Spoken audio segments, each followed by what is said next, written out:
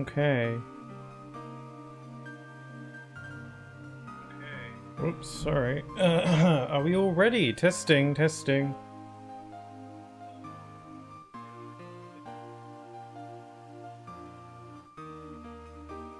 Okay, check, check, check, mic check. I think we're working. Hopefully you can hear me coming through nice and clear. Hope we're all good on that end. Yes, yes, yes. Whew. Okay, I think we're fine. I think we're fine. Just a little bit concerned about stuff lately. Yes, hello, welcome. Hopefully my controller is working this time. Jack sounds good. Excellent. Alright. It is time for Kingdom Hearts Chain of Memories. Ready, Freddy? Hi there, Insomniac. Hi there, Yoshito. Welcome on in, both of you. So yes, it is Sunday. It is time for some more Kingdom Hearts Chain of Memories on the Game Boy Advance. Still my first time playing through all of the Game Boy Advance version, and last Sunday, we finished off Sora's story. I think that took about 5 or so streams. So now we'll be starting up Riku's story, which is about half the length of Sora's, if that. It depends on how stuck I get at bosses, I guess. So yes, we got Riku's story, titled Reverse Rebirth. So yeah, it's I'm pretty excited, because Riku's pretty fun to play as normally. He's a bit more simplified than Sora, but he has a lot of his own mechanics and stuff, so I'm interested to see how that's all translated into Game Boy. Then again, not translated, because this was the original version, so it's more like how it was translated for console. Yeah, I keep getting mixed up on that. This is the original version, and the remake is the one that I'm familiar with. It's something that has a trouble getting into my head. Here for our Sunday sermon of the Kingdom of Hearts. Yes, it's a ritual. It's a special weekly occurrence on the Sunday. You know, some people go to church on Sundays, and then others play some Kingdom Hearts. So yeah, let's get started. I have not booted up yet, so we got Riku as an option on our menu. What does Link mean? Oh, this is the multiplayer mode. Yeah, well, not doing that. Don't have anyone to sync up with. Also, my totally legit real Game Boy can't connect with people. Alright, so yeah, we finished Sora's story, so now when we boot up the game, we are given a new option, Riku's story. I mentioned it at the end of the last stream, that I actually think it's really cool that, Riku's story isn't really treated as like another campaign. I mean, it is, but like, in the sense that nowhere in the game before this point does it ever allude to Riku having his own playable story. Like, it only unlocks after you beat Sora's story, and the game never tells you that. And Sora's story, especially for a Game Boy game, feels like a pretty complete package on its own. Like, yeah, it doesn't really have any, like, extra bosses or anything, but it's a Game Boy game, so, you know, it's whatever. I find it cool that Riku's story is treated like an extra post-game challenge mode, but it's still very much canon and still very much, you know, a playable campaign. It's a lot shorter than Sora's, but it's still very worth playing. Unless you just, like, cannot stand Chain of Memories in general, in which case, fair enough, but, you know, I like it. So yeah, let's get started. Hope everyone can hear me. Hope the game is all working and you can hear me and you can hear the game. If you can't, if there's any problems, let me know. The Game Boy just kind of sounds kind of crunchy in general, so I wouldn't worry too much. But you know, if the volume should be the same as always, so if it was good before, it should be good now. Okay, let's start. New game. Riku. Oh, a little sprite Riku. I'm used to seeing little Game Boy sprite Riku in his like little darkness skirt or whatever. Yeah, and it's pretty short. Yeah, I think when I played Rechain on stream, I think it took me like maybe like 2 or 3 streams to beat Riku's story. I don't remember it completely, but I'm imagining this will be a 2-stream endeavor. I highly doubt it will be a one and done. I doubt it. Here we go. I'm excited. I like it. I like. Ugh. Where am I? Sleep. Okay, just conks out. Don't need to tell me twice. This is me trying to wake up in the morning. The voices in my head tell me to sleep, and I'm like, okay. Also, hi there, Natsu. How you doing? Who's there? Sleep. Here between light and dark. He's not floating. He's usually floating in this scene. He's just standing. I guess they have to animate that, so. If you say so, mysterious person. Yeah, it could be. It could be the voices in my head here. Between what? Yeah, it's very grey. The king! Where's the king? Together we closed the door to darkness, and after that... I thought I heard some blue-haired lady in the distance, but that doesn't seem right. Why can't I remember? Rooms are extremely small. Yeah, rooms in general in this game feel a lot smaller, just in general compared to the console version. I feel like that's why like the game just goes by a bit quicker. I feel like this game doesn't drag on as much as Rechain. Of this version, rather. Not that I have a problem with that, but Rechain of Memories is the kind of game where I like to listen to a live stream or podcast while I play it, because it can be a bit grindy and getting through the worlds can take a while sometimes. Not so much with this version. The rooms are pretty small, and the battlefields where you fight enemies are pretty small as well. So there's not as much ground to cover. Your king is far away. Sleep and leave the war with darkness in his hands. Oh, that's interesting. I don't think Diz... This is Diz, by the way, spoilers. I don't think Diz ever mentions the king. He's just kind of like, whatever. He just waves it away. He doesn't really mention the king. Huh. The thorny light of awakening will bring only anguish to one in your state. Turn from the light. Shut your eyes. You make a very compelling case. You talk like I'm some kind of demon of the dark. Can you face the truth? A purple. Shut up, Diz. Here, blanketed by the darkness. Sleep is safety. Sleep is eternal. Don't have to tell me. Is this a card? No, I'm pretty sure it's a glowing purple ball. It is a door to the truth. Take it and your sleep ends. Take it and take the first step towards the truth. But know this, the truth will bring you pain. Will you still go? There can be no returning to the sweet security of sleep. Oh yeah? Watch me. I'm a pretty heavy sleeper, I can conk out anywhere. I pooped out a card. Yeah, well, seems like a boring place to take a nap anyway. Well said, Riku. I agree. I enjoy some of that Riku sass. Sora's got the sass, and then Riku also has his own kind of snark, you know? Sleep is tempting, yeah. We could go fight Heartless in a spooky castle that causes blindness because of how pale it is. Or we can sleep. It's, you know, it's... What a difficult choice to make. A door to the truth, huh? Hollow bat. Oh, okay, we don't even get to walk around in the castle, just like with Sora. They just throw you right into the first world. This is Maleficent's castle. How'd I end up here? Someone must have brought me here while I was sleeping, but who? What you see is not real. It's a world of your memory. My memory? The things you remember of Maleficent's castle from your time there. Those memories became a card, and that card made this world. The things you see, you've seen them all before, haven't you? Yeah, it's pretty cool.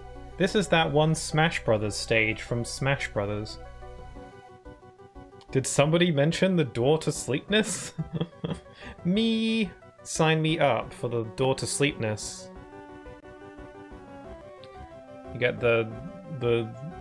It's not like... The Dream Drop Distance doesn't take place in the realm of dreams, it takes place in the realm of sleepness. That's what they should have called it. Also, hello. Hi, Woodlamby. Hope you're doing well. Yeah.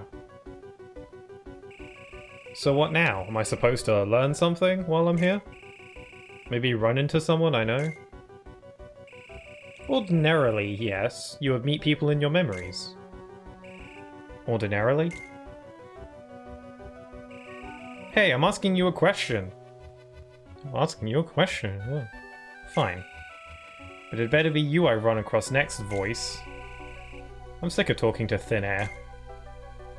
Yeah, I'm noticing more subtle dialogue changes here as well. Hello. My door to sleepness is permanently ajar, yes. Ain't that the way. Okay, here we are in... Oh, crap. Wow, they don't even, like, teach you stuff. Oh, he doesn't do his, like, little dodge roll flips. He just literally swooshes. Ow. Okay, it's a bit loud. Bit loud for me, not for you. Yeah, he doesn't do his... Oh god, is it me or is Riku, like, booking it? Is Riku, like, faster? It feels like he gains speed as well. And he's, like, a little bit slippery. He turns kind of like a car. Is it just me? It's like... Ow! He's like, it's like I'm playing, it kind of like he's got a bit like momentum, like he like gathers up speed as he runs. He's like, it feels like I'm playing a Sonic game.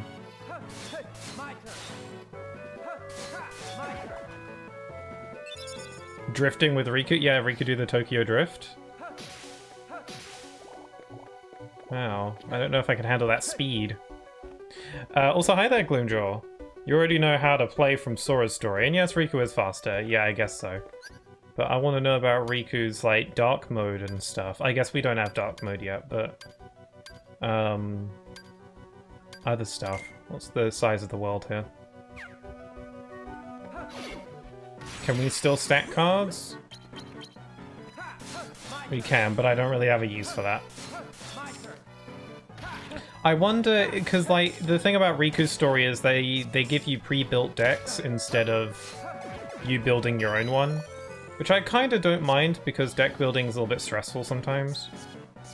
But here it's like, you know, there is no downside, just use what the game offers you. I wonder if the decks that they give you was changed at all between the two versions, or if they're the exact same. Let me see. HP boost, attack boost, DP. I'll increase my attack for now because I don't even have dark mode yet.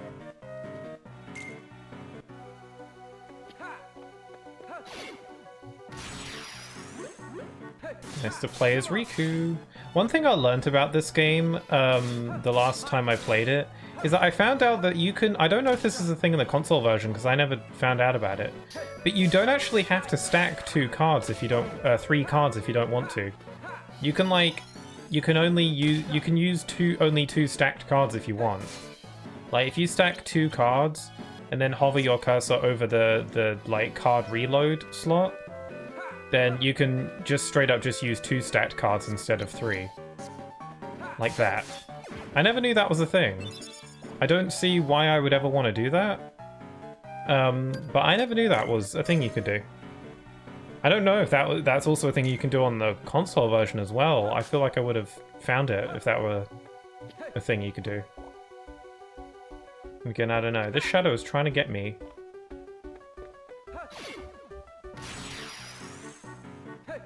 Anyway, I hope everyone's doing alright. I hope everyone's had a decent week, at least.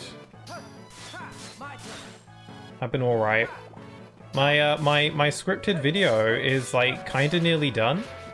Like, my script is about 5 pages. Actually, no, more like 4.5. And I'm currently editing the contents of the final page. Or the final half page. So it's pretty close to being done, and then I gotta do, like, finishing touches and cleaning up, and I also need specific pieces of gameplay footage, so I have to play through the games, which might take a while. Like, I need a certain piece of footage that doesn't happen until a little bit ways into the game. So I've either got to find some footage that I can use online or get my own, which will mean I have to play through the game, which is annoying. I mean, I like the game, but I don't want to... I just kind of want to get the thing I need and go.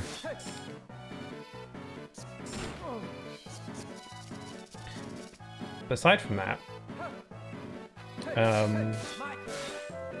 it's going good. Oh yeah, so I showed it off in my stream starting soon screen, but I got a new emote the other day. It's a little musical one where I'm like bobbing to music and stuff. That actually wasn't made... That was made by Sleepy Grim, the ever-talented Sleepy Grim. That wasn't actually made to be an emote. That's a GIF that Sleepy Grim made for the video that I'm working on currently.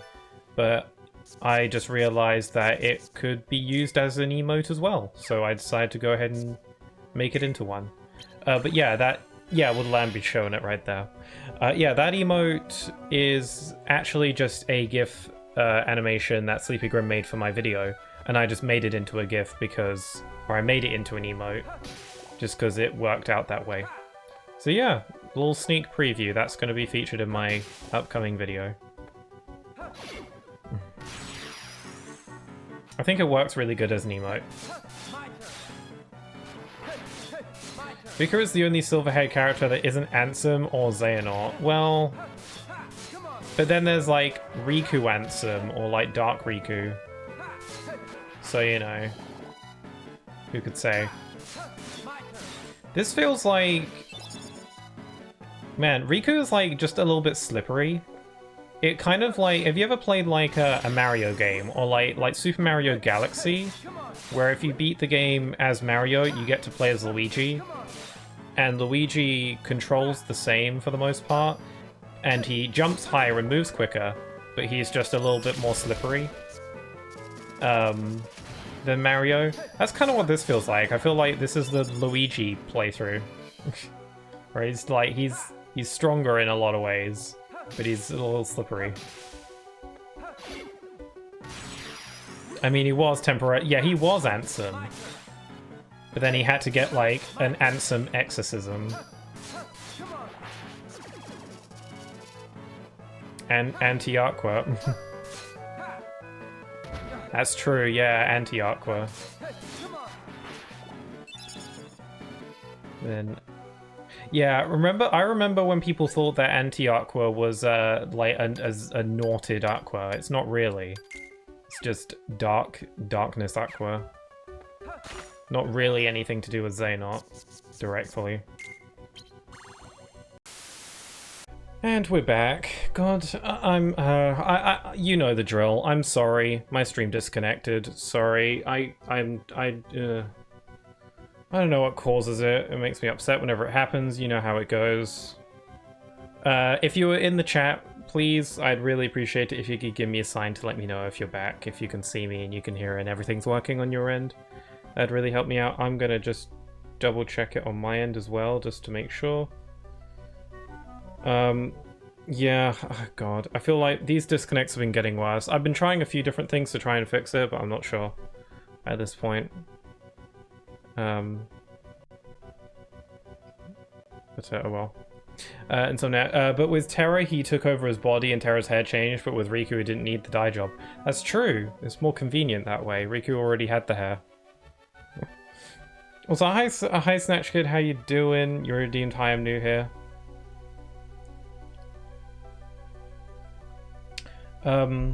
Yeah, just also Gloomjaw saying it's all good. Okay, just hopefully it's all good. I don't know what to do about fixing these disconnect problems because I feel like it's been getting worse lately. I thought I did fix it for a while, but it didn't seem to help for very long. And now my stream's like disconnecting like every time now. Sometimes multiple times. It's very concerning. And I've kind of run out of ideas on how to fix it. But sorry, hopefully it doesn't bother people too much. Bothers me, but I can live with that. Hopefully it just happens the once today. Usually it only happens once. If at all. Yeah, how is everyone? I'm doing alright. Playing some Kingdom Hearts, so I can't really complain too much. Little upset my stream disconnected, but I'm just gonna try and ignore it. I don't want my fun Kingdom Hearts time to be ruined.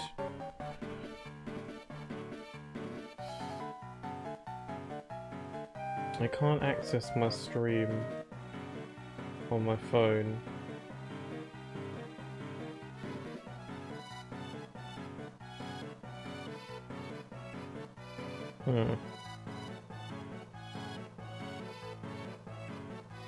But yeah, playing Kingdom Hearts Chain of Memories on the Game Boy Advance, it's pretty fun. Okay, I leveled up again. I'm leveling up quick, I'm already level 5. I don't remember what level I'm usually at by the end of Riku's story. I'm thinking like 40 something. Okay, I'm just going to increase my AP again. Okay, am I even going the right way? Yeah, that's the way. I wonder if Riku is slippery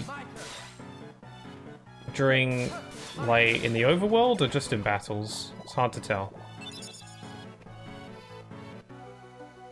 Also, is it just me, or are the EXP... I don't know if it's just, like, my mind playing tricks or something. But are the little EXP crystals that you pick up, are they smaller? Or is that just me?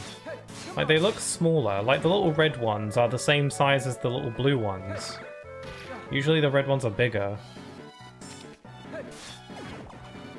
If they did make them smaller, then I wonder why. It's kind of random. Yeah, okay, I think Riku is just super fast no matter what.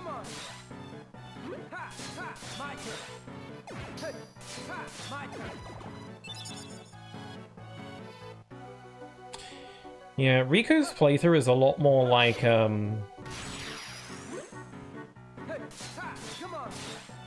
guess, like, it's kind of feels more like a traditional Kingdom Hearts game, Riku's combat, because you don't really have to worry about deck building. And most of the time, just, like, attacking your enemy is what you need to do to get the job done. You have to be a bit mindful about the card values you're using, but it's not as crucial, I find.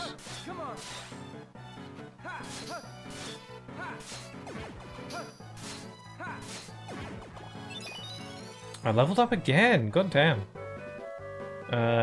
Let's upgrade my...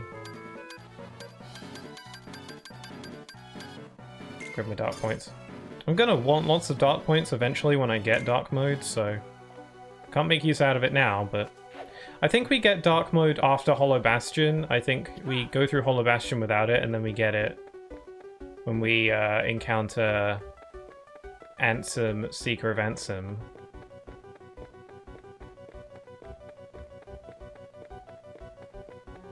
And Riku definitely seems taller. That's for sure. Also, I don't think I have any, like, reward rooms or anything to worry about, pretty sure.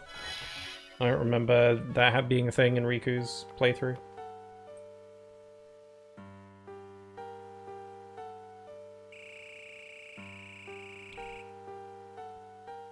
Oh, sorry, I just got a message. One sec.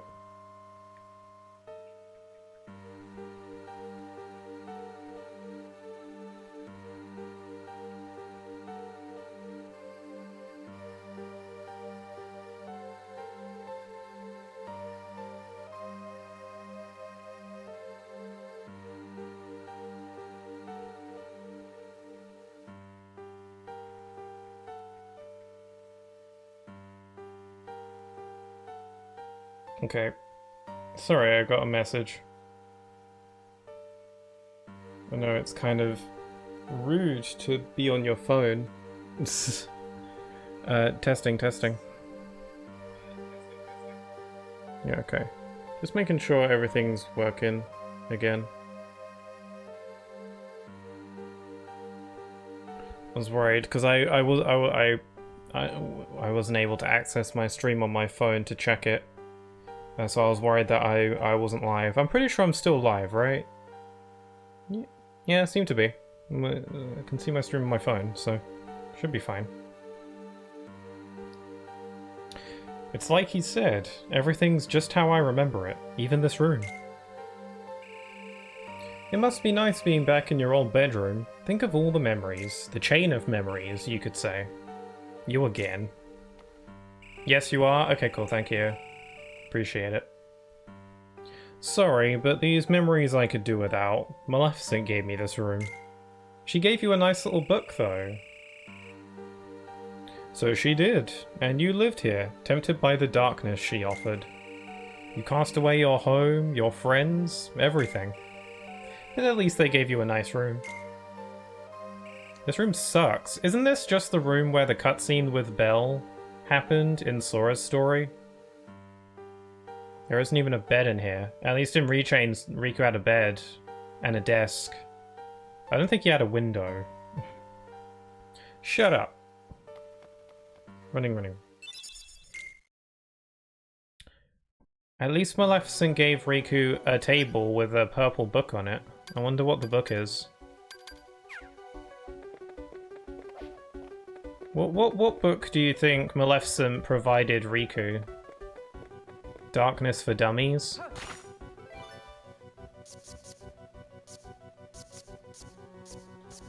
Let's see. I don't have any... I have an 8 card, but it's Almighty Darkness, and I don't like those. Whatever, I'll just use a 0. Fairy tales with her own personal notes written in. Does she like change like the writing? It could just be like fairy tale comic books, but she just like draws over it to make her look better.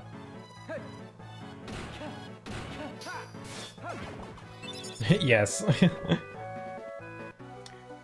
Darkness for Dummies. Darkness 101. The book is literally titled How to Manipulate... How to Manipulate Someone 101. How to Submit to Darkness for Dummies.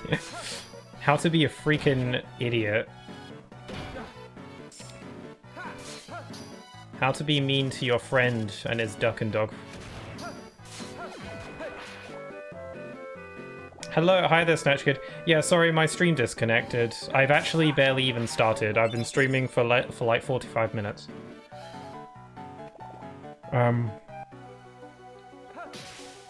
Yeah, I'm sorry if my stream disconnects do bother people. Again, I've said it so many times. I'm sorry. I go through this song and dance like every time.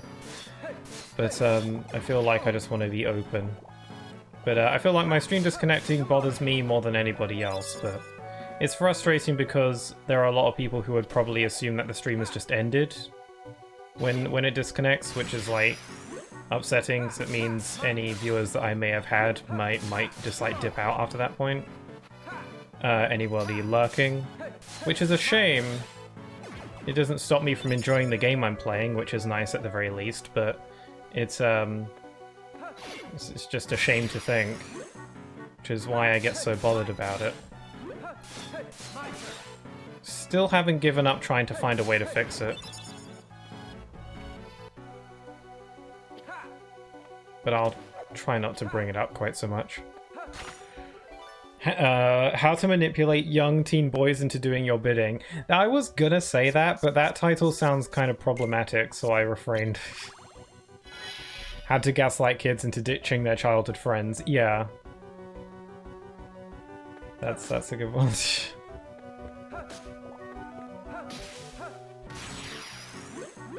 I was about to mention the gaslighting.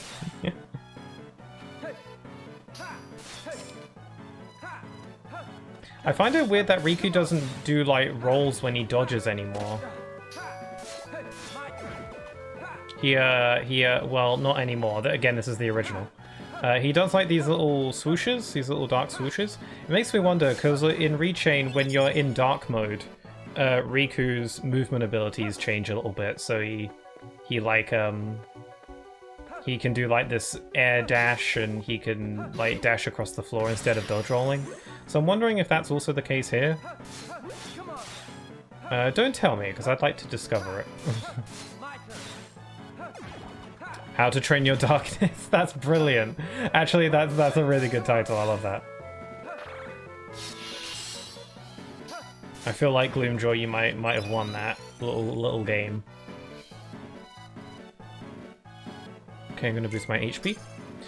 I neglected my HP when I was playing Sora's story, which Gloomjaw suggested was probably a bad idea. I still won, so you know, but still.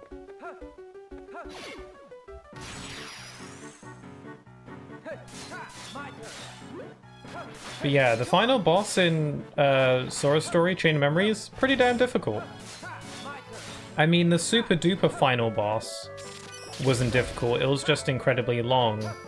And a baby bit tedious, but that could have been my fault.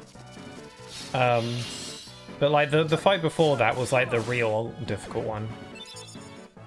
He's elegant, yes. Riku doesn't dodge roll, he does like a little swoosh, because he's too perfect and elegant for that. He can't do a dodge roll, it'll mess up his hair. Can't be messing up his hair.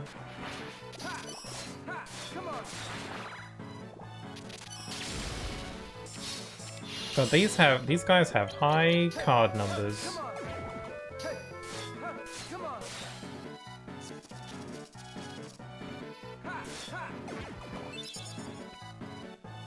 We're getting like Riku's KH1 voice. His KH1 voice clips. Quite nostalgic. Ow! Although Riku's voice isn't as drastic of a change from 1 to 2 compared to Sora's. Like, you'd think Sora got a new voice actor, but nope, same guy voicing him, his voice just drastically changed between the games. Riku's didn't change a ton, not as much.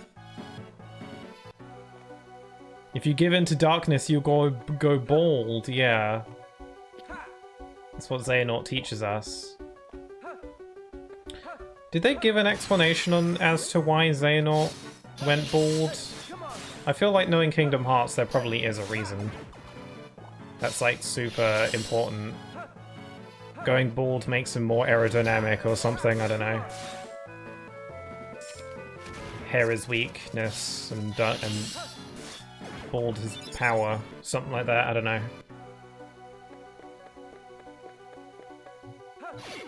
Honestly, yeah, Riku still sounds about the same in Rechain. Yeah, it's not that drastic of a change.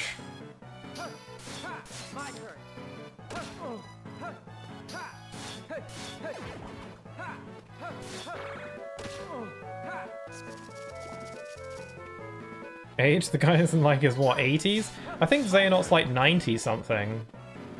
At least in KH3, he's like 90-something. He's a fossil. Supposedly Dark Road answers that? Yeah, that's what I was about to say, because I swear like Nomura said in an interview at one point that Dark Road was gonna answer why Xehanort went bald. But I've completely forgotten. Oh yeah, he shaved. Yeah, was there an answer? Because I've forgotten. It's been a while since I saw like the Dark Road.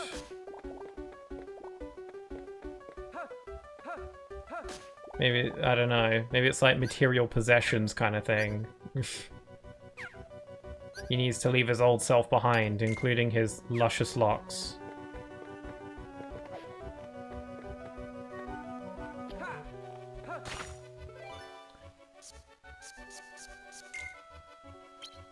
It's a good thing that Riku didn't end up going down that dark path, because I feel like Riku might have been all in on going full darkness, but then like Ansem or Maleficent's like, yeah, but in order to be a part of our little crew, you gotta shave your hair. And then Riku's like, nope, deal breaker. That would have done it. If Sora hadn't brought Riku back to the light, then, you know, the whole hair situation would have done it for sure. Bald Riku is cursed. Like, it's a similar, it will be a similar level of curse as, like, no mustache Mario. There's fan art of that. Well, darkness apparently smells pretty dank, so maybe darkness doesn't require hygiene. Maybe, yeah. It's not needed. Darkness is the easy way out. It was a memento for himself to keep remembering the path he chose. Okay. I gotta look back into that again. I keep meaning to rewatch Dark Road. A while back I rewatched Union Cross, and I'll say, I thought Union Cross was like super complicated. But I watched a video that cut out all like the Disney World filler and had some like explanations as to why things are, or like keywords and stuff. And watching all the cutscenes, like the important cutscenes back to back, the story's not actually as hard to follow as I remembered it being. I think because I was waiting for the updates on the mobile game to come out, and there was a lot of like Disney filler and stuff, it made the story seem more complicated than it actually is. It still is a bit complicated because, you know, it's Kingdom Hearts, and it's very lore heavy, but it's actually a lot easier to follow along with than I thought. And I've been meaning to rewatch Dark Road again. Got to do that before Missing Link or like KH4 come out. Anyway, no one here either. There's nothing but Heartless in this castle. Voice, I know you're watching, so explain this. Where are the people from my memories? Tell me. I'm pretty sure this scene happened in the foyer, or whatever it's called, like the big staircase room on the console version. Also, there was like a random-ass statue in the middle of the room. Does anyone remember that? On the console version? And this scene happens in like the room where you fight Riku in KH1, except there's a statue in the middle of the room for some reason. Yeah, whatever. Are you sure you want to see them? Of course I do. But you cast them aside.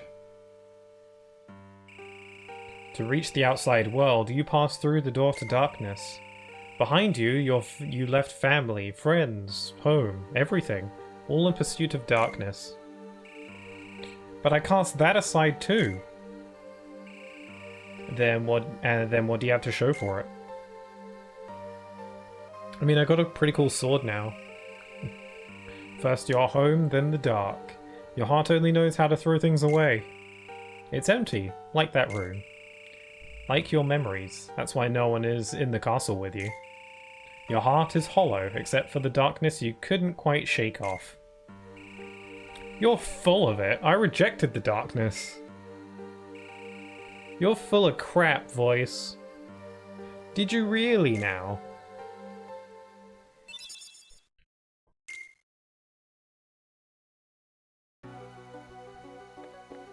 Why is there a voice in my head talking to me? That's called thinking. Anyway, let's mosey. I don't have to worry about Moogle rooms anymore. Not that they will give me anything good anyway. I feel like I got screwed over a few too many times in Sora's story. And yeah, I know I could have like reloaded my save or whatever. I still stand by the fact that that's kind of cheating.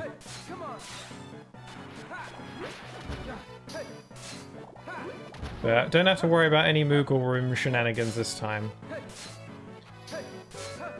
I feel like by the end of Sora's story, them Moogles were laughing at me. They totally ripped me off. We're gonna find out that Moogle points aren't actually money. They're just food. They're Moogle food. And they exchange them for goods. They're just hungry. They do look kind of yummy. They look like little gumballs. Yeah, the reason why... Yeah, you buy things with Moogle points, and Moogle points are just like little candies that Moogles consume. And it's not actually money.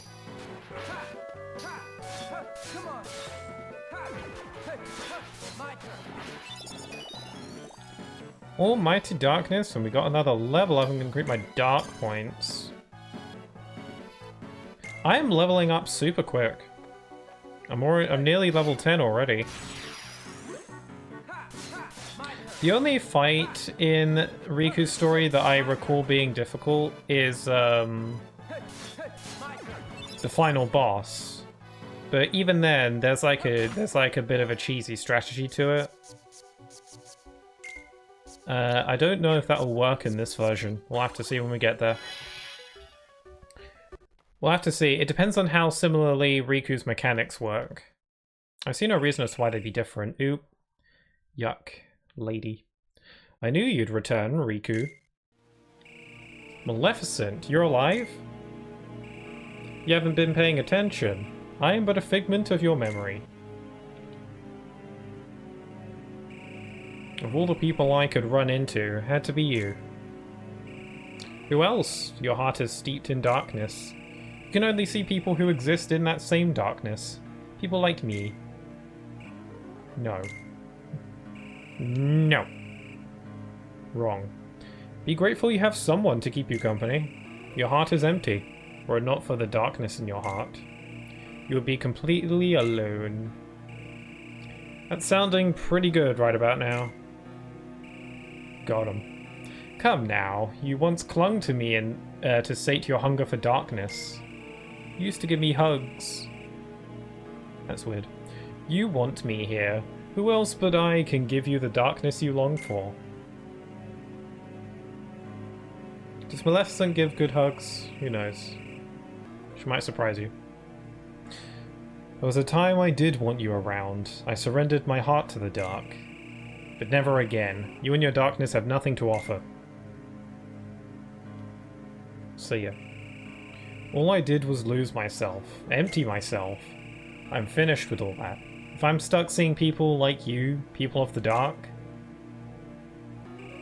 I'll take you out one by one. Frickin' assassin time. Hitman. Then don't forget to take yourself out last. Because you, like me, are one of the dark. That's fine with me. I turned to darkness because my heart was weak. I hate that weakness. It's like my own enemy. And seeing people like you embrace the darkness just makes it worse. Enough talk, Maleficent. So, you hate the darkness enough to fight it? Oh, the agony you must feel. Let me end your pain, Riku. End it forever with the wondrous power of darkness. It's pretty wonderful. Darkness is pretty sweet. Oh. Oh, damn it. I just frickin' Maleficent Dragon. God damn. This fight messed me the hell up in Sora's playthrough. It's like the out of all the the Disney World bosses, Maleficent Dragon messed me up the most. Like, people told me Parasite Cage was bad. No, this was worse for me. Thankfully, this is only Riku's first boss, so it's probably going to be pretty. It's already pretty easy. She's not doing any of her flamey stuff or whatever. She's not doing any of her flamey-o hotman. Enough talk. Let's throw hands, old lady. Yeah. I feel bad. I feel like a slight gust of wind and she'll just tumble over.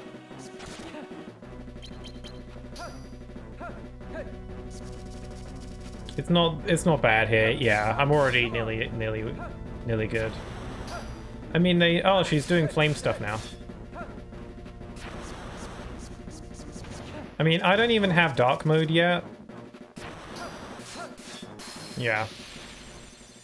They're not going to throw a difficult fight at you this early on when you don't even have all the mechanics yet. Also, I don't even have any way of healing because we don't have Mickey cards yet.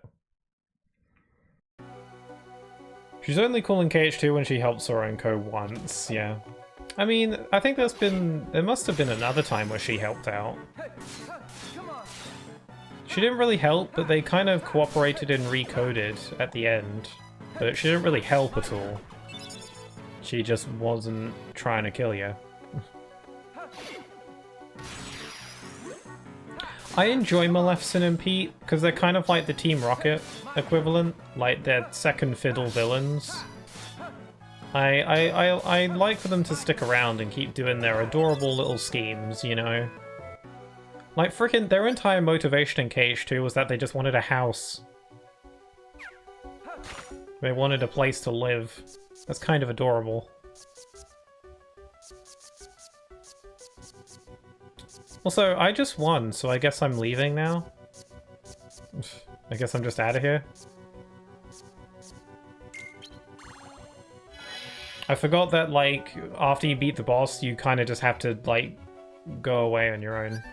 They don't boot you towards the end, you just have to do it yourself.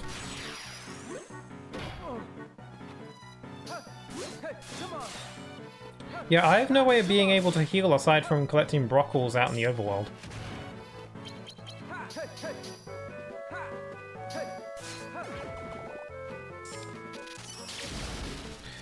Sort of like in 3, like, you run into them, but you never fight, yeah. I know a lot of people are disappointed with the lack of Maleficent and Pete in 3, but I feel like the reason they probably didn't have a ton to do, they were still there in the background, but they didn't really, like, Sora encountered them like one time at the beginning and then never again after that. They were kind of forgotten. But, you know, the reason why that was the case was because you couldn't really fit them into the main conflict too well. At least they were around to show that they are doing stuff. Because I do believe they will have more to do in the future. But, you know, there just isn't really a way to slot them into the main conflict, because, like, you got the stuff with the organization, and then also, like, your usual Disney villain scuffle. They just aren't really able to fit them in. Especially because, like in KH2, Pete was usually around because he was teaming up with the Disney villain. But more often than not in KH3, someone from the organization is teaming up with the Disney villain. So, you know, Maleficent and Pete just couldn't really fit in, so I get it. At least they were still around in some way. She had enough after Sora beat her the first time, yeah. I mean, the real reason she didn't engage with Sora is because she knew that even when Sora had all his power stripped away, he'd still somehow be able to win. With, like, his friendship or whatever. You know, she's well aware that Sora has main character powers. The game? Okay, get yourself out. Yeah. Figure it out yourself. We're not here to hold your hand anymore.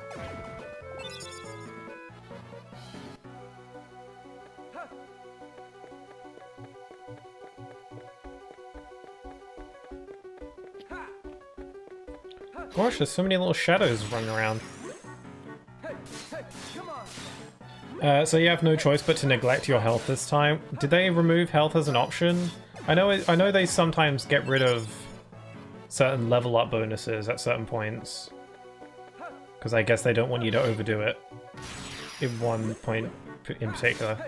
Yeah, I neglected my health in Sora's story, which Gloomjaw said was probably not a good idea, but I usually do that when I play Rechain.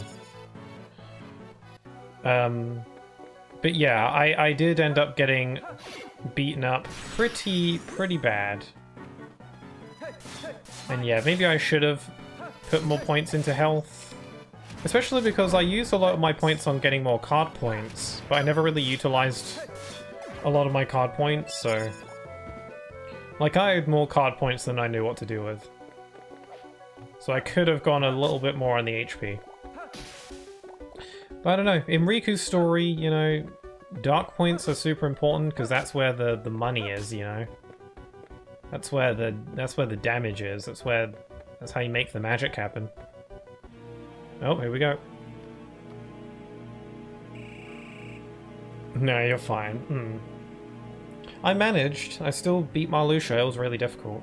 The Axel fight for Sora was really tough. I wasn't expecting that. I usually don't struggle with that in Rechain. Why do you shun the dark? Why do you hate me? Oh, come on. I know you heard every word I said to Maleficent. Darkness is your weapon. You need to accept it. What do you care? Stop resisting and accept the darkness. You must. If you are to serve me again... Uh-oh, SpaghettiOs! Oh god, his eyes are red. So his eyes were yellow. Or are they? I don't know. His eyes ain't red, I'm pretty sure. Ansem, just as I thought. You don't seem surprised. Oh no, his eyes are yellow. On his, or like orangey yellow on his like talk sprite, but on his sprite in game they're red. Huh. Strange. Is it me, or when you start in normal mode and rechain, are card drops a higher value than in Proud? I have no idea. I've literally never played rechain in anything but Proud mode.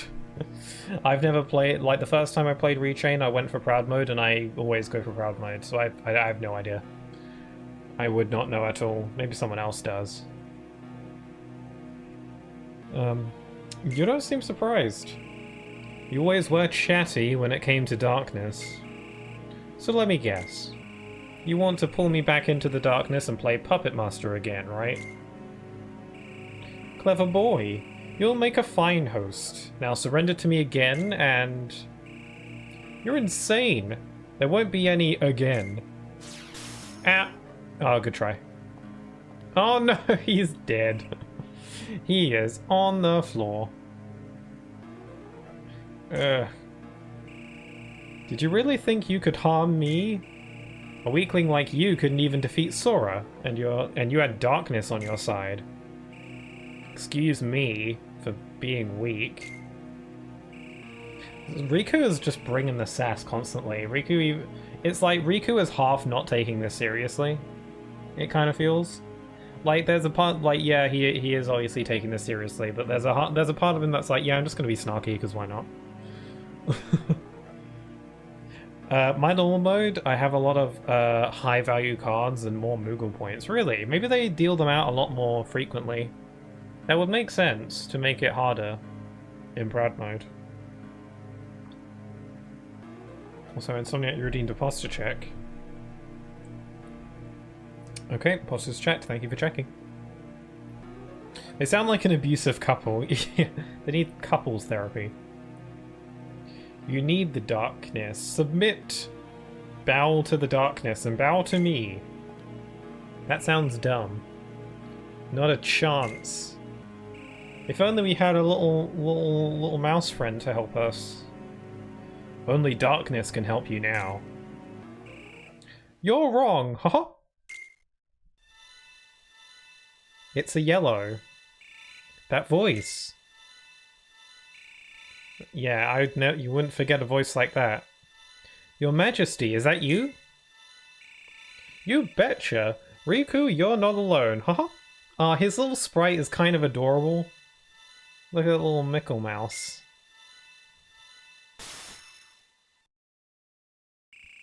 Listen carefully now, Riku. The light will never give up on you, haha. You always find it, even in the deepest darkness. But you have to believe. I will. Ah, happy Riku. Ah, that's a winning smile right there. Hear that? I'm not losing to darkness today, Ansem. Maybe on Tuesday. You think some feeble light can save you from the darkness I command? Fool! This ain't just any light, it's mouse. Ow, crap! Okay, maybe you had a point. I have the power of the mouse now, so if he can get on my level. Ow! Oh, he says submit! Is that, oh my god, is that KH1 Ansem voice? Believe, Pickle, I'll believe. I believe in the mouse. Is that a KH1 voice clips? Because Ansem's voice was always the coolest in KH1. Oh my god, it so is. That's so cool. I missed this voice. What's his name again? Was it Billy Zane, or am I getting him mixed up with someone else? Yeah, he's got the cool voice in this. Ow! Ow.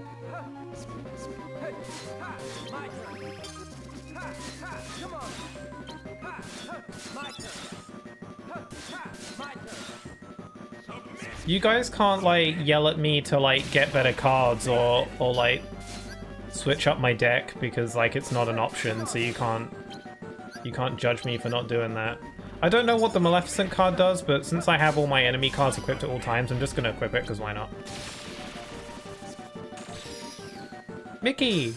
Oh, Mickey looks kind of cute. Look at that. Look at that little mouse. Oh, he looks good on Game Boy. Little Mickle Mouse. Also, he has a shirt now. That's cool. It is Billy's. Yeah, Billy. Also, it's Kung Guardian. I wonder who that Guardian is. That Guardian probably isn't anyone important. No plot here. No. Pickle, you're not submitting. Submit. I want to hear him say "Come Guardian." Also, in the console version, doesn't he like tutorialize you in that fight, or am I getting that mixed up with something else?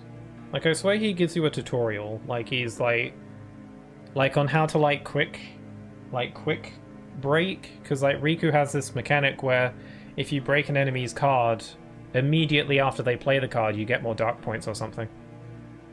But I guess I haven't even been given dark mode yet. So maybe that happens on the next floor. Maybe I'm getting a bit ahead of myself. Mickey summons Disney money. Ansem just gets buried in monies on their millions and millions of dollars. And he just suffocates, yeah. That all you got? It seems you are intent on resisting the darkness. Oh, that doesn't exist here? Really? It's not a thing? The quick break? Huh, okay. Very well. See with your own eyes. A card. What are those? It's a Kingdom Hearts booster pack. You just gotta collect them all. Spend your money. There are cards crafted from your memory. Advance through the worlds they beget, and you will come to understand. Chasing the light will not distance you from the dark. You cannot run. The closer you get to light, the bigger your shadow becomes or something. Who's running? Give me the cards.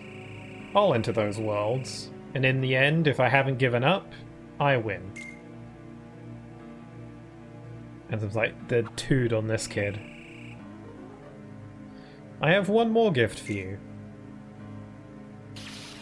Oh! Thank you. What did you do? I tempered the darkness that remains in your heart.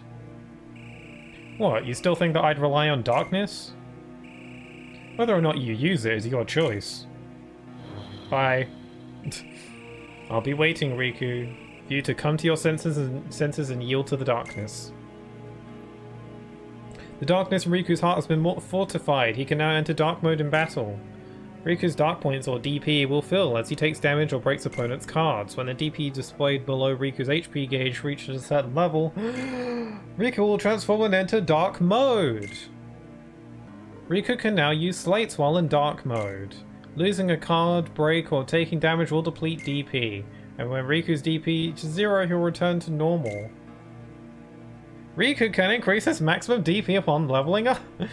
I swear they gave you this tutorial during the fight. And not in just like a little text box. Nope, I think. Now these cards smell like moldy cheese. I don't want them. Ew. Get an air freshener. The higher DP, Riku can stay in dark mode for a long period of time. I obtained the world cards. Yes. Am I still slippery? Not really. Not so much in the overworld. Also, does Riku gets like high jump right off the bat, right? So he can be like, wow.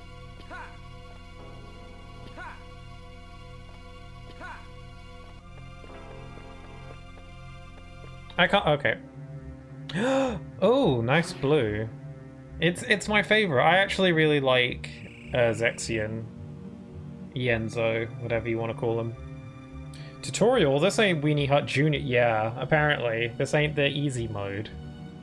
They don't even give you a difficulty select. Don't I even get a hello, Lexius? Lexius's hair, it reminds me of like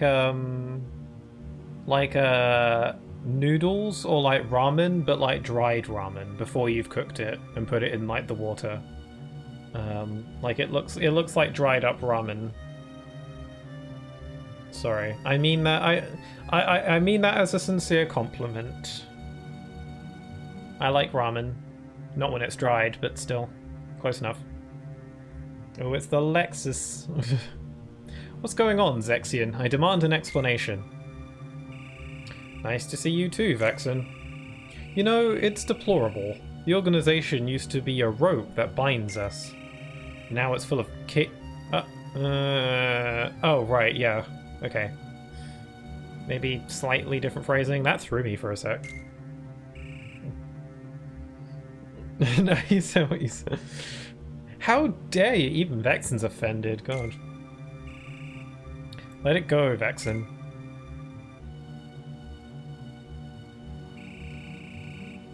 Zexion, tell us. What did you detect? Oh my. Visitors. I picked up 2 scents in the castle's lowest basement. One of them was maleficent, but absurd. The witch is gone. She cannot return from the realm of darkness of her own volition. No, she actually got booted back to the past. Read up on your lore, Vexen. Maleficent's chilling in the past now. She's in the Union Cross timeline. Time days, whatever. If you'd let me finish. The scent belonged to a very convincing double. But I can't say much beyond that, since the would-be Maleficent is no more. Our other visitor saw to that. Who is it? I don't know. But the scent was very similar to the Superior's. Exactly similar, if I may say. Rubbish! Okay, I'm blanking. When they say Superior, who are they talking about exactly? I'm drawing a blank on that. When they say the Superior, are they talking about Ansem? Or are they talking about Xemnas? They can't be talking about Xemnas. Surely they're talking about Ansem. I don't know. I'm drawing a blank on that. I might be having a bit of a idiot moment. Xemnas? Huh. Strange. I guess, yeah, that makes sense. Like, Superior, you'd assume they'd mean Xemnas, but like, what? Xemnas and Riku shouldn't really have a connection. Aside from the fact that Ansem and Riku have a connection, so... I don't know. Oh my god, can you let me Zexion, like, let me do what I need to do, yeah. Can you just be quiet? I wasn't finished. Rubbish. Fact, Vexen. Now, what shall we do? God, Zexion's got the sass as well, huh? Why is everyone so sassy? Let us bide our time and see what develops. This is why no one missed Vexen. He's just a bit rude, and he's a little bit weird. Something tastes kind of funny. Taste? Don't you mean smell? Ew. I don't know. Taste? The taste of darkness. Yuck. That'd be even worse, wouldn't it? What does darkness taste like? Ew. It's like he tastes the darkness in the air. He's like, nah. You. What is it? It's so familiar. If they're saying taste, he's saying the taste of darkness. What the hell? If he's saying taste, does that mean when he meets Namine, he's gonna be like, you and Kairi taste the same, which is thoroughly creepy. Like, smell was bad enough, but yuck. No. This game took a turn. Since when does he taste darkness as well? Yeah, what does darkness taste like? Tastes the same way it smells? I guess so. Because Ansem is the darkness of Terranaut and Xemnas is the nobody of Terranaut. You missed his lecture last Tuesday. Yeah, I didn't take notes. This is a pure game. It's the text is on the screen. He's saying the taste of darkness right now, and I know what happens later. Unless the dialogue is different when he meets Namine. We'll have to see. When they maybe the line about her and Kyrie smelling the same was something they added in Rechain. Maybe they were like, we need to add some new content to the game. Let's add this line where Riku apparently sniffs people. These are the content additions we need. Darkness, the taste of darkness. What's happened to me? The darkness even seeps into my senses. Don't you worry, Riku. Huh? Your Majesty. Ah, mouse. Mickle pickle. What happened to you? You're all fuzzy. That's because he's a mouse. I can only send a bit of my power here, but I have a request. A request? From your Majesty?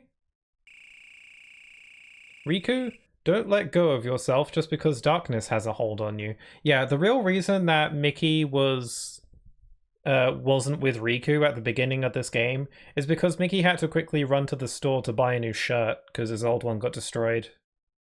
That's why he separated from Riku. It was of the utmost importance.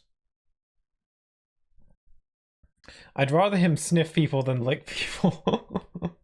It's like that one SpongeBob scene where Patrick is like, I can almost taste it, and he like licks SpongeBob, but it's actually like an ice cream. That's Riku in this game. I'm ruining it. The more I talk, the more I ruin it. It's a family-friendly Disney game for everyone. Also, Riku is like a dog. You have to smell like you and taste the same. Yeah, he's like a bloodhound. He could like track people. Fight the darkness inside you. It won't be easy, but don't forget, even in the darkest darkness, there's always a little light. Light within darkness. You and I have seen it. The far-off, welcoming light inside the door to darkness. The light of Kingdom Hearts. Trademark. Riku, it'll show you the way. Please don't give up. Believe in the light. That's all I ask. Okay. I'll try my best. And I'll try and find a way to reach you. I'll come, I promise. Bye-bye. Ah. You're an illusion? My hand passes right through you. We shook hands in our...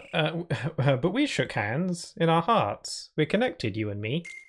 His little talk sprite is kind of adorable. I love little Mickey sprite. Yeah, I guess so. Okay, bye. Peace out.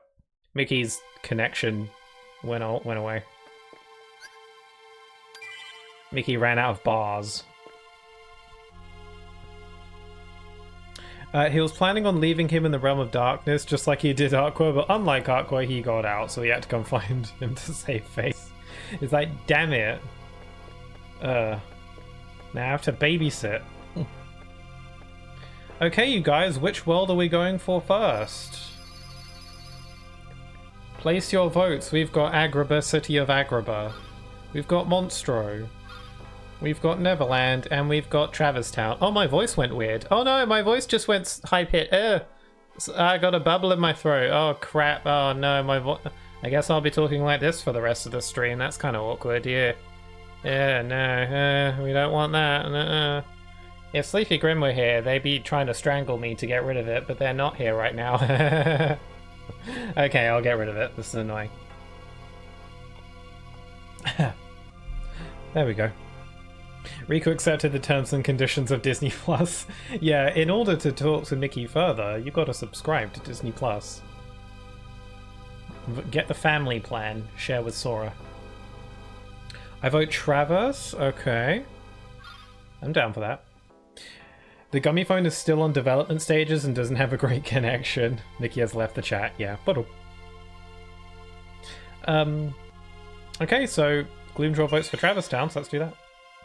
One fun fact that I like to give about Riku's story in this game is that the worlds that Riku is given is in a different order to Sora's. The worlds that Sora's given is more or less in the same order he goes to them in KH1. Riku's is not. And it may seem that Riku's worlds are kind of in a random order, but they're not really. The first batch of worlds that Riku gets in this game are all worlds that he went to in KH1. The second batch of worlds that Riku gets are all worlds that he didn't go to in Kingdom Hearts 1. So, you know, in Kingdom Hearts 1, he did show up in Traverse Town. He was in Monstro, pretty prominent there as well. We didn't physically see him in Agrabah, but it is implied that he went there to like get Jasmine. And then what was the fourth one we got there? I don't remember what it was. Neverland? Yeah, he was in Neverland as well. So the first batch of worlds you get are all worlds that Riku was in for KH1, and then the second batch are the worlds that he wasn't in. So it's cool that they you know, they put a little bit of thought into his order of worlds. Also, my deck has got a very small amount of cards in this world. But now I've got super rare Mickey cards, so... Can we still do slates with the Mickey cards? Like, can we do like bum bum bum and then do a special Mickey super attack? Guess not. Oh man, I just like threw them away.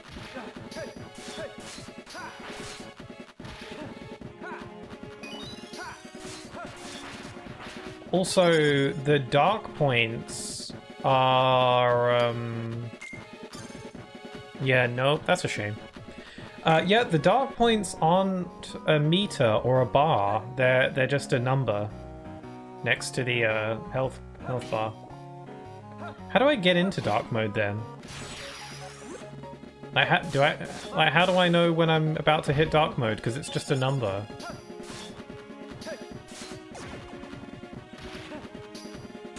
Remember, you also have enemy cards? Yeah, that's true. I don't even have to equip them. Card break enemies? Well, yeah, I get that, but like, how do I actually activate it? Like, I'm building up the number, but it doesn't...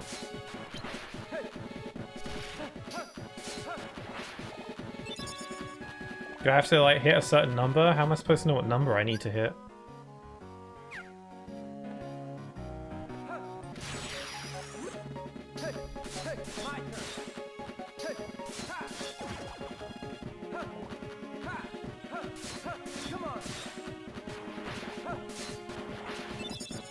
I think the tutorial probably told me, but I wasn't paying attention.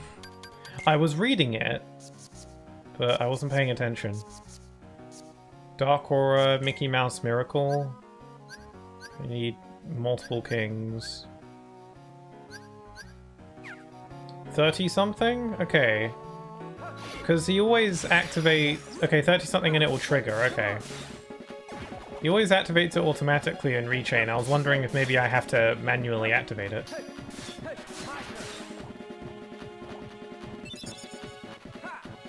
I guess these enemies are way too small for I.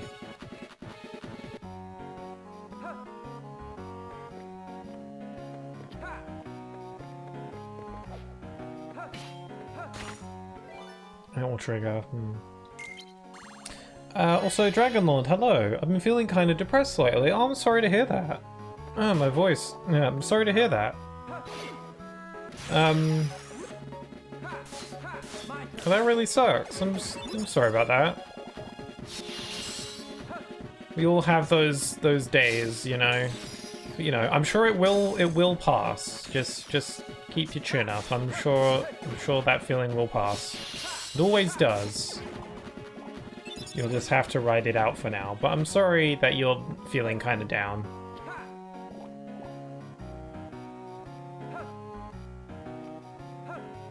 Ew.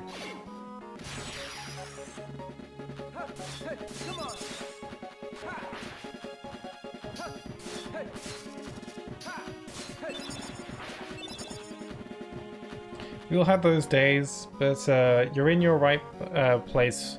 You're in the right place for new friends and new experiences. Aw, that's so sweet. That's very nice of you to say. My friends are changing a lot. Sorry about that. You said that like your graduation was coming up. Maybe it's something. Maybe that has something to do with it. But I won't pry into your affairs too much. But I'm sure things will get better.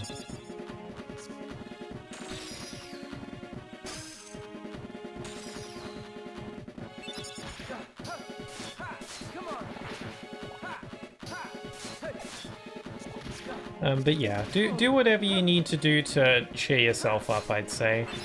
I tend to... Playing some good old Kingdom Hearts tends to cheer me up. So, you know, something like that. Maybe some kind of equivalent. What's everyone's feel-good game? Does anyone have a feel-good game? Let's... Well, I'd be curious to know. Does anyone have, like, that one game that just makes them feel good, you know? The game you play when you're feeling down. Because I think probably Kingdom Hearts 3 is that game for me.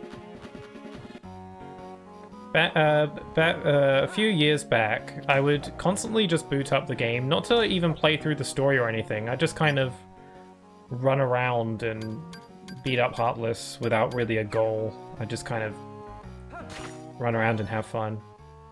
So I'd say KH3 is my feel-good game. That's why I'm here.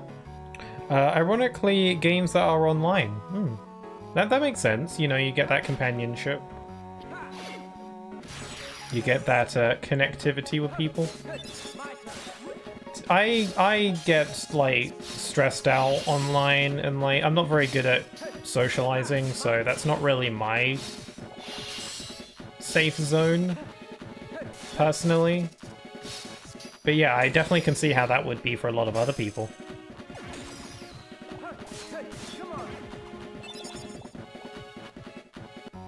The Game of Life. Oh god, that's deep. Wait, is that an actual name of a game?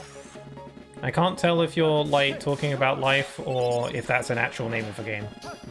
It may very well be both. Most of the time it's better with friends. I would agree. Like, it's difficult for me because, I struggle socially, and I'm not that good at making friends, mainly because I struggle to socialize. I never know what to say, and I'm pretty quiet. But that doesn't mean that I don't want to be friends with people. I really do. I really do. It just, I'm not very good at that. And I worry that sometimes people think because I'm, you know, usually if I'm in like a group of people or like a class or whatever, I'm usually off on my own, just off to the side. That's not because I don't want to be friends with people or because I want to, I don't really want to be by myself. I'm just, usually more often than not, I'm just shy and I don't know what to say.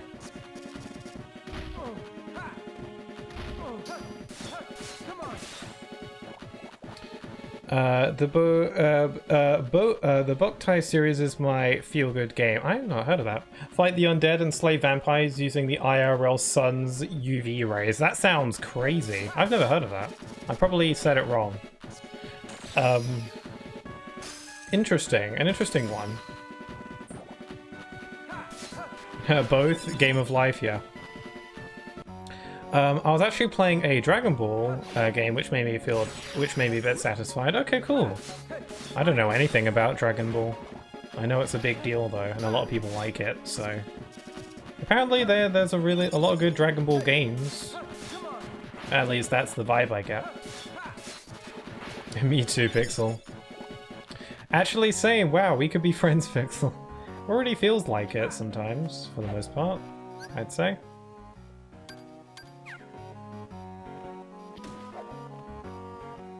Honestly, parents are the best friends. Oh, that's good to hear if you have a good relationship with your parents. Okay, boss is right through here. Yee. I've never played that game, but I've seen it. Really, I've never even heard. May I ask which Dragon Ball game? Okay, we got a boss to fight. It's guard armor, right? Dragon Ball, I can't talk. Dragon Ball plus Kakarot. Kakaro? Words are hard. I went into the guard armor fight pretty early. This world literally only gives me like 5 cards to use. Are the decks that you're given different in this version? Because I swear you get more cards than this in Travis Town. This feels more like Wonderland. Like, did they change the cards they give you?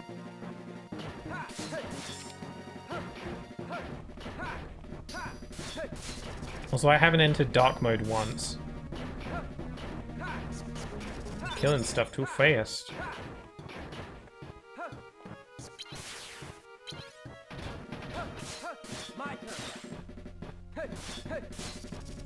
Oh, also Dragon Ball Xenoverse and Dragon Ball Legends. Heck yeah, I love the one. The open world was so fun. The fights feel directly from the anime or manga. Interesting. Wonder if I'll ever get into Dragon Ball. It's one of those things where like it almost seems too daunting because it seems like there's so much to it. It's kind of like stuff like One Piece, where it's like I've heard that there's just like so much I wouldn't even know where to start.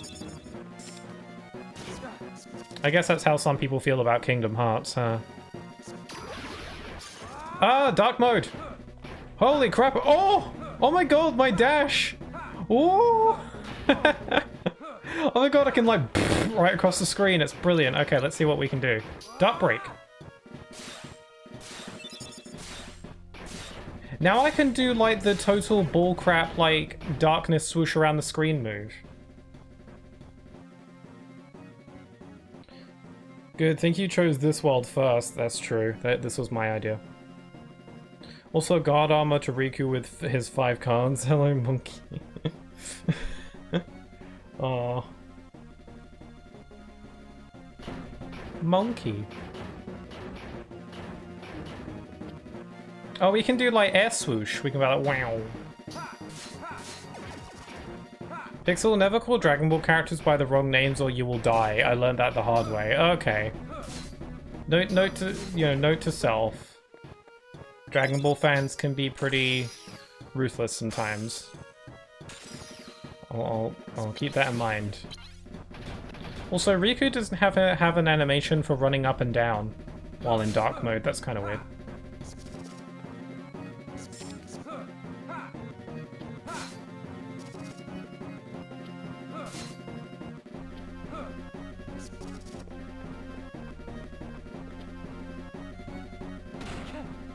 Frieza Saga is insane. Frieza? I don't know. It's mainly pronunciations I'm worried about getting wrong. Then again, that's in general. I worry about pronouncing names wrong all the time. Riku only has like a 2-hit combo in dark mode. Interesting. I killed it, yay!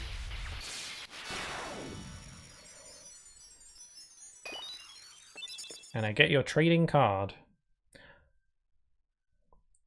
That's pretty accurate to real life. I'm pretty sure in real life if you kill someone you get their trading card. Did you know Goku has a brother, Pixel Key? I did not know that. His name is... Raditz.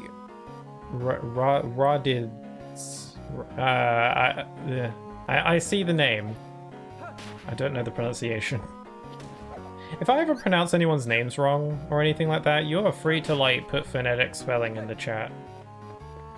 Can always appreciate that. Say radish. Radish. It's like radish? Okay, Reddits. Reddits, okay.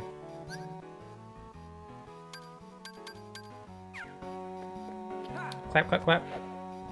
Wow, Travis Town is super tiny. Okay, let's go. I did it. I got our name right.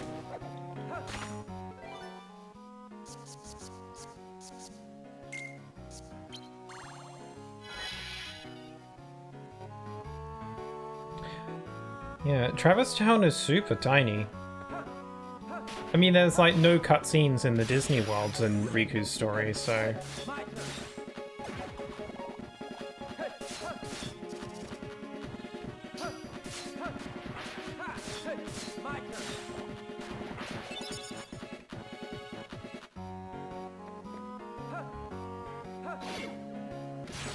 Vegeta, a villain turned good guy, has a less known brother named Tarball. I know that apparently Sonic takes a lot of inspiration from Dragon Ball, like a lot. So maybe it wouldn't be as daunting for me. It might be like I practically know a lot of these characters already because they're so Sonic-y. For some reason Vegeta's father is named King Vegeta. Mr. Vegeta is my father.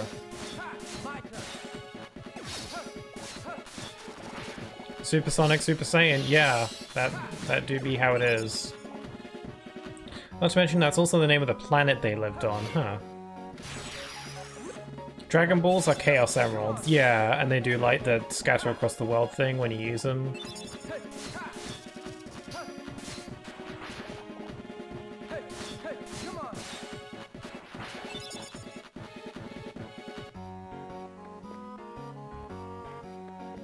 Okay, this is a big room.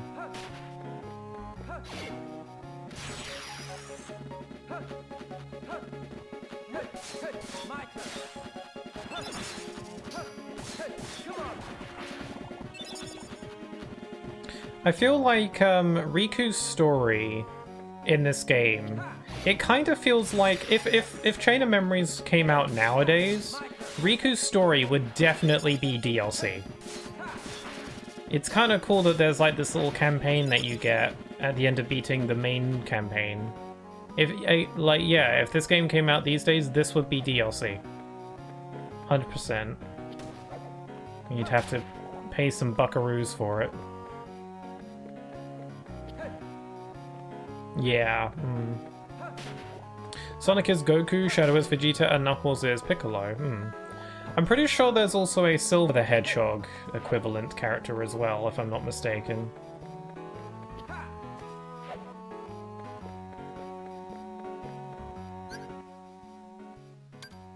Okay, is this the exit or is this the exit?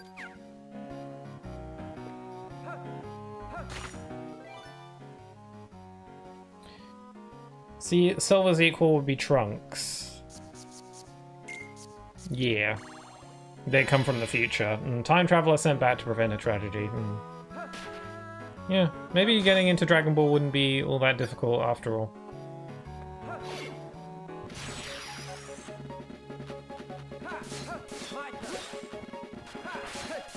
It's like... Sorry for my, ignorance on the subject, but, is Dragon Ball, like, still ongoing? Is there, like, still, like, anime, like, series and, like, movies still going on? Like, is it still, like, an ongoing thing? Yes? Wow, that's wild. Because, like, it's been around for a long time, I think.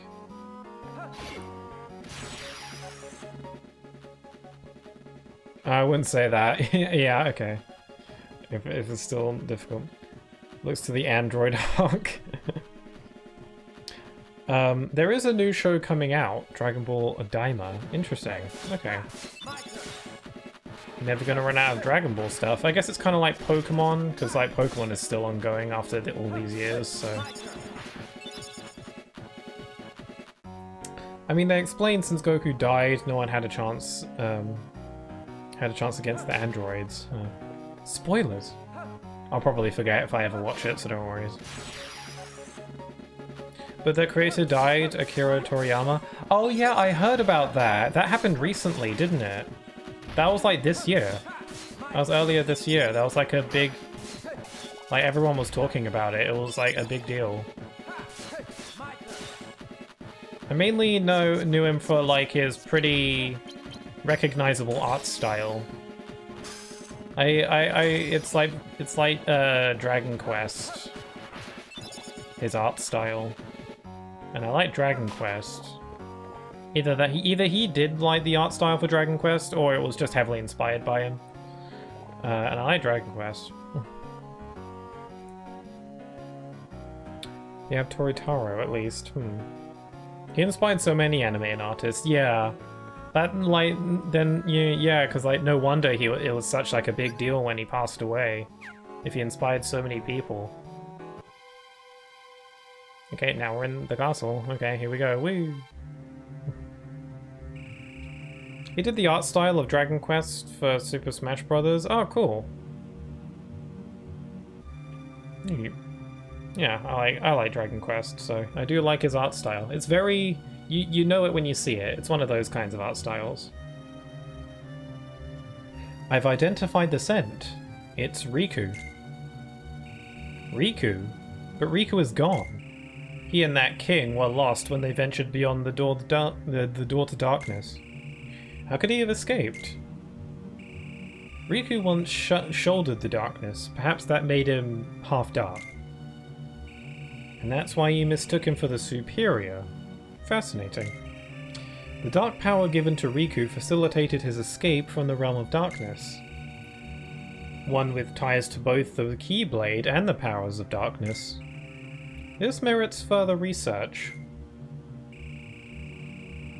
What I want to know is why Riku appeared here in Castle Oblivion. Heh, that's simple. His existence resonates with that of another hero. Sora came, so Riku followed. Sora's in the castle? Yes, he and his companions arrived earlier.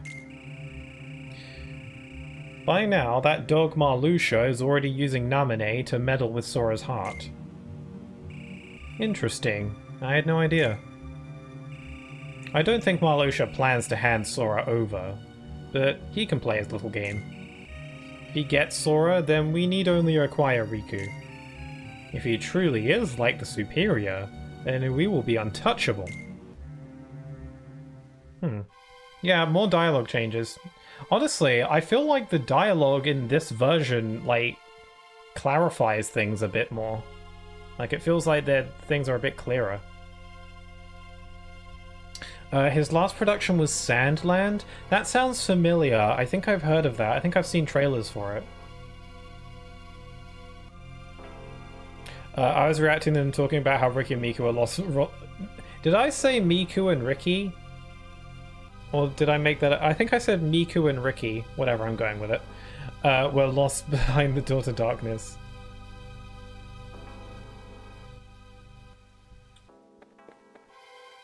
Vicky is Miku now. That's like their ship name. God damn it, what am I manifesting into the world? Anyway, what's up for world number 2? We just did Traverse Town, so now we've got Agrabah, Monstro, and Neverland. Specifically, Agrabah, City of Agrabah. You are correct, Sandland was his last project. Yeah, I heard about that. I remember it looking at that trailer and thinking, that looks like Dragon Quest. But yeah, Sandland is still fairly new, if it's even out yet, I don't know. I remember seeing trailers for it. Wonder if I should give it a try.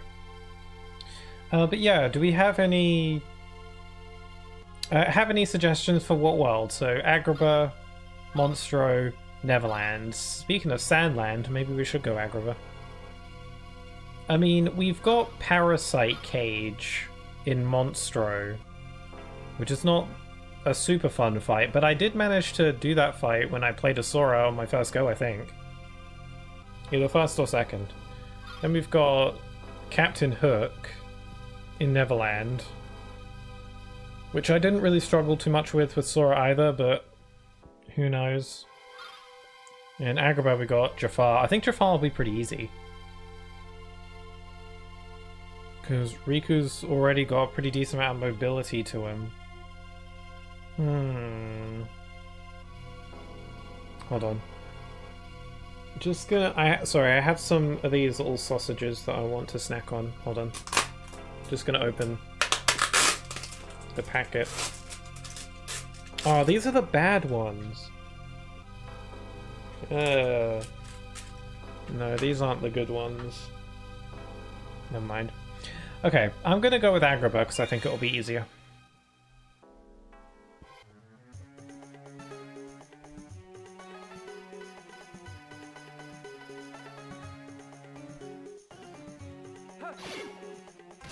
Hey Pixel Key, want me to flood the comments with Dragon Ball's Saiyan Saga?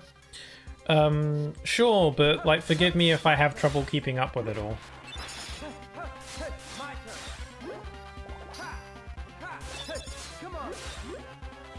I'll pop here, since you're saying that, I'll pop the chat on my phone. Because it's easier for me to scroll up and down in the chat when it's on my phone. So, you know, just in case. So that way I don't lose the plot too much.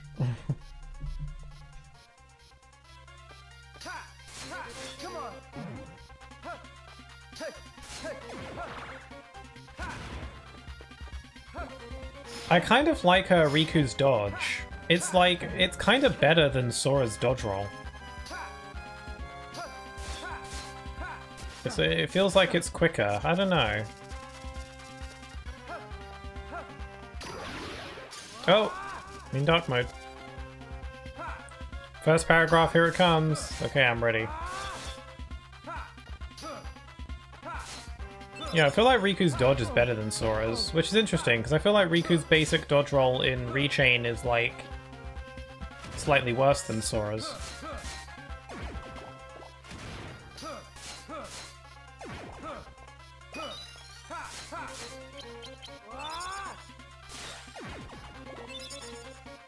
Riku's dodge can also go up and down, though, unlike Sora's dodge. Really? I didn't know that. I didn't even think to try. I'll give that a go.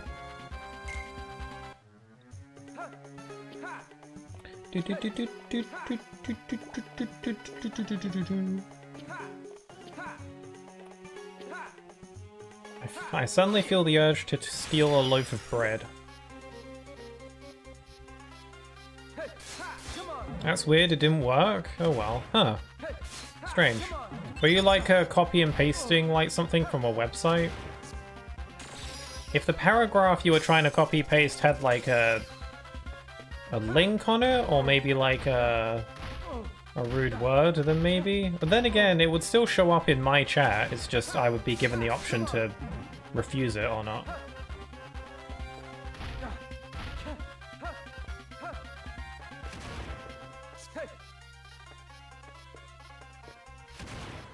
I'm trying to dodge roll up and down, but it doesn't seem to work. Maybe only in dark mode? Meow, meow, meow, meow, meow, meow. I just want to get into dark mode real quick just to try it out.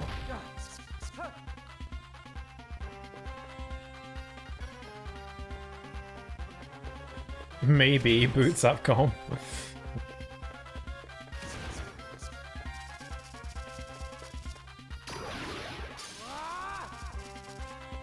I mean, you did say that, I mean, Gloomjaw, you were the one that said that, like, the rewards cards were, like, super rare on Game Boy, when they sure as hell didn't feel like it to me.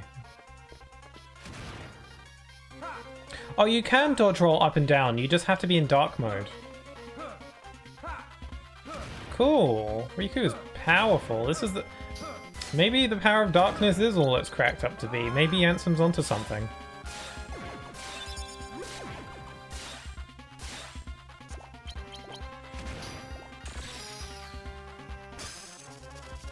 Anyways, it starts with Goku being in the jungle with his son Gohan.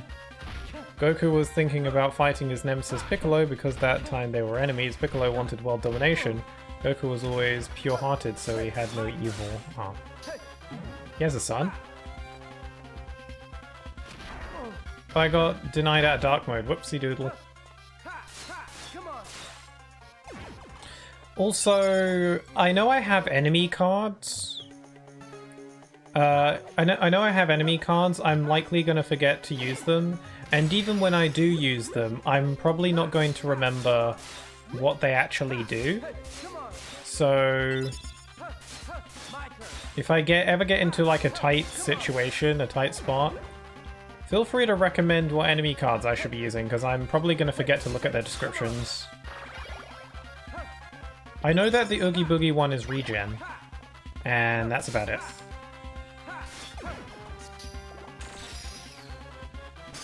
You should mention that Goku is only good because he fell and hit his head on a rock as a baby. Really? I can't tell if you're making that up or not. Or if there's more, surely there's more to it than that. Anyways, once Goku was done with his Zen, he got up and took Gohan to the fishing pole. I'm starting with Dragon Ball Z, by the way. Okay. No, that's the only reason he's good. Wow, that's crazy. Maybe, yeah, maybe if everybody would hit their head on a rock, the world would be a better place. That might sound really dark, depending on how you interpret that. But the context that it makes you good is where I was going with that. Not, you know, the other thing. Cool, now I can throw fire at people. Remember in Sora's story where Riku kept on spamming his Dark Aura attack and kept flying all over the screen? And it was super annoying? I can't wait to do that.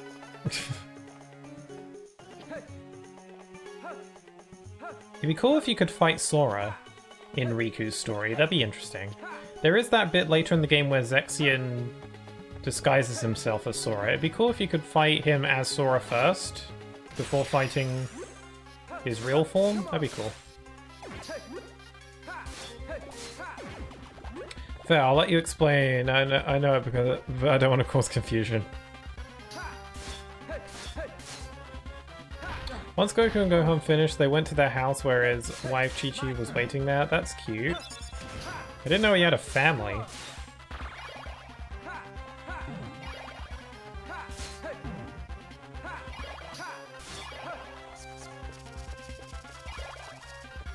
It was shown that prior to hitting his head on the rock, he was a destructive little violent jerk to his caretaker. Damn. And then he got hit by a rock, and then everything got better.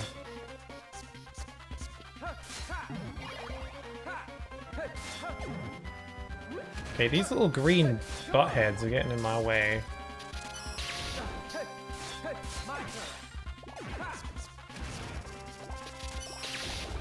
Chi-Chi told them to go to the Calm House? Came House? Where the Master Roshi and Bulma were. They were Goku's friends.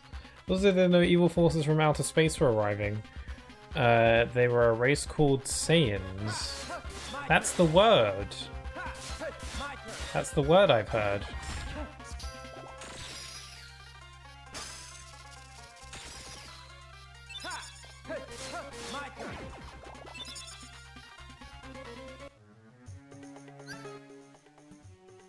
Okay, Agrabo's built like a T.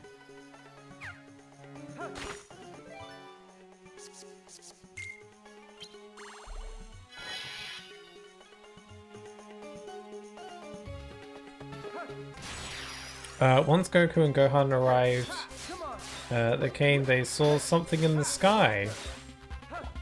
A bird or a plane, perhaps. Ow.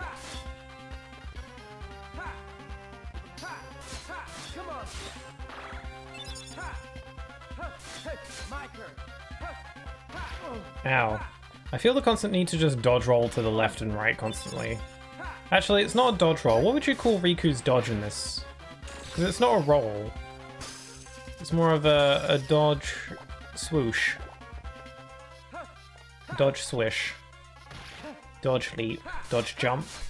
Dodge hop? Yeah. It's easier to say than dodge swoosh. Dodge hop. Go hippity hop. Uppity down. Also, I like how you can like do the drifts when Riku slides on the floor.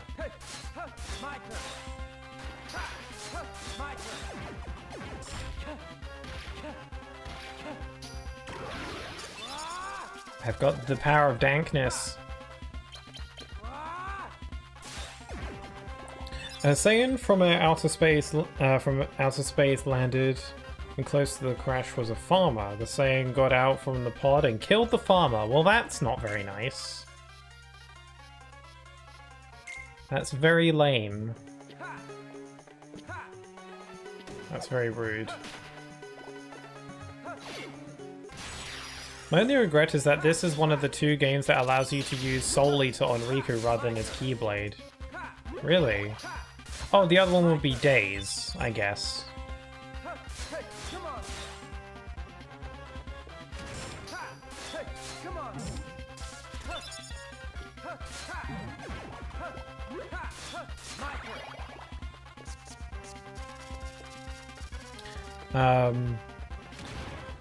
But yeah, I don't really mind that he uses like his Keyblade, that he stops using Soul Eater, because his Keyblade, Way to the Dawn or whatever it's called, it just looks like Soul Eater, but it's got like some like angel wings on it. So it looks similar enough to the point where I don't really mind. But I get what you mean. I mean, I wouldn't, because like in Dream Drop Distance, it's shown that Riku still has it. Like, even though he uses a Keyblade, he shows briefly in a cutscene that he still has his Soul Eater, and he can still summon it whenever he wants. You know, it's like separate from his Keyblade. Can you stop hitting me? I'm out of dark mode, and it's all your fault. What I think would be really cool is if Riku started using his Soul Eater, but like as well as his Keyblade. Maybe if it's only like a special form or like a mode that he can enter where he dual wields with his Keyblade and then using his Soul Eater. But because Soul Eater is a lot smaller, maybe he wields it more like a dagger, like backhand. If you've ever played Prince of Persia: Sands of Time, where he fights with a sword and then a dagger in the other hand, and he kind of dual wields with them. That's what I think Riku could do with his Keyblade and Soul Eater. That'd be really cool. Like, wielding Soul Eater backhand as a dagger of sorts, and then his Keyblade in the other hand. I feel like that should mainly be like a special mode or form change he enters. But that'd be cool. Because he still has it. He still has his Soul Eater. I'm pretty sure. Piccolo, Goku's nemesis, sensed Kai, or Ki, I'm not sure. It's basically the power of a user. Oh, okay. And he went to where the Saiyan was. The Saiyan left Piccolo weak and almost killed him, but remembered why he arrived on Earth. Went to his brother named Kakaro.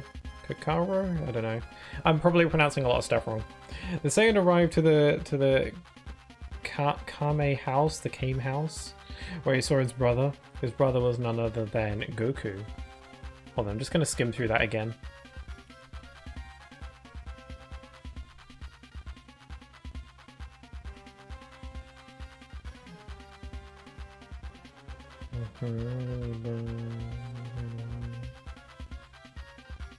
Okay. Sorry, I had to skim through everything you said again just to make sure I got it. Prince of Darkness, Riku slaying Heartless and draining the darkness from people's hearts to return them to normal. Okay, I assume you do know Prince of Persia: Sands of Time then. That clears that up. Yeah, I think it'd be cool if Riku wielded it like that. That'd be neat. Now I just want to play Prince of Persia again. I haven't played Sands of Time in years. I had it on my PS2. If it were ported or something, I'd totally play that. They were remaking it, but when they showed the trailer for the remake, people were saying that it looks so damn ugly, and then they decided to postpone the project indefinitely so that they can make it not ugly. And as of now, I think it's still being worked on, but it's like they're nowhere near ready to show anything. The game caught the ugly. They have to fix the ugly. I think they just started the game from scratch again after that, I think. But man, imagine being bullied that your game is too ugly. Actually, that's what they did with Pokemon Sword and Shield, but the difference is that that game actually came out. But it's not that ugly, it's just a little bit ugly. In some ways.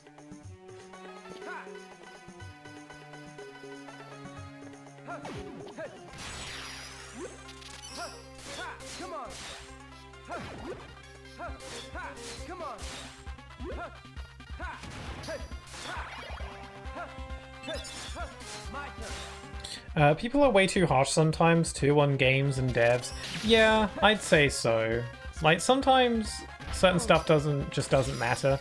I do understand that we want games to look nice, but there are sometimes people are like very, very particular about details that don't matter. Like a good example, Ratchet and Clank Rift Apart. That came out back in 2021, I think. It was a game on the PlayStation 5, it's PS5 exclusive. Ratchet and Clank is a very long-running series, it's one of my favorites, up there with Kingdom Hearts. And people were like complaining that the game, that like certain bits of like plant life and like foliage doesn't react when you walk through it. And like people are like, game's graphics suck and the devs are lazy because this like piece of grass doesn't react when you walk on it. I'm like, God, who cares?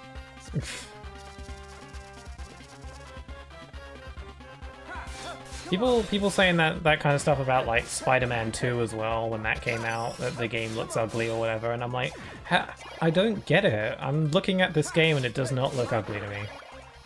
I don't understand. Could it look better? Sure.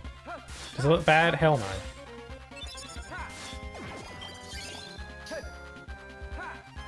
Yeah, I'm sure Sands of Time remake, when it was announced and the trailer came out and people said it was ugly, I'm sure there is truth to that. Like, I'm sure it probably didn't look all that great, at least by like modern standards. I don't remember like being all that bothered by how it looked though. I don't remember. I only saw the trailer once. I think I want to go back and see the trailer again to just be sure. But I think I was just too excited about the idea of a Sands of Time remake to really notice any graphical issues. I kind of want to see if I can find that trailer again. I imagine the official trailer's probably been removed after after the backlash, so perhaps it's on YouTube somewhere. The Saiyan revealed his name was Raditz, and he came to tell him to come with him so they could kill the inhabitants from each planet and then sell that planet for to the highest bidder. Goku was flabbergasted from this and wouldn't believe that it was his brother. Yeah, that'd be crazy. Raditz also revealed that he was not from Earth, but also but from a planet called Vegeta. He also revealed that only 4 Saiyans remained alive because the meteor crashed on the planet. Huh. So his planet crashed and then he went to see his, like, not alien brother to ask if they could, like, go kill some people on other planets for the monies. That's a crazy thing to wake up to one day.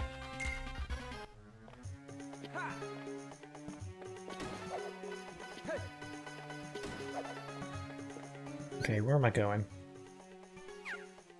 Going down.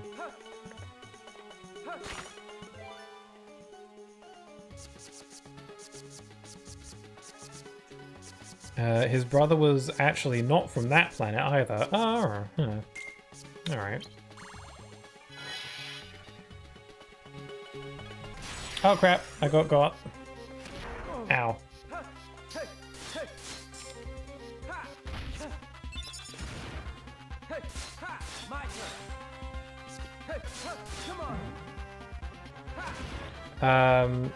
He was only a baby when he was sent to Earth. Gotcha, okay, I was wondering about that, like how that works.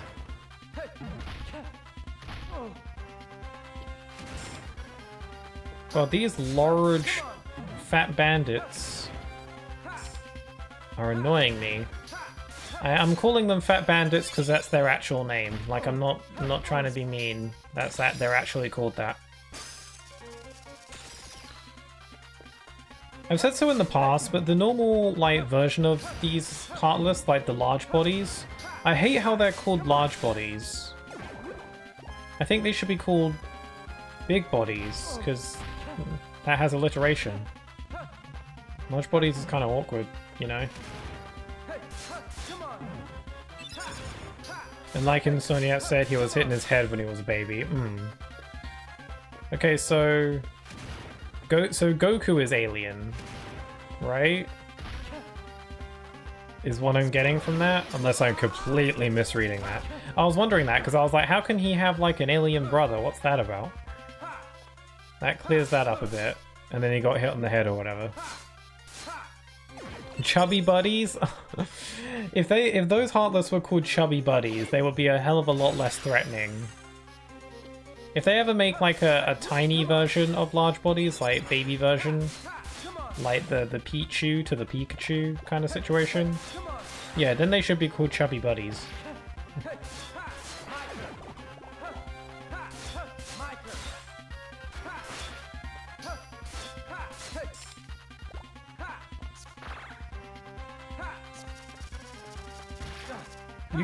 You can't catch me with my dodge hops.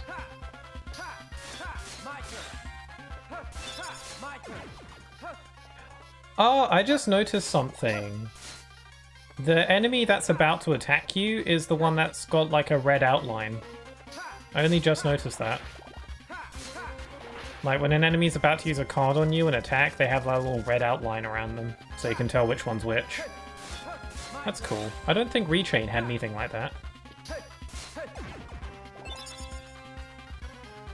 Anyways, Goku denied to come with Reddit, so he decided to take his son Gohan to make him evil. Raditz defeated Goku and took his son. Aww! That sucks. He's like, come kill people with me. No. He's like, well, I'm taking your kid then. Oh man. That's what I didn't want to happen today.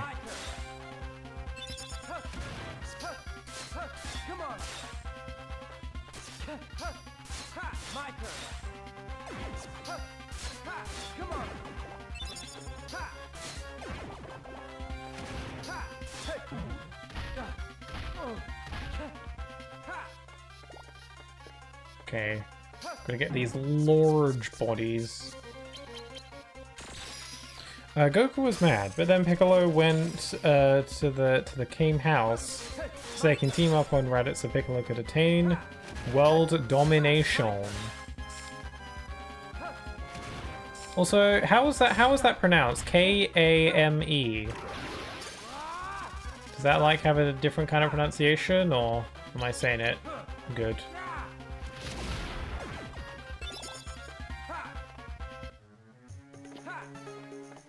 Oh, this room is tiny. There's nothing in here.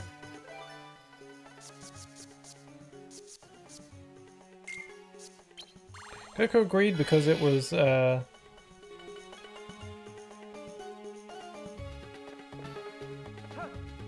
Goku agreed because it was their only choice. Also, Kame. Kame? Kame. Kame. Okay. Alright, just checking. Just checking.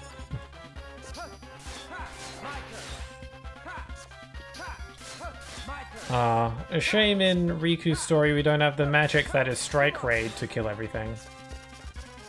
But, you know, we got the super rare Mickey cards, so... that'll do.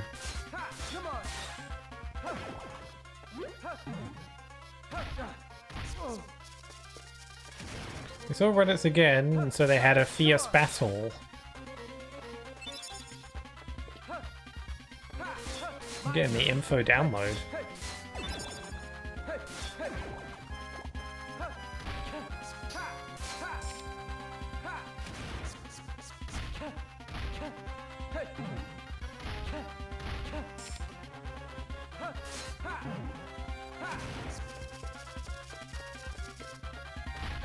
Ow.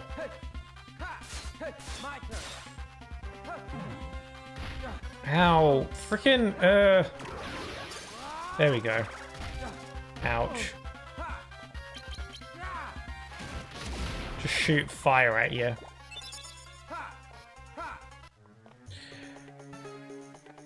Still, both of them had no chance against Raditz. Sora gets treated like a red-headed stepchild compared to how Mickey helps Riku. Yeah, but like, I don't know, Mickey's got favoritism. At least, I mean, Sora gets a duck and a dog and Riku gets a little mouse. So it's nice that they all have little animal friends. I do like Mickey and Riku's friendship. It's nice. It's just nice that Riku has someone. Sora gets Donald and Goofy, so Riku gets some Mickey. It's nice. But yeah, like Riku is definitely Mickey's favorite. Favoritism is real.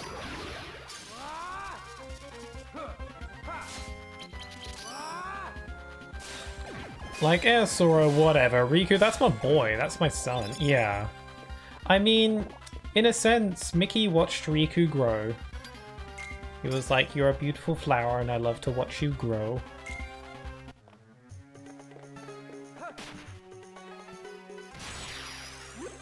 Piccolo had a technique called Special Beam Cannon. Goku found his chance and grabbed his tail, which is his weak spot. Huh. His tail?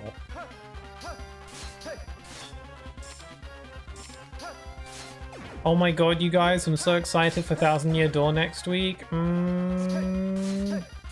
Sammy, that's gonna be a fun time. I'll be streaming that on Thursday, as a reminder, not Wednesday, because Thursday is when it actually comes out. It's gonna be so exciting.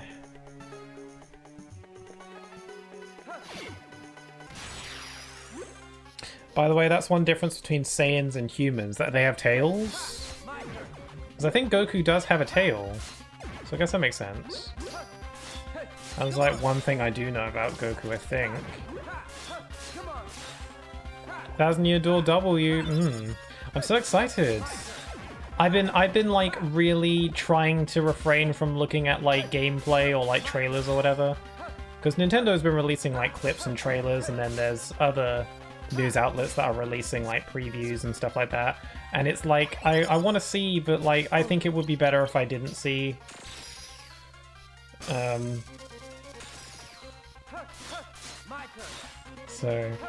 But yeah, I'm super excited. I only have to wait a few more days, so. Yeah, I will be streaming Thousand Year Door on Thursday instead of Wednesday. And then I'll be continuing it the next day on Friday. So 2 days in a row for Thousand Year Door. I usually don't like to stream twice in a row, but I'll make an exception this time. Thousand Year Door, let's go! Yeah, it's gonna be fun. It's also a monkey tail. Ah, so he's... Ah, okay, monkey. So it's like Zidane from Final Fantasy IX. He also has monkey tail. He is also part monkey. The Monkey Man.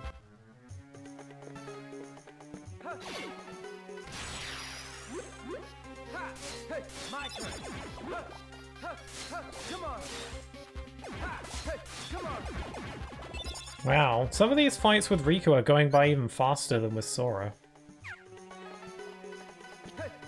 I don't have to worry about like getting rewards cards or nothing. I'm good, flying through it.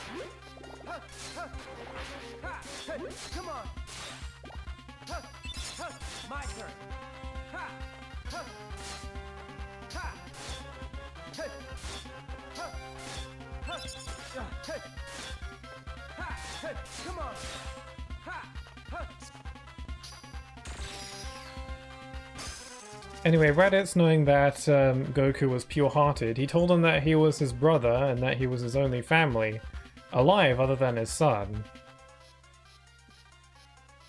Goku fell for it and Raditz knocked him down. Huh. What a lame-o. Oh god. Whenever I go into dark mode, the screen like glows red and stuff, and it makes me feel like something bad's gonna happen, but no, quite the opposite. It's like the screen goes like wow, I'm like, oh god, I'm dying. I'm not. I'm super not dying.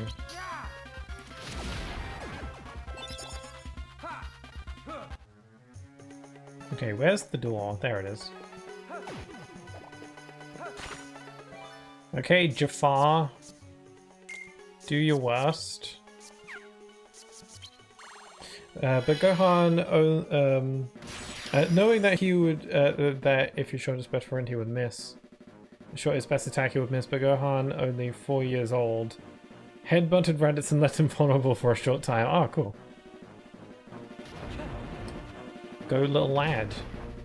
Okay, I feel like this boss is probably going to be super easy because Riku be jumping. Okay. I can't reach that effing bird.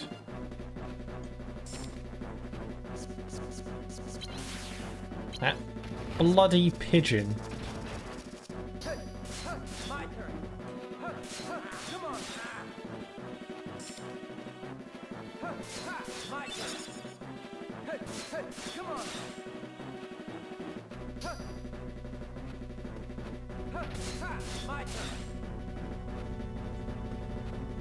I wonder if I should use some of my attack cards. They don't tell me what they do though. Ow.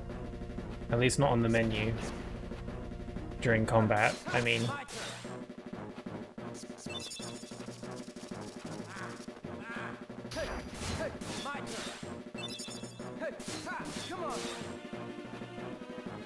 Yum, yum, yum, yum, yum, yum, yum, yum, yum, yum.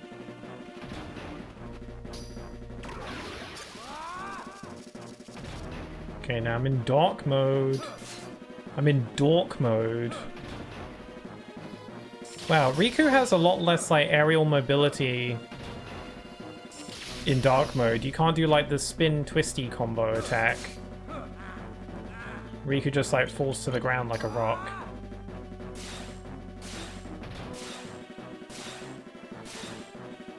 Jafar, you're close.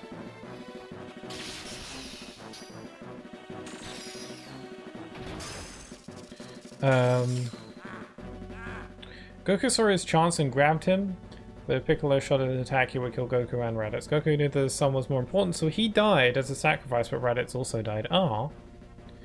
The end of the first part of Dragon Ball Z. Until next time in Dragon Ball. Damn. That's crazy. And that's like early on.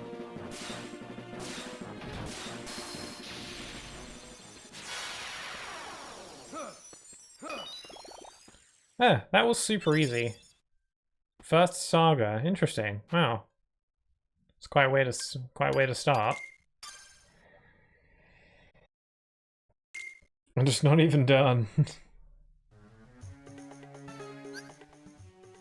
Okay.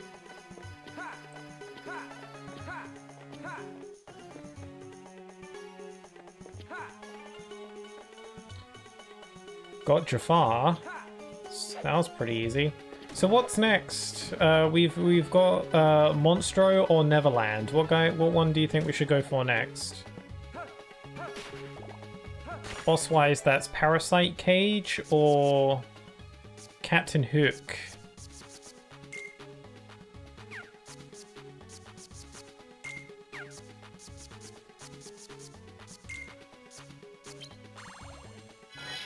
I'll say the next one on Thursday or Friday because my fingers are hurting. Yeah, you must have been doing a lot of typing.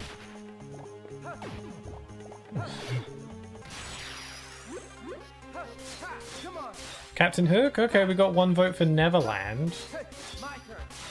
Probably just for the best. Parasite Cage is a bit of an annoying fight, so saving that for last might be good.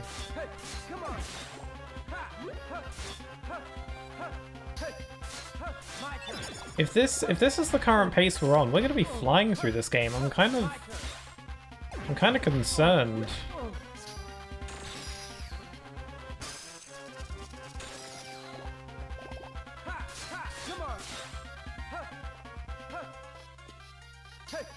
Okay, I highly doubt this will be a one and done kind of game. But still, flying through it so far. I need to pace myself.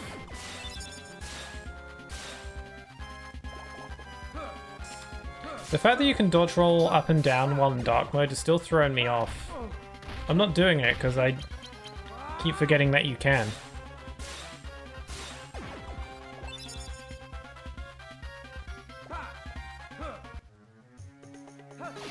Just gonna fight these guys. So far I haven't really had much trouble with the fights either. We're still fairly early on, but I'm just curious if I'll run into any roadblocks. Okay, these guys are freaking... Stop it! Could practically feel them laughing at me. Stop it! Like this? Yeah, something like this. I didn't think it would be... Can you...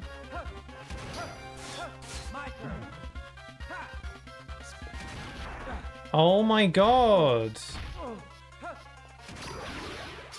There we go. Okay, you're screwed now. Bam! You're dead. Bam! You're dead. Boom! Boom! Boom! Boom! Boom! Boom! That's what you get. They've resorted to jumping Riku in a corner. Yeah, they're using like some noob strats for real. God, these guys are annoying. Because like Sora has like slates that you can use at any time to break their guards. But I can only use slates in dark mode, and it's kind of hard to get into dark mode when they keep blocking my attacks with their gut.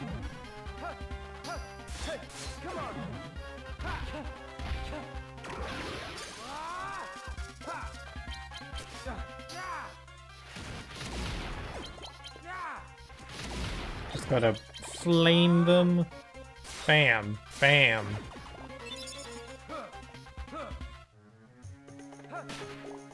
Okay, moving on. Oh, we got cutscene. Yeah, unlike Sora, Riku just isn't guaranteed a cutscene after every world, so it's special when it does happen.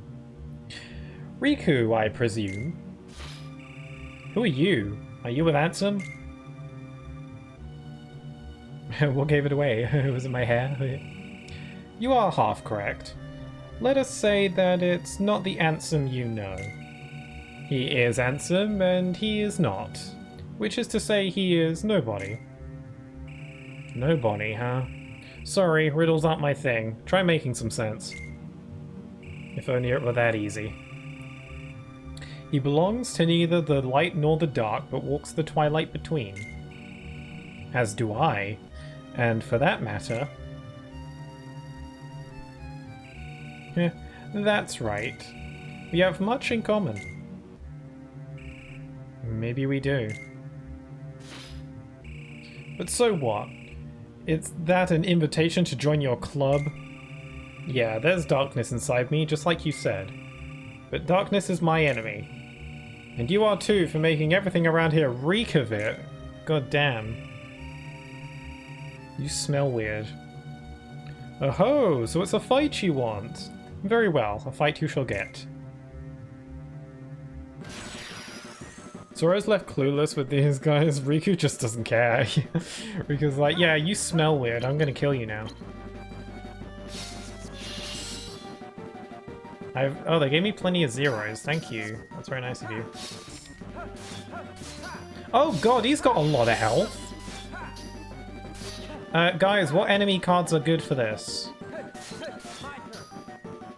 Yeah, I've got Maleficent, I've got Jafar. I don't know what's good.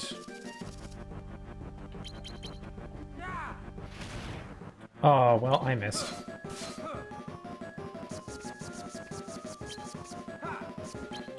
I'm gonna use Dark Aura. Actually, I'm just gonna get it set up. And then I'll use it, and then I'll laugh at him, and it'll be funny.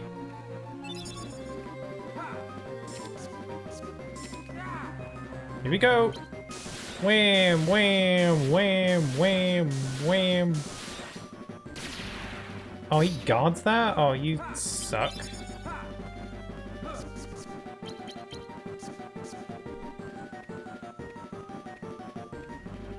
Are you gonna use it? Okay, there we go. I was waiting for him to use his slate, he wasn't doing it. If you look at Riku's health icon in the top left, even his like little picture has kind of like a smug face on it. You just can't help it.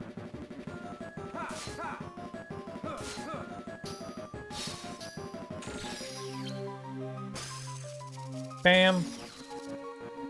Slaps you with the mouse card. Oh my god, I forgot that he laughs like Mickey. I forgot about his Mickey laugh.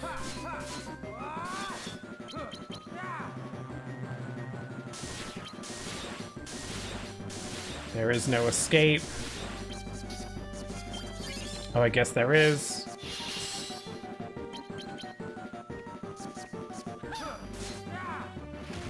You scream like a lady. Which could be a compliment, if you think about it that way.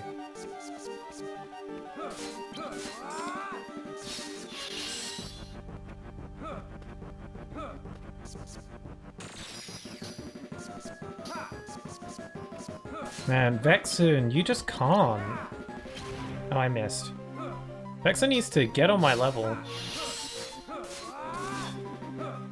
Against Riku, he kind of sucks. Then again, he is much more of an early game boss with Riku, but still.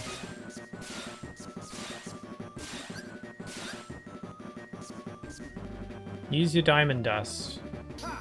Oh, he's got auto life, doesn't he? I assume. Yeah, he just refills. Okay, well, auto life won't save you, I'm afraid. Bam.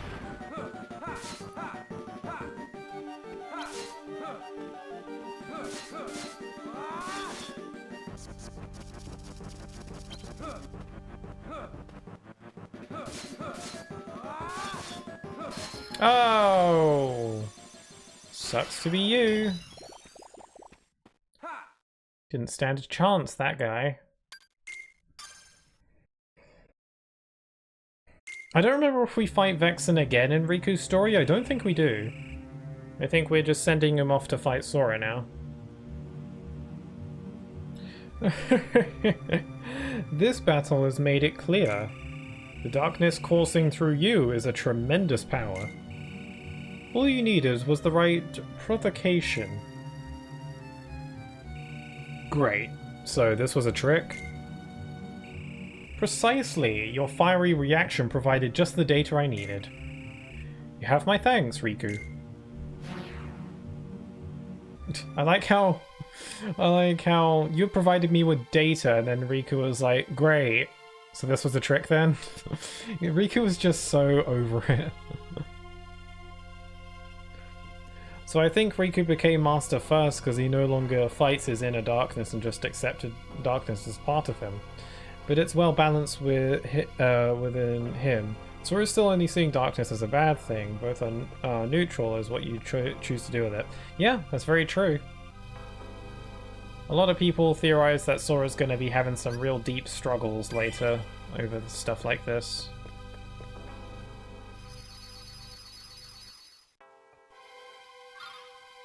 But yeah, it's kind of like, because like, Master Ericus was kind of a situation where, he was kind of the opposite, where instead of relying too much on darkness, he was like too light-centric, and that ended up being like bad for him.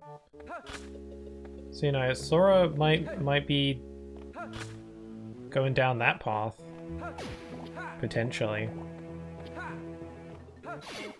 I mean, Sora does use dark powers in gameplay, like with like Anti-Form and Rage Form, but for all we know, that stuff isn't really canon. The only time where like Rage Form or Anti-Form was ever felt canon was in the final boss of KH3, where Xehanort forces you into Rage Form. But that was part of the boss fight, that was never like in a cutscene.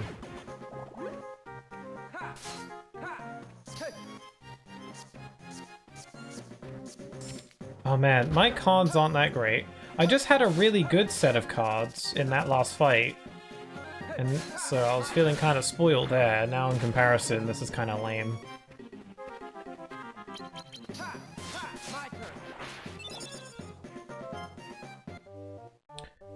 Do do do do do. Ba ba ba ba bum.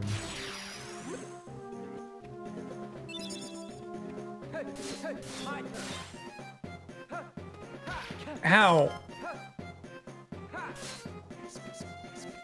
Yeah, oh my god, I got like 1s and 2s in here. That's so yucky.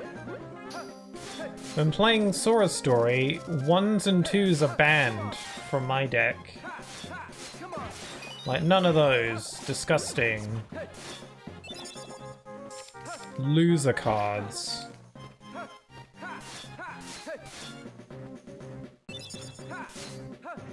At least I still have the power of the mouse. I have the power of Disney's limitless budget.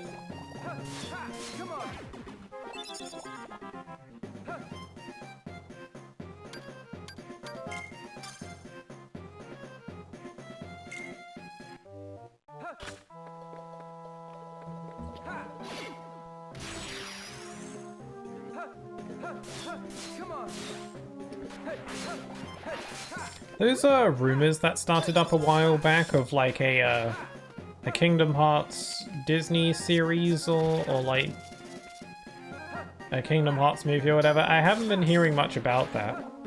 I'm starting to wonder if those rumors were just that, just rumors, and that nothing's gonna come of it. I kind of hope. I don't really want a Kingdom Hearts movie or anything like that. I'd just rather not. I feel like it's hard for me to imagine a scenario where a Kingdom Hearts adaptation, be it a movie or a series, comes out and it's actually like good. If it's an adaptation of the manga, then that'd probably be pretty good. It feels like an anime. But outside of that, no. Especially because some of the rumors were implying that it was like going to be live action with CG.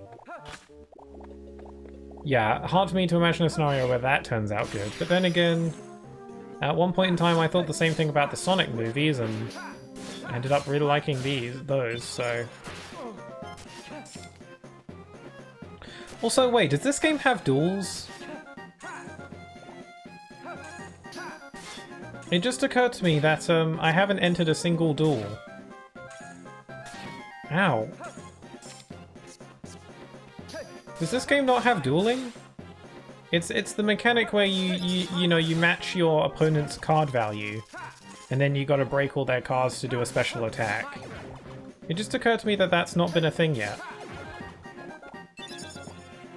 I don't remember, do you unlock that later or something, or does this version just straight up not have that? If not, that would be really upsetting. Because that's like my whole strategy when fighting the final boss. I just spam duels because they're broken as hell. If this version doesn't have those, then I'm gonna struggle.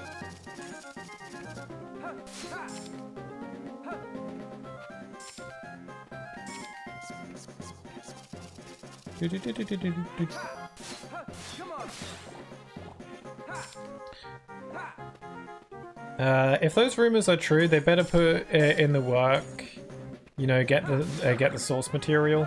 Yeah, I'd just rather no show or no movie. Oh god, I'm gonna die. I'm gonna die. I'm actually low on health. I didn't foresee this as a potential thing that could happen. Okay, there we go. What are the odds that I get through this without dying once?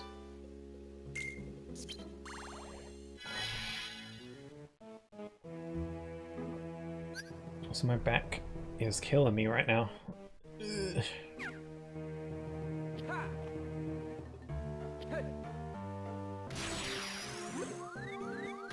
Ow, no, I'm gonna die. Death is coming.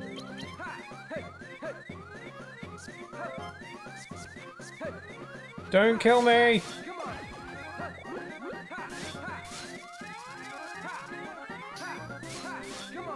No, no, no, no, no, no, no, no, no, no, no. Okay, I'm sorry, I'm sorry, I'm sorry. I'm sorry I disrespected you.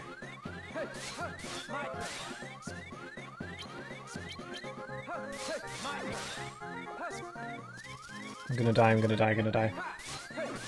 I just need the super rare Mickey card.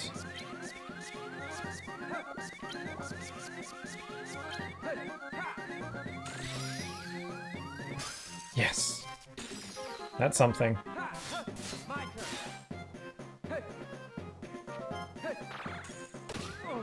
Oh crap, now I'm dying again. No! Okay, I need to find some... I need to find the Brockles stat. There we go. I wonder what the HP orbs or Brockles taste like. They look kind of chewy. Maybe they have more like gumballs.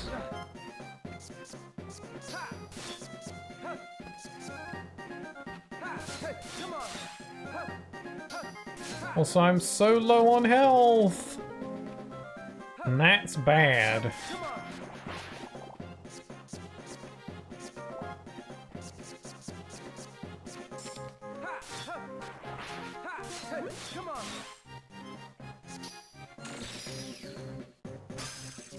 Okay, the power of Mickey helps. Power of Mickey heals.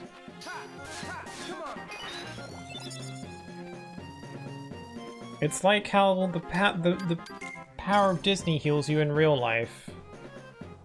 At least, I don't know. If you like, people usually feel pretty happy about going to Disneyland, so maybe. I've still never been to Disneyland. Someday. It's like some people go to Disneyland on the regular, like an annual thing, and that's like, wow. I've never been once. One time in college, I was given an opportunity to go to Disneyland for a college trip. Because I was doing an animation and game design course, so it was like relevant. But I didn't go because I was too nervous about going with like other students and not with like family or something. Especially because I didn't really know the other students in the course all that well at that point. So I didn't end up going. I kind of regret not going.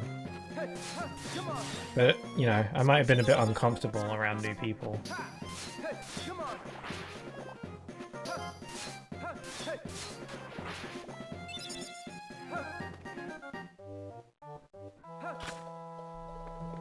Okay, where am I going? This world is a tiny bit bigger, but Captain Hook is just up here, so I'll just, you know, shoot him real quick and then get back to it. This is literally like Riku's Villain Gallery Murder Adventure. Because, like, Riku is actively going to these worlds for the purposes of, like, offing each of these villains. With Sora, he was just kind of making his way through the world and, like, you know, just helping out his Disney buddies here and there, as you do. But no, Riku's literally out here for murder. He's out here for blood. Or the Kingdom Hearts equivalent of blood. Sparkles, I guess.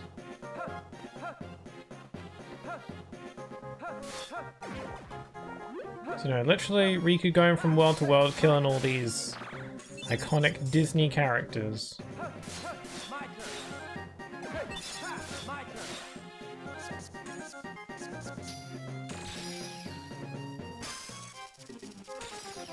Mickey's goofy little smile. He seems so happy to blast people away with magical cards.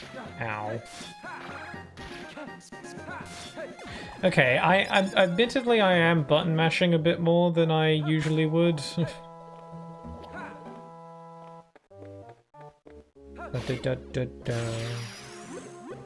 God, my back is really hurting right now. I guess I'm not sitting with the best posture.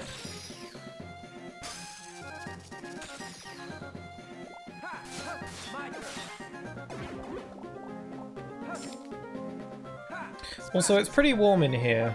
I think outside the forecast says it's 19 degrees, which isn't that high. But again, it's warmer inside. So it's a bit of a warm one.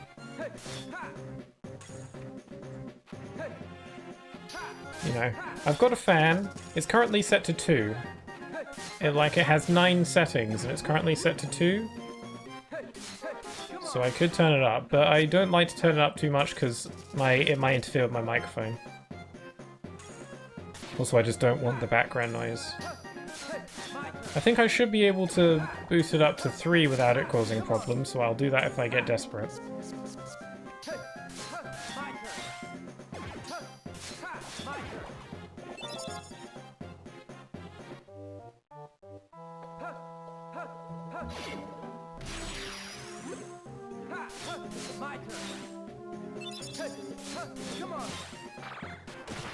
Ow. So, I'm a little bit concerned about this because I feel like I'm getting through this pretty quickly. I feel like this will probably be a 2-stream thing, but I feel like at the pace I'm going, I'll get pretty far into this by the end of this stream. And then when I stream this next week, it'll probably be too short. Because I would have already gotten pretty far. Unless I purposely go out of my way to not make a ton of progress today, just so the next stream is a decent length as well. But it's hard to predict how long this will be.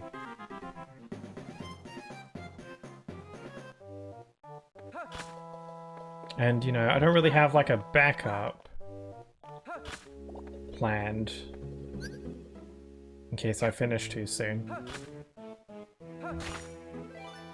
Okay, boss time. We got a blue and a key. Okay.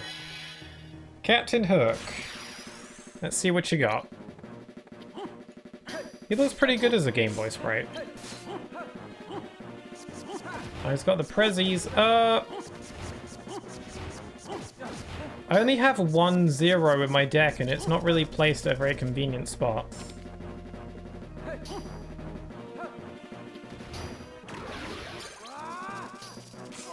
Ow! Ow! Oh my god, Dark Mode, I got booted out immediately.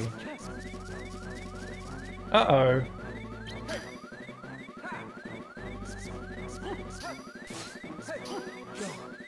Whoa! I died. First death, and it was to Captain Hook. I'm not gonna let that slide. Be more aggressive this time. Oh, he's got all 0s now. That's stupid.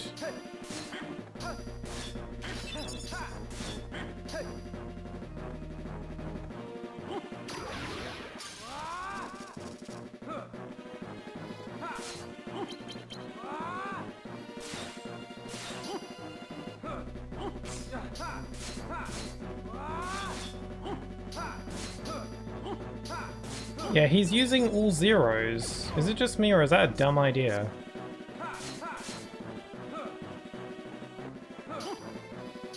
Like, he like, annihilated me before when he wasn't using all 0s. Okay, he's back to normal now, but, like...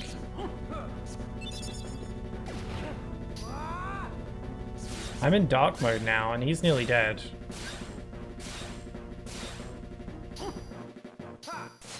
There we go. Okay, I guess I just got, like, really badly unlucky, or I underestimated him that first time.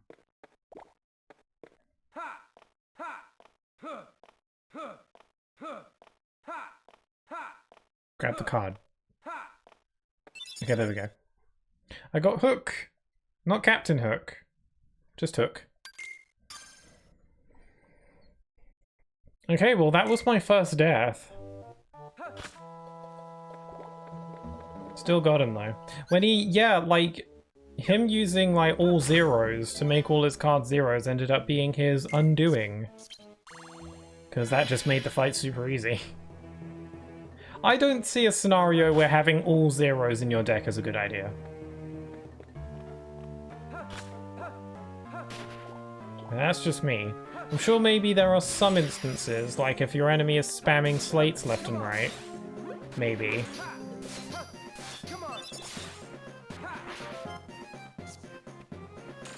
Death? Give me 5 push-ups right now. Right now? I don't know if I have space for that.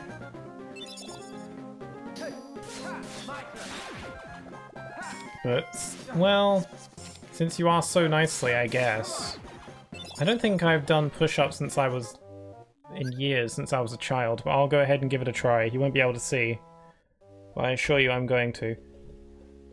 I'm going to turn my fan up really high while I do my push-ups, though. Okay, here we go. I just gotta... I don't know if I have enough space. Okay, here we go. I'm just gonna... Okay. Alright. 1, 2, 3, 4, 5.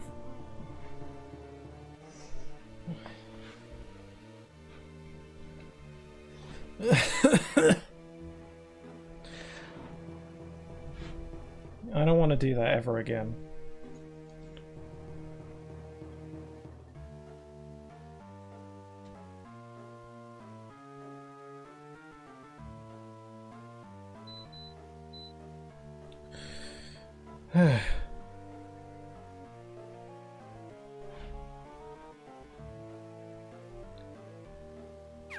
Hope that's okay.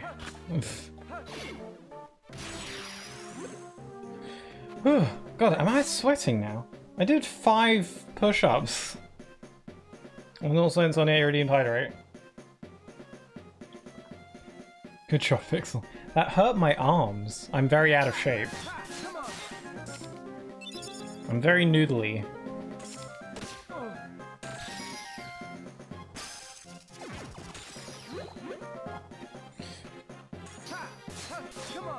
I didn't think you'd do it, but I'm impressed. Me too.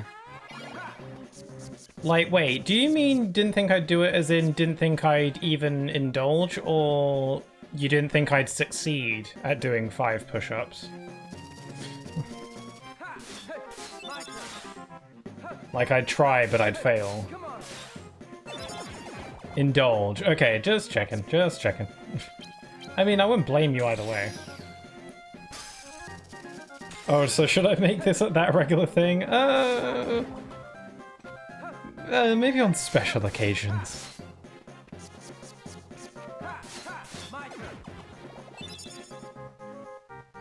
God, my hands hurt as well.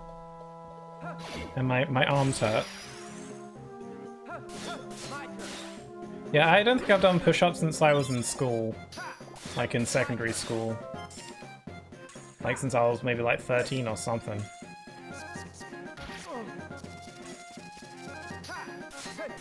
Whenever we do like... We sometimes in PE in school, we would do like...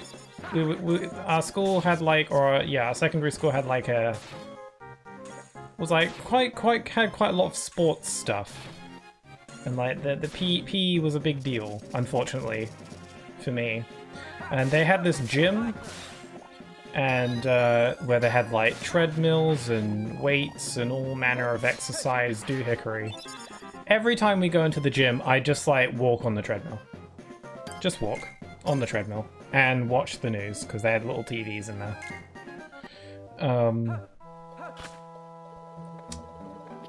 They have plenty of like weightlifting and stuff, but I don't think I ever really did much of that.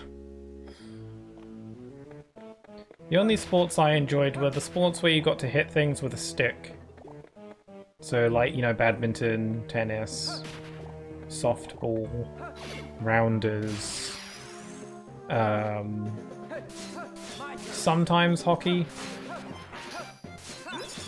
Not ice hockey, mind you, just like hockey on the floor without the ice. Yes. I don't know if I'd want to do push-ups often or make that a regular thing, except on special occasions.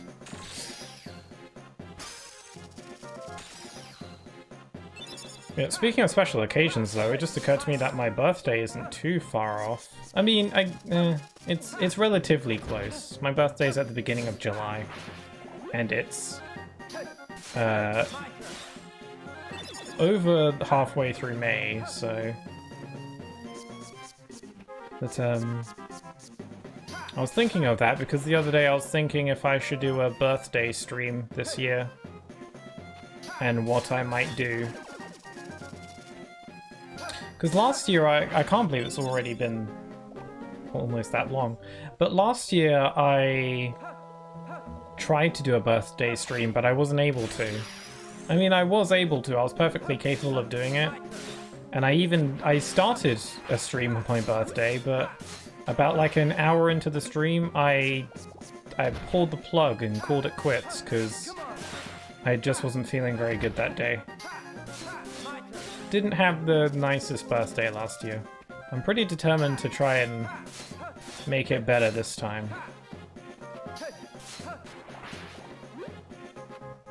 But one idea I had for a birthday stream would be to try and beat all of Kingdom Hearts 3 in one sitting.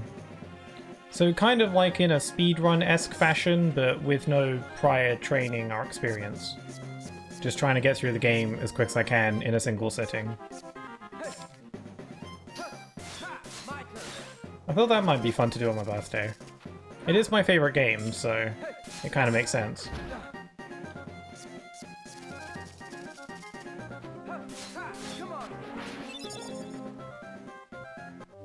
Man, the length of this world mainly comes from trying to leave. I already fought Captain Hook.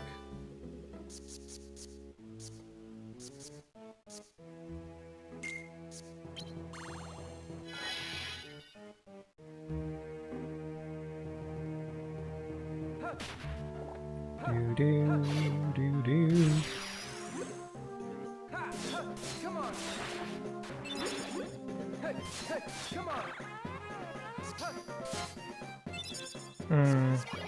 I'm noticing how much I enjoy when there's like cutscenes to look forward to in these worlds, even if the cutscenes in the middle of the Disney worlds and Sora story were nothing special. I kind of just like that they were there and they broke up the fighting and the action and the stuff like that. Just as like a little breather to just like read some dialogue and stuff like that. But Riku doesn't really get any of that. At least not in the Disney worlds, aside from... Well, yeah, none of the Disney worlds, because Hollow Bastion isn't a Disney world.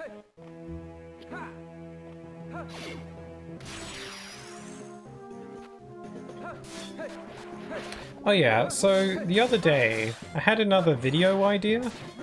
So, whenever I get an idea for a new video that I might want to make in the future, I've gotten into a good habit of writing them down. And I thought of one another day, which was to maybe... not really rank or like do a top 10, but like talk about some of my favorite hub worlds in games. Just like pick out a bunch of hub worlds from various games that I like and talk about why I like them. Although I'm pretty easy to please. But then I considered maybe talking about Traverse Town from Kingdom Hearts 1. Even though it's not really like a traditional hub world, it kind of serves a similar-ish function. Like, it's a world that you're encouraged to return to frequently. It's the only place where you can do a lot of, like, reliable shopping. Because there are other shops around, but Traverse Town is, like, the most reliable. So I'm gonna die. And it's the only place where you can do synthesis and stuff like that. So there's a lot of reasons why you're encouraged to come back to Traverse Town a lot. And I really like it for that. Also, one thing I really like about Traverse Town that I didn't really think of too much when I was little is that I feel like Traverse Town is like the perfect... like, how to say? It's like the perfect demonstration of, like, Kingdom Hearts, like, basic concept, which is Kingdom Hearts is like a Final Fantasy-esque RPG mixed with Disney, and I feel like Traverse Town fits that description as well. Because it's like a typical fantasy RPG town with item shops and characters and little side things to do. But then it's also got a little bit of that Disney flair in it as well.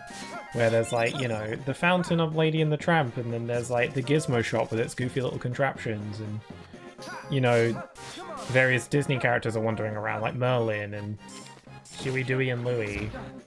So it's like a typical Final Fantasy-esque town that you might see in an RPG, but it's got a little bit of that Disney going on in it, which is Kingdom Hearts in a nutshell. I feel like that's on. So with that, I feel like I appreciate Traverse Town even more than I already did, because Traverse Town is Kingdom Hearts in a way. It's pretty neat. I wouldn't want to live in Traverse Town though. My only real reason I wouldn't want to live in Traverse Town is because it seems like it's always nighttime. And I'm not about that. If I live in a Kingdom Hearts world, it'd be somewhere that has daylight, thank you. Like Twilight Town. Twilight Town is just perpetually at sunset. Which is good to me. Kind of makes me wonder what Twilight Town would look like if it was broad daylight. Or at the dead of night. I feel like people have made mods of that though. I'm pretty sure, I'm almost positive there's a nighttime mod for Twilight Town in like KH3. I'm almost certain of that. I must have seen that somewhere.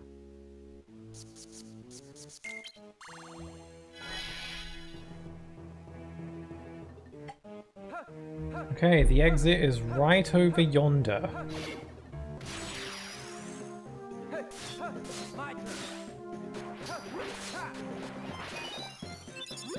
I'm leveling up good. I honestly can't— oh god, I'm dying. I honestly can't wait to leave this world because I don't like the cards that you get for it. I'm not a fan of the deck for this one.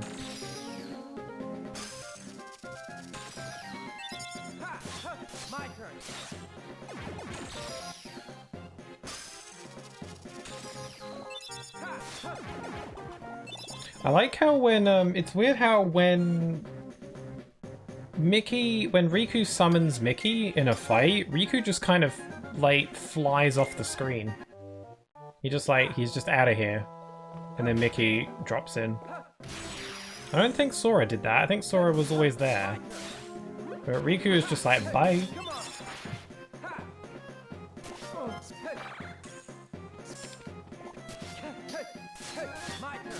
I'm still shocked that there doesn't seem to be any dueling.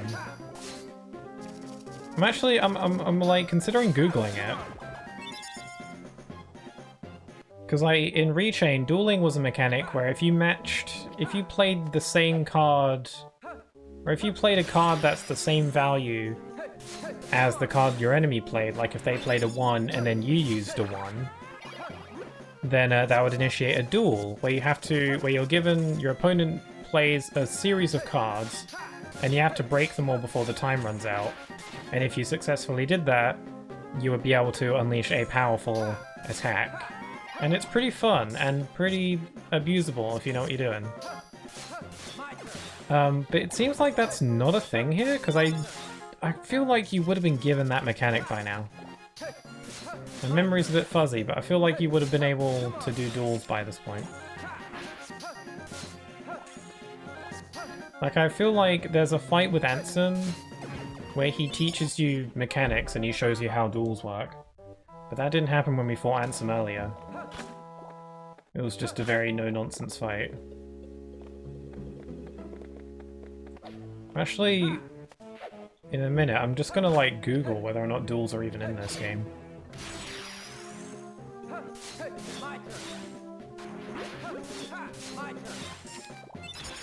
It's a shame if they're not, because duels are fun.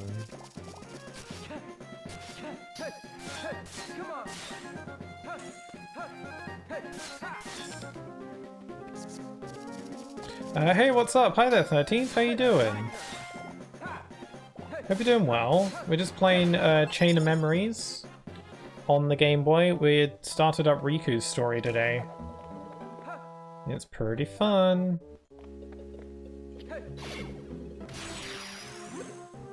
I feel like Riku's gameplay doesn't require as much thought. You don't have to do as much like quick math. A little bit, but not as much. Honestly, I feel like Riku's gameplay is a bit more of a smoother transition from traditional Kingdom Hearts, because you can get away with spamming the attack button a bit more here.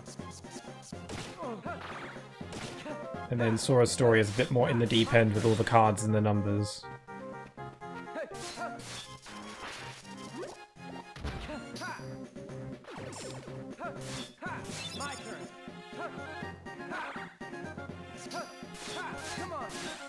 Indeed, with Riku it's easier in this game. I mean, I've been nearly dead a lot. But other than that, yeah.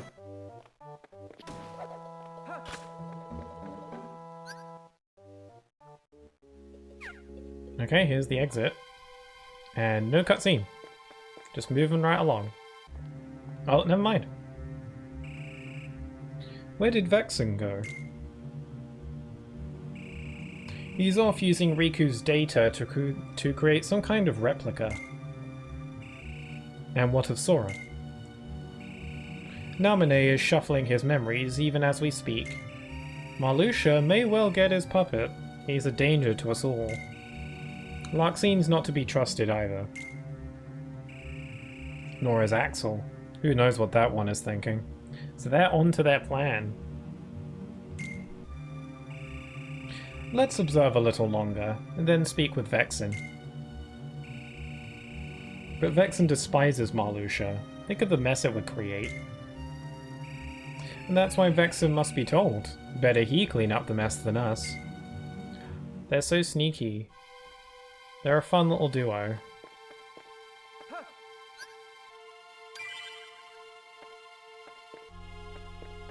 I wonder if those two like hung out much before they were nobodies, because they were in the castle together in Radiant Garden. It's just Alias was a guard and Yenzo was like a little scientist. I wonder if they spoke much. Because it almost feels like they're fairly close here, but we never really see that. Anyway, we've got Monstro now. Feels like my cards are a bit better this time around.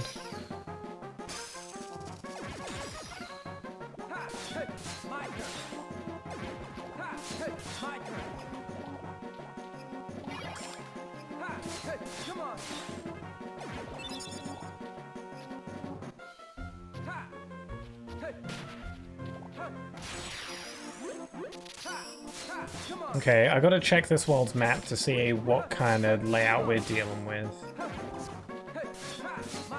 So we don't unlock any high jumps or whatever. Then again, I don't think we did in Sora's story either. I don't know if high jump was even in this.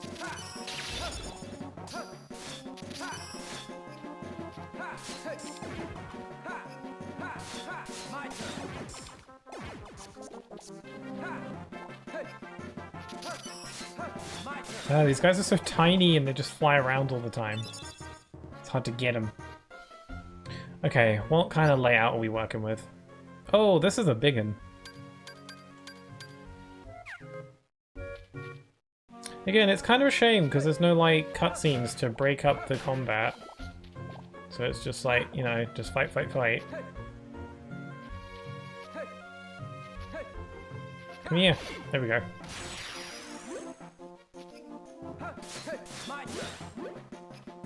So, because we'll be wrapping up this game soon, again, I think not this stream, but the stream after will be when we finish Chain of Memories. So I've been thinking about games to play on Sundays, what will be like the next Sunday playthrough. And I've got a few in mind, but I'm not too sure, because I'd like to kind of know what more people would be into. I did put a little, I did change up my stream game list on my Discord server, so people could put reactions on games that they're more interested in. Which I think is a decent idea, so that helps a bit. But I'm thinking, I'm kind of torn between a few. I'm thinking either Final Fantasy VII Rebirth hard mode, because a month ago I finished Final Fantasy VII Rebirth and really enjoyed it. And I haven't played hard mode yet, the New Game Plus hard mode, and I've heard it's really difficult and challenging and fun. So I'd really want to play it, and I really want to play it on stream. So I was thinking maybe do that after this. Even though it hasn't been that long since my first playthrough, but I don't know. I feel like I'd be fine playing it again so soon. A lot of people like seem to already have, because I'm already seeing people who are like talking about hard mode. I think it'll be fresh enough. Either that, I'm also thinking I might want to play a Zelda game. I considered the possibility of streaming A Link to the Past, because that's a Zelda game I've never actually played. And it's like one that a lot of people say is really good. So I thought about that. I don't think I put that on my list though, so I should do that.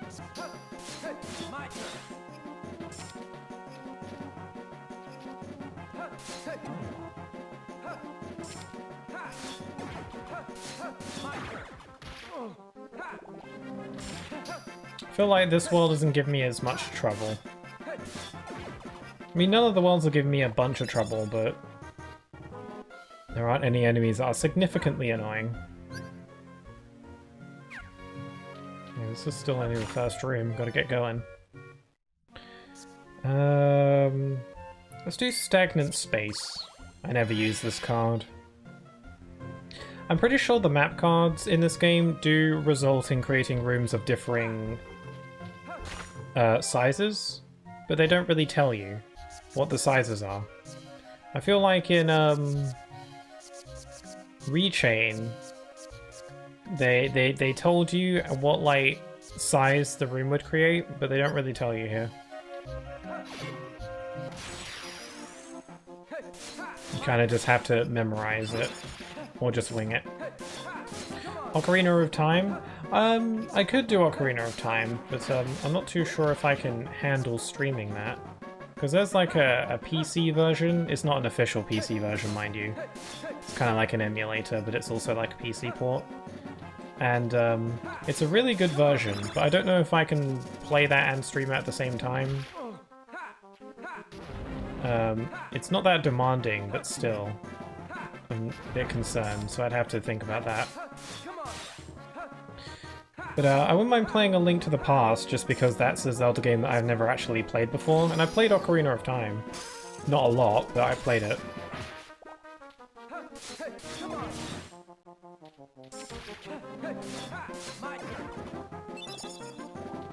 Also, I was going to Google if this game has duels or not.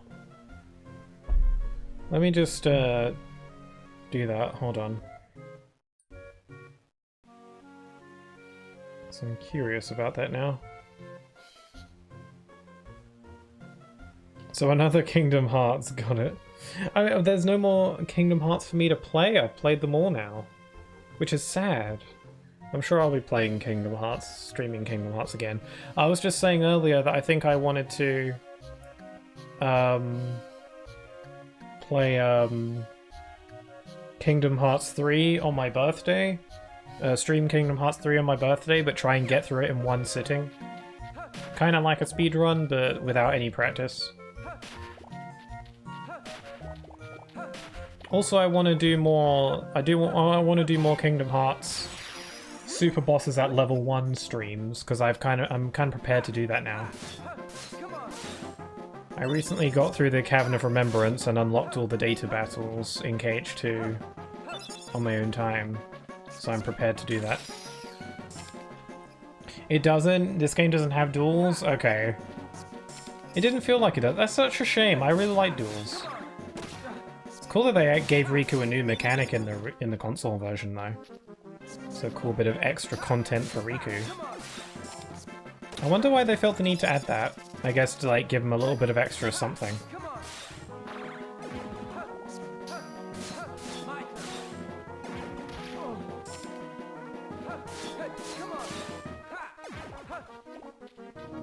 That dueling feature was introduced in Rechain. That makes sense, actually, because Rechain added an extra final boss for Sora. Like the big one with the big lady, nobody-looking thing. That's probably not Strelitzia. And in that fight, Marluxia kind of teases the dueling feature with one of his attacks, where you gotta break your cards before it kills you. And that's essentially how the dueling feature works for Riku, so it's kind of like that game's way of teasing it at you. Since the dueling feature was new to Riku, and also that fight was new to that version, it makes sense that, you know, they both have it, because they're both new things. That's pretty cool, that makes sense.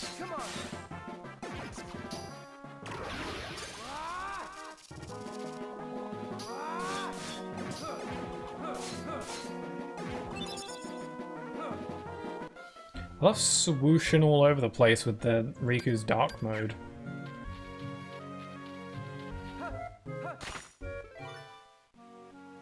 Okay, let's do a sleepy room. I feel like I've got way more map cards this time around. I feel like with Sora I was struggling to get cards sometimes.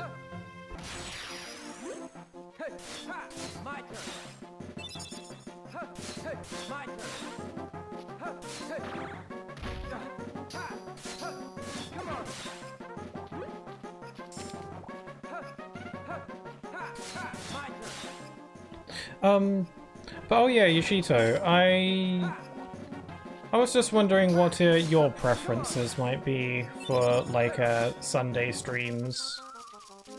Like, because I'm kind of torn between either like playing like A Link to the Past or starting a hard mode run in Final Fantasy VII Rebirth or something else. I was also thinking maybe doing a level 1 run of Final Fantasy 15. They're all pretty Kingdom Heartsy, except for Link to the Past, I guess, but, like, Rebirth and 15 are action RPGs as well. But I still haven't fully decided, so...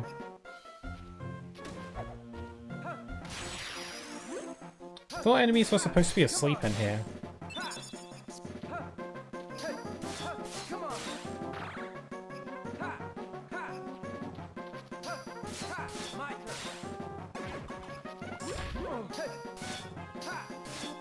Oh wait, I didn't use the sleep room, I used the feeble darkness room.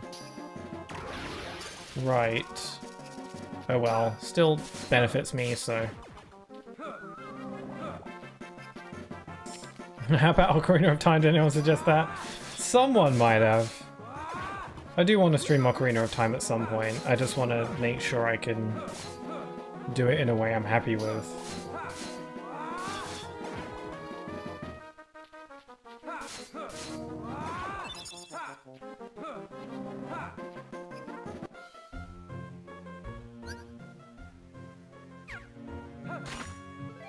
Okay, now I'm gonna use the sleep room. JK. I haven't seen playthrough of FF7 Rebirth. Yeah, I'll be playing it like I did Remake not that long ago. Because I finished Rebirth on my own time, I did like my initial playthrough. But like Remake, it has a New Game Plus hard mode that makes the game way harder. And I think it might add extra fights as well, so... There's like content in the game I haven't done yet. Because it's like reserved for hard mode, so... And I wanted to do my first hard mode playthrough on stream, because that's something I didn't do with 7 Remake, mainly because I wasn't streaming when that game came out, I don't think.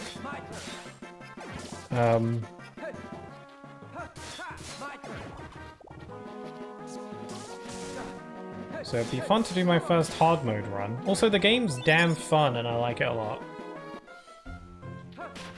It's my 7 Rebirth is my game of the year so far.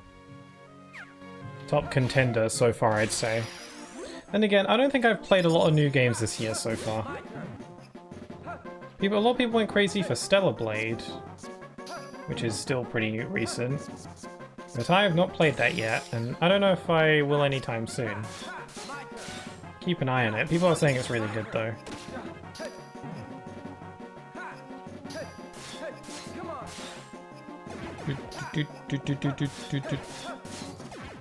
I can't wait to go to Atlantica again and rant about how the music is actually correct in this version. That'll be exciting.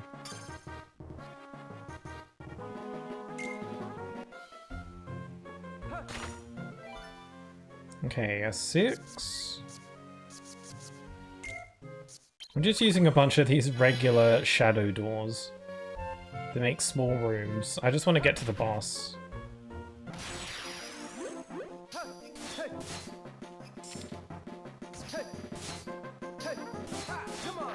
Man, I really want to, like, activate some duels. It's such a shame that this version doesn't have them. I know I keep banging on about it. It's not like it's like much of a deal breaker or anything, but it's something I'm so surprised this game doesn't have. Because pretty much all of Sora's mechanics were intact.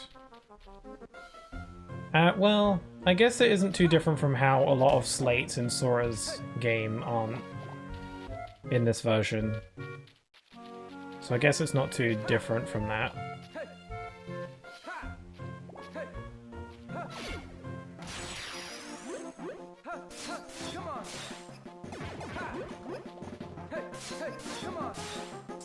You ever think it's weird how when Riku's facing left or right, his weapon will also always be closest to the camera?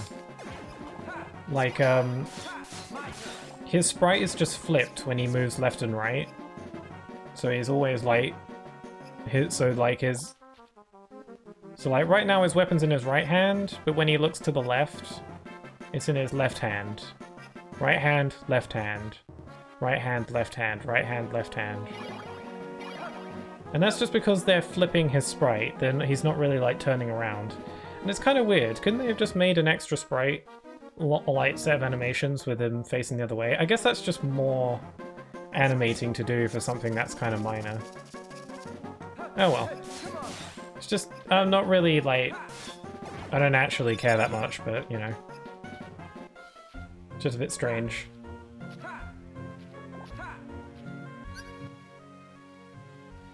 Oh, did I go the wrong... No, I didn't. Okay. Thought I went the wrong way for a sec.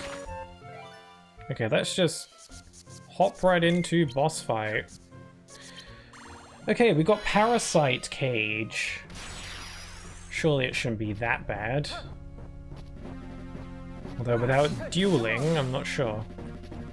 What enemy cards are good? Because I keep forgetting about them. Because like the game doesn't tell you what they do while in combat, and I forgot to check their descriptions.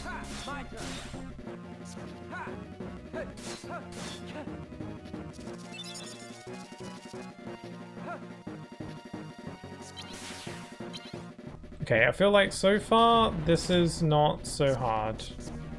Oh, I forgot, they just give you a little platform in this version. They don't give you like, they don't just like make the ground full. They just give you a tiny little, adorable little platform. Oh, did he make the platform smaller?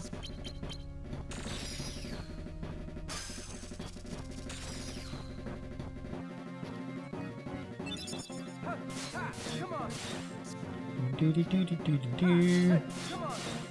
This thing's barely even fighting back.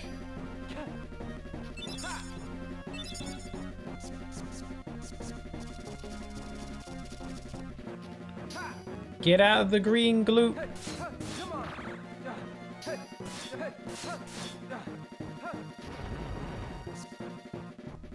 I haven't even entered dark mode. I might not need it. I seem to be managing just fine.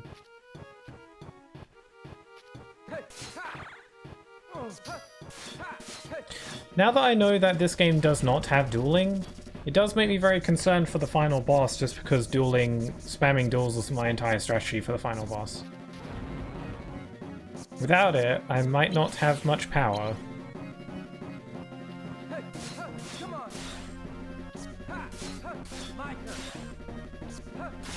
Got him! Pitiful. I can't grab my XP when it's all the way over there. There we go. That was easy.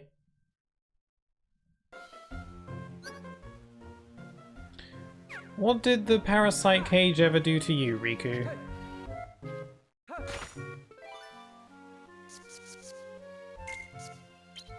Like, Riku's taking out all his past foes.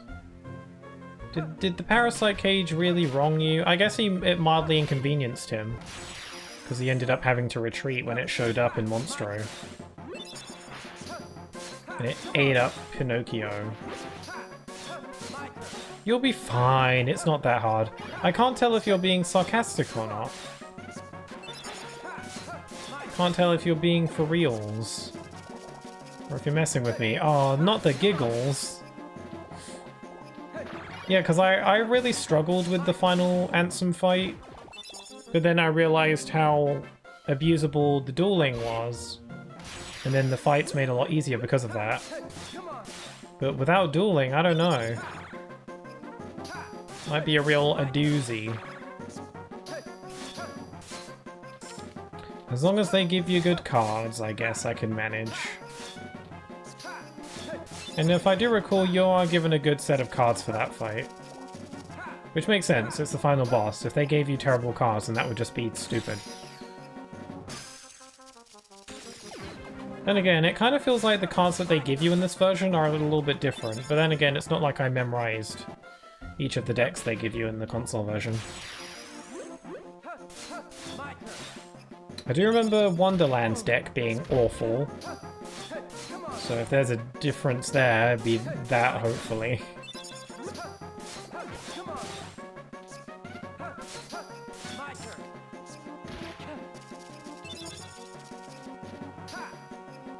Yeah, plus you have all the enemy cards. That's true.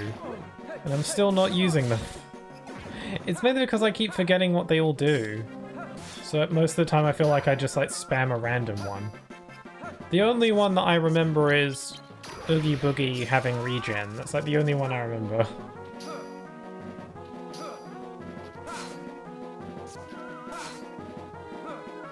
Does one of them give you auto life? Vexen uses auto life, so does his card give you auto life?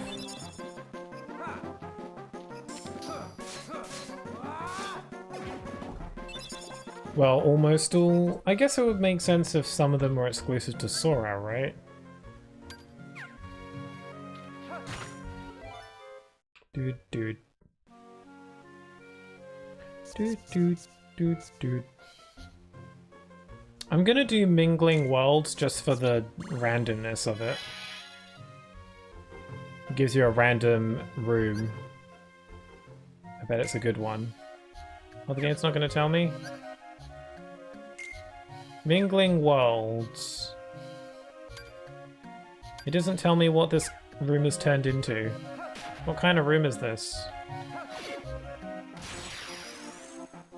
Is this the room where all the Heartless are like really aggressive?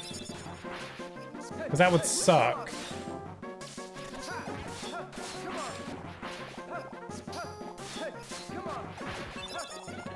Well, almost all. I don't think you have organization cards. Just Disney boss cards. Oh. Not even the organization members that we defeat? Like Lexius and Zexion? How? I feel like this is the room where all the Heartless are faster and attack constantly. Looming Darkness? Yeah. They don't tell you which room the room is turned into. I never use these kinds of rooms because they're just detrimental. You know, they go against you, so why would you ever use them? I only ever use them for unlocking like the special doors, because they don't factor into it. I forgot about them? Yes, I think you should have them. Yeah, because it would be weird if you didn't get them. Also, Insomnia Iridian posture check. Posture is checked, thank you for checking.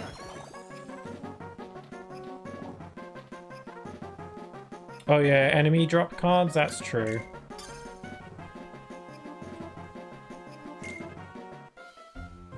I think I've got some of the Heartless, like regular Heartless cards.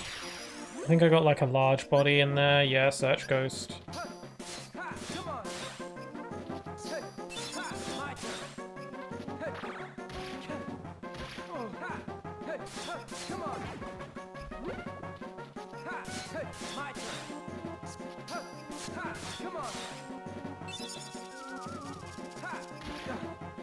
Riku's aerial combo seems a lot less impressive in this version, because he just kind of flicks them with his sword in midair.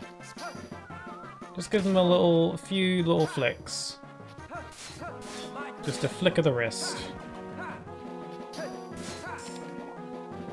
Like, no spin, no flip, no nothing.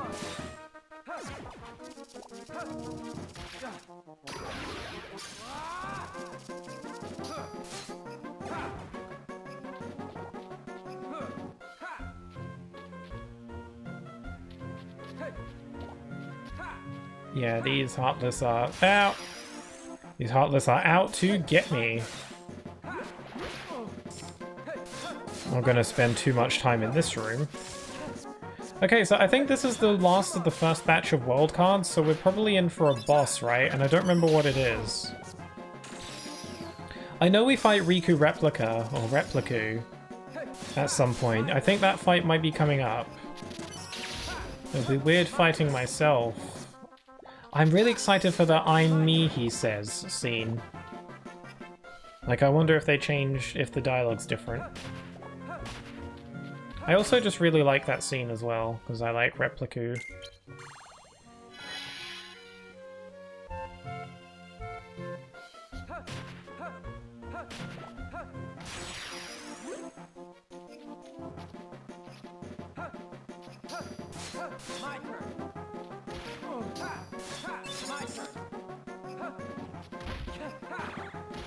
Ow. The luxury car, Lexius. Oh yeah, wait, is Lexius up next? I forgot about him. Yeah, maybe it is Lexius? Someone needs to give us like the second batch of world cards. So I guess it probably is Lexius, but don't we kill Lexius? Someone gives us the next batch of cards. Oh wait, isn't it Ansem gives us the next batch of cards? God, I don't remember.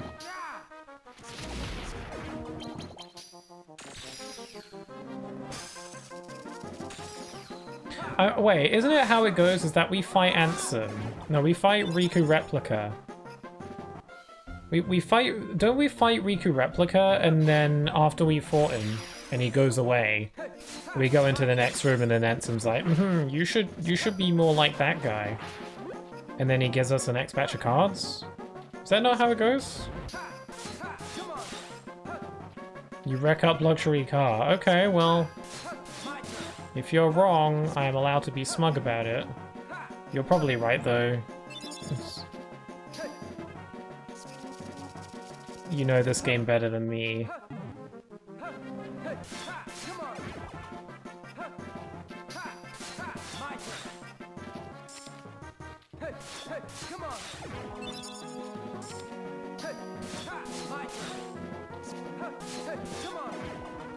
Oh wait, you may be right. Oh really? Okay, I won't be smug. I don't really feel like being smug right now.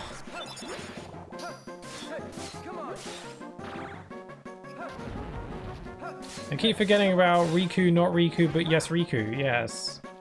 Riku 2. Riku the sequel.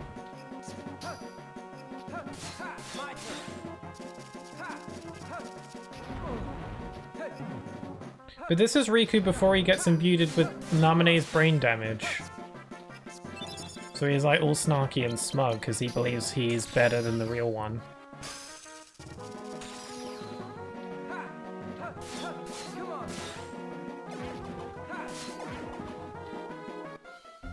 Yeah, that makes more sense. Because I'm pretty sure, like, when we fight Lexius, Riku just kills him, doesn't he? So he can't exactly give us the next batch of world cards if he's a little bit, you know, dead.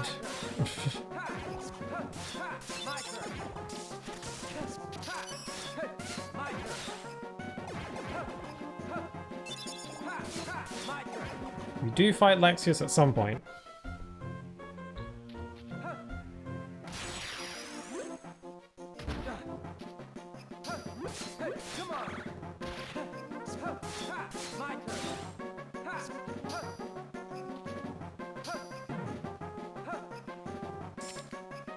Yep, wrecked. Yeah, Lexius just straight up gets murdered.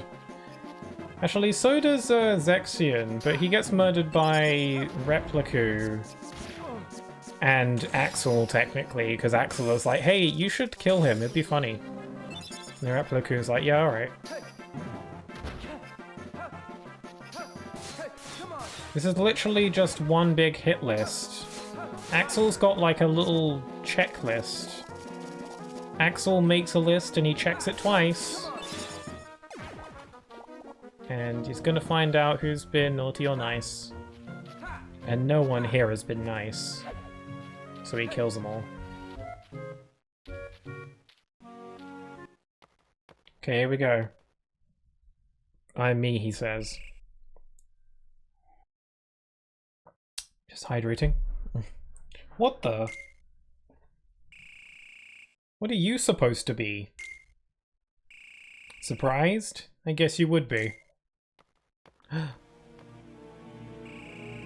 I bet it's not every day you meet your twin. Dun dun dun! Riku has a twin. Plot twist. Long lost twin, like it's a soap opera twist. Too shocked to speak? This should come as a relief then. I'm a replica of you that Vexen made. What? You mean a fake me? I didn't say fake. Just because you're real doesn't mean you're better. We share the same body and the same talents. There's one easy way to tell us apart though. Know what that is? Unlike you, I'm not afraid of anything. Oh my. Are you calling me a coward? You are a coward. You're afraid of the dark. Well, get a nightlight. The darkness inside you scares you witless. Look, But I'm different. I embrace the darkness. I can make it do whatever I want. I can make it get my shopping. In other words, I can wipe the floor with you. Riku's like, I don't want to engage with this. Riku didn't even, like, draw his weapon. Just stood there like, yeah, alright. I'm just gonna, like, dart away every time I hit him, because, like... Oh! Oh, now we have matching outfits. That's so cute. Now we're all, like, matchy and stuff.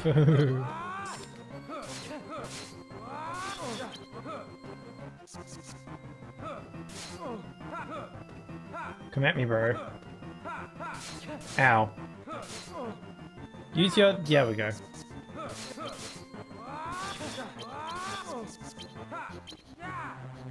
Wonder Twin.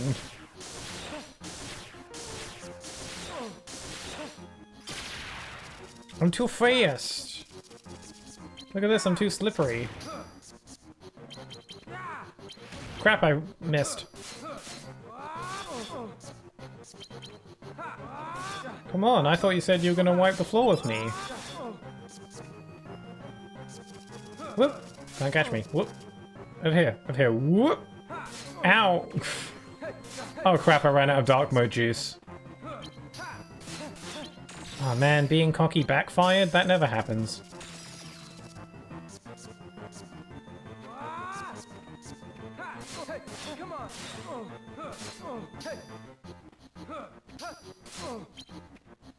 Get on my level, get on my level, get on my level. Whoop! Whoop! Come get me.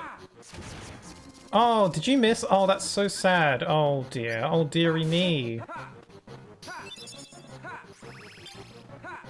Come on, this way. Oh, what's that? You don't have any cards? Oh no. That's such a shame. Oh dear. Catch me. Catch me. Oh, oh no, you got hit with the 0, did you? Oh. That's so sad. Oh, did you die? Oh.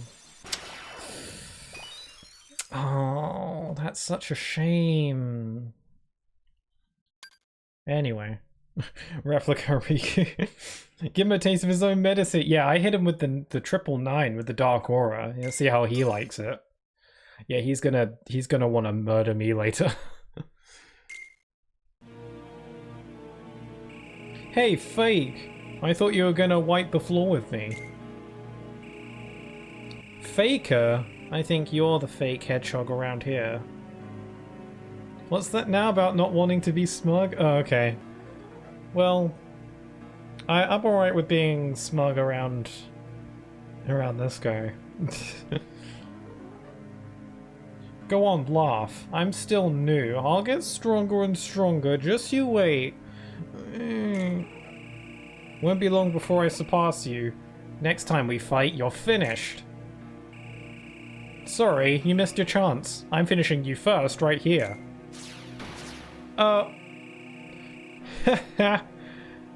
Fool. It's nice to have darkness on my side.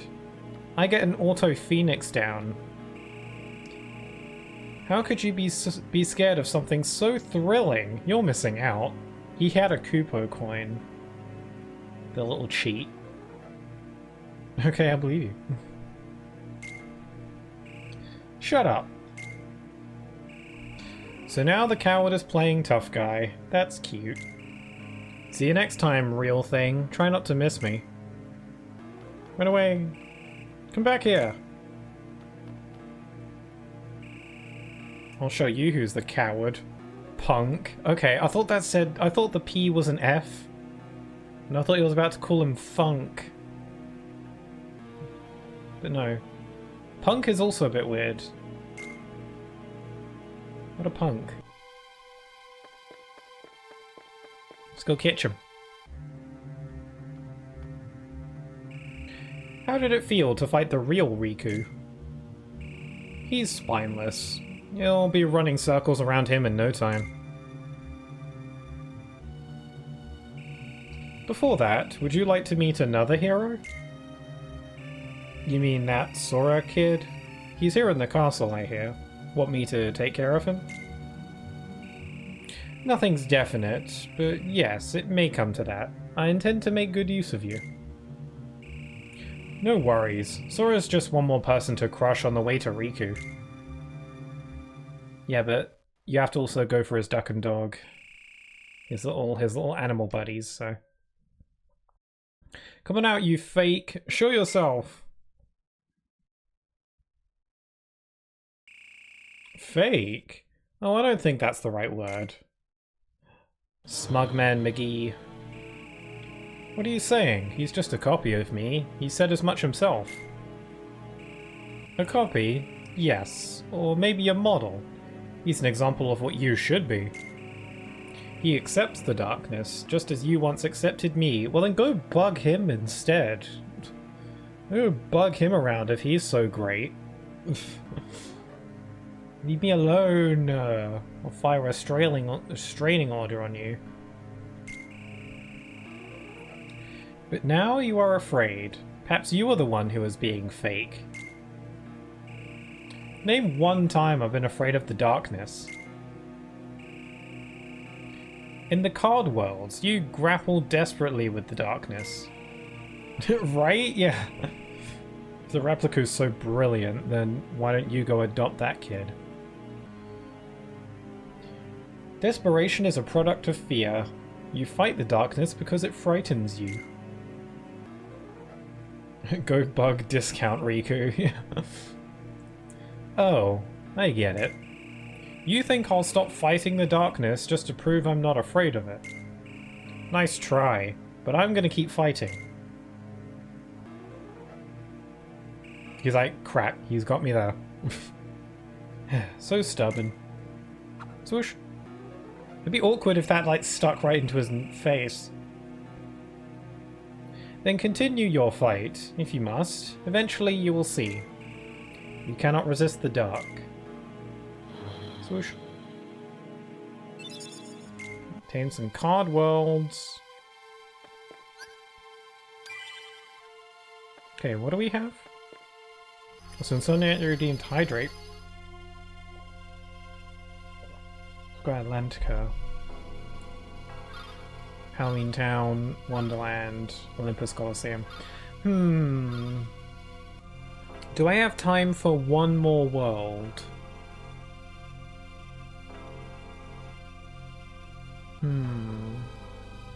One more world? Halloween Town? We gotta vote for Halloween Town. Okay, let's do Halloween Town and then I'll call it after that, I think. Because, I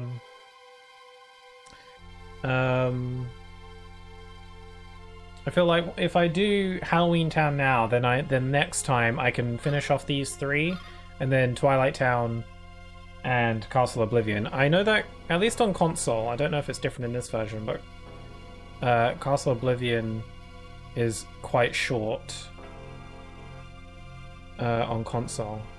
Torture Yourself, Wonderland? I don't... Insomniac got in with the Halloween Town pretty early on. So I don't feel like torturing myself right now. I think I'll go with Halloween Town. Yeah, I mean, Insomniac got in there first. First come, first serve.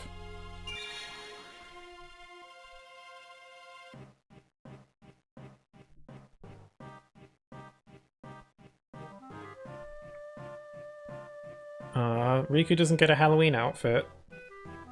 Guess I'll have to cover for him.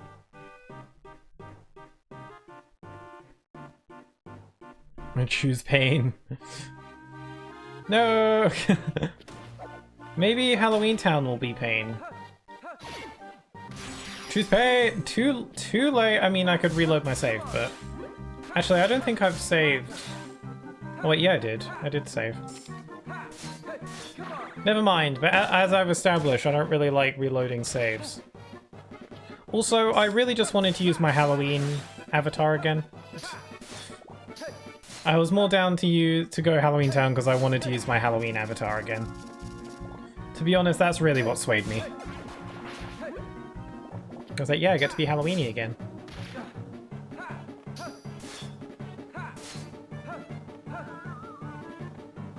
Dude.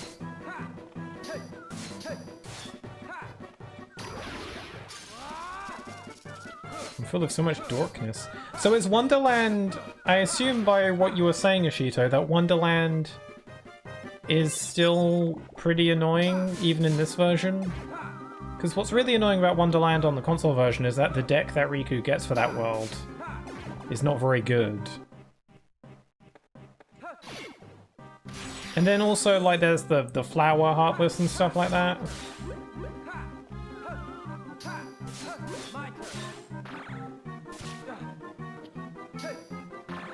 Okay, we got Flower Heartless here as well, so I'm already getting a taste of that.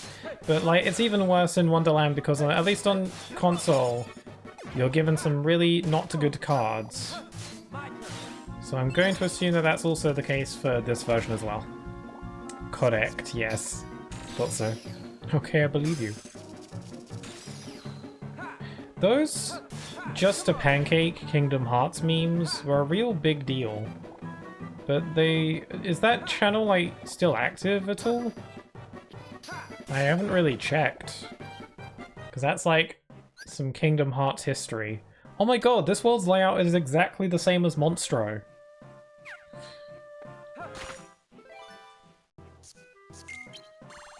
What are you trying to pull? I'm pretty sure this world's layout is exactly the same rooms as Monstro. Phoning it in a bit there. Yeah, much like Sora, Riku doesn't get his Halloween outfit in this version. I mean, Riku never had a Halloween outfit. I mean, on console version, they kind of instead put like a little, they'd like retextured Riku, so he looked a bit more Halloween-y.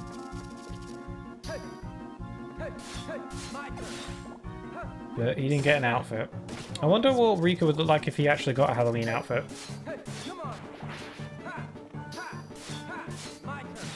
What would Riku dress up as for Halloween?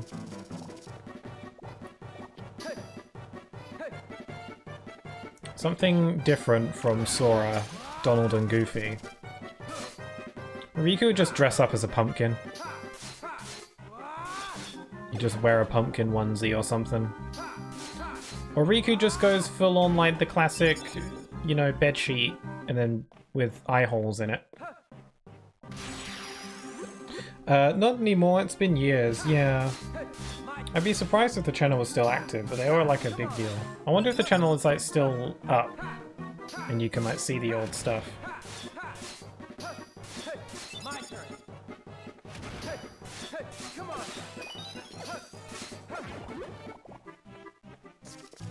I just leveled up. God, my back hurts. Maybe it's those push-ups I did earlier.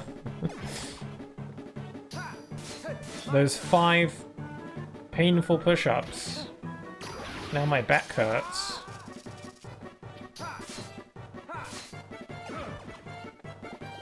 I don't even think I did the push-ups correctly. I think I maybe did more like half push-ups.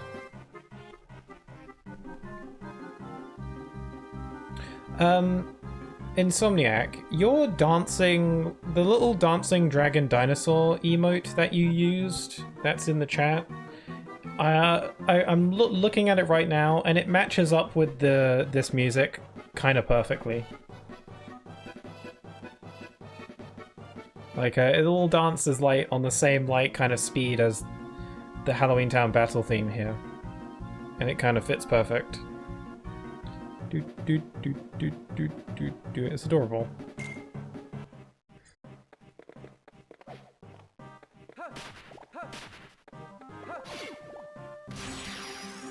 Oh yeah, so speaking of like well, this said this a while ago, but even though after this game is done, I still have more ideas for Kingdom Hearts themed streams I want to do in the future, aside from just any new games that come out, obviously. I was thinking of doing a level 1 run of Kingdom Hearts 1 as like a some kind of milestone, some kind of like milestone achievement, reaching a certain amount of followers or something like that. Just because Kingdom Hearts 1 Level 1 was the first game I ever did a full playthrough of on stream, and I also did that before I uploaded VODs on YouTube, so there's no trace of it anywhere anymore. Aside from maybe like an old clip on Twitch. But I thought maybe as a milestone it'd be fun to go back to that. Although, I distinctly remember when I finished my level 1 run of Kingdom Hearts 1 on stream years ago, I'm pretty sure I said at the time that I would never do it again, because it was just that painful to get through. At least at the end. Because it wasn't that tough. Like, it was pretty tough, but it wasn't that tough. It only really got, like, horrifically tough at the end, during, like, the final boss and stuff like that. And I distinctly remember saying to myself, saying in that stream, that I would never do that ever again. But I'm surely I was just exaggerating. Like, it couldn't have been that bad. What does past me know? I'm sure I was just being silly, so. Also, I'm pretty sure I shot myself in the foot early on in that playthrough, because, you know, at the beginning of Kingdom Hearts 1, you choose sword, shield, or staff, or wand, or whatever you want to call it. The pain train, here we come. But yeah, you choose either like sword, shield, and you know, all that. In that playthrough, I'm pretty sure I chose the shield and gave up magic, which apparently, which someone in the chat told me that a little ways in, but it was kind of too late at that point. They told me that that was like a horrible choice for a level 1 run. Mainly because magic is really useful, and you need as much of it as you can. And also because defense is useless, because if you choose the shield you get like more defense and health, but it's not really going to matter anyway, because most enemies are going to kill you in 1 to 2 hits anyway. So choosing the shield is pointless. So I chose the worst combination of stuff for that run. If I were to do the level 1 run again, I would definitely pick different options. Because I kind of ended up choosing super extreme hard mode by doing that. Still kind of proud of myself for getting through it despite that, but yeesh.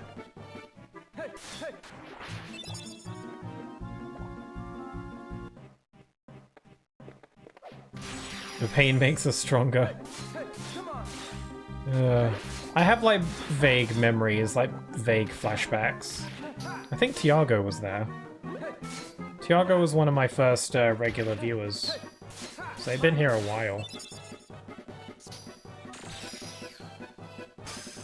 Actually, one thing I do remember from that that old Kingdom Hearts level 1 playthrough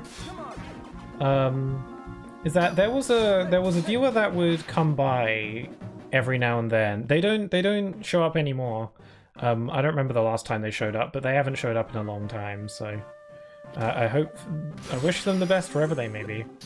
But they showed up and they didn't talk much in chat, but they just kind of came in, said hi, and would, like, you know, lurk and stuff. And it was nice. But at one time, they did leave a message in chat that was fairly lengthy, and I don't remember the exact words. But basically what they were saying is that they said that they wanted to show their appreciation, because they appreciated how, they appreciated me as a streamer, especially because I like to talk and, like, have some kind of conversation going, even if I have no one to talk to. Because, like, back then I didn't really have any viewers. I didn't really have anyone in the chat to talk to, ever. Because it was still very early on. Again, it was like my first, like, full playthrough of a game.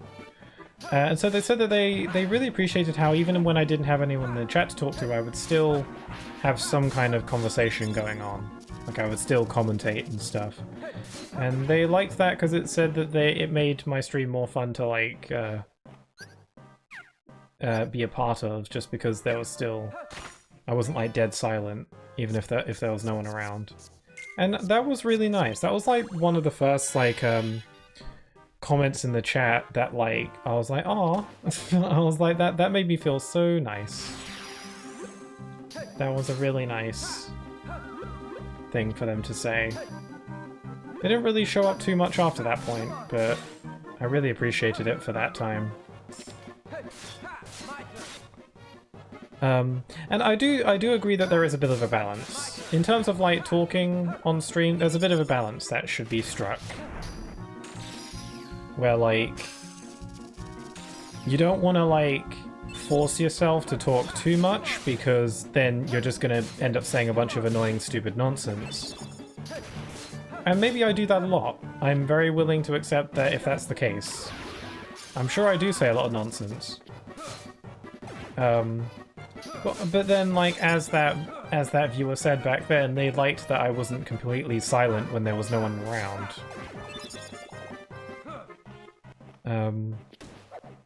So I think there's a good balance that should be struck.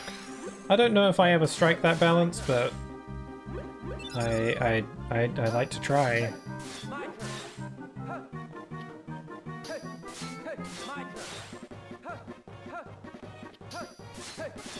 Yeah, that was a nice viewer. I'm lucky that everyone I've met through chat has been really nice. I haven't really had any, like, super negative people in the chat before. Like, anyone who just is, like, you know, being mean, or, like, starting an argument, or, like, having a go. Like, everybody in the chat has been super nice and friendly. Like, either towards me or other people in the chat. It's really nice. I'm really thankful. Obviously, I feel like inevitably that's not always going to be the case, but I should cherish these moments where it is the case. Everyone in chat is super nice and friendly and respectful, I feel. I mean, I think that there was one time, I think I was playing Cuphead, where there was someone in the chat who wasn't mean to, or, like, rude to me, but was kind of rude to someone else in the chat. But I think that was more like a misunderstanding, because they thought they were being disrespected, when it was just more of a misunderstanding. But aside from that, everything's been hunky-dory.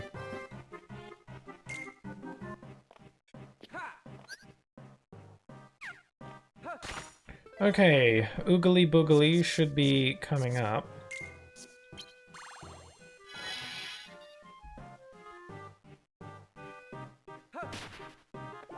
The pain makes us stronger.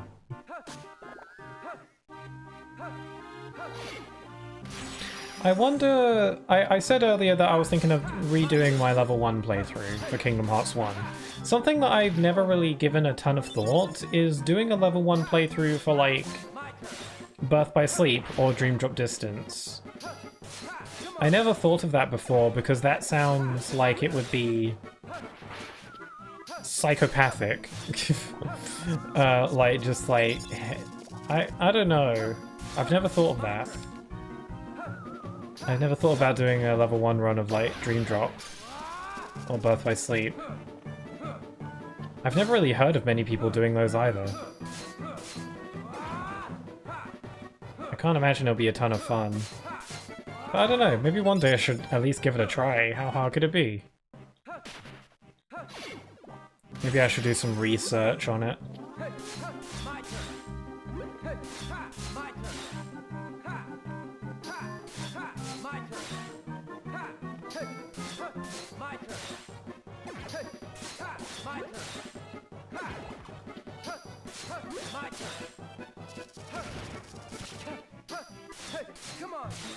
I feel like I haven't been getting as much use out of dark mode in this playthrough.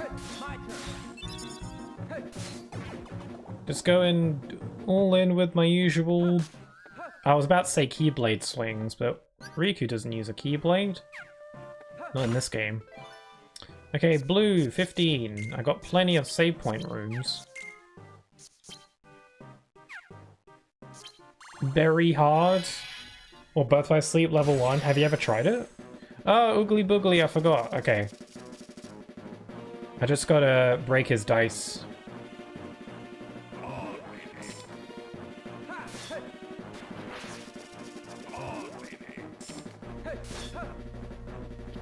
Get my super rare Mickey card.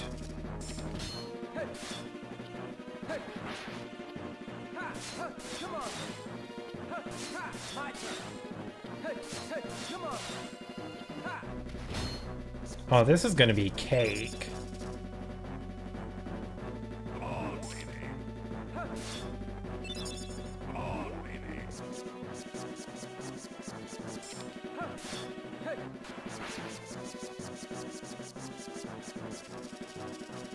I have? Really? Did you succeed?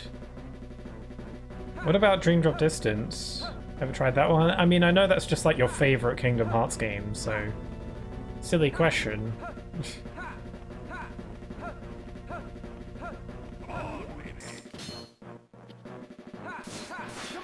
I love just like darting back and forth with Riku's dodge hop.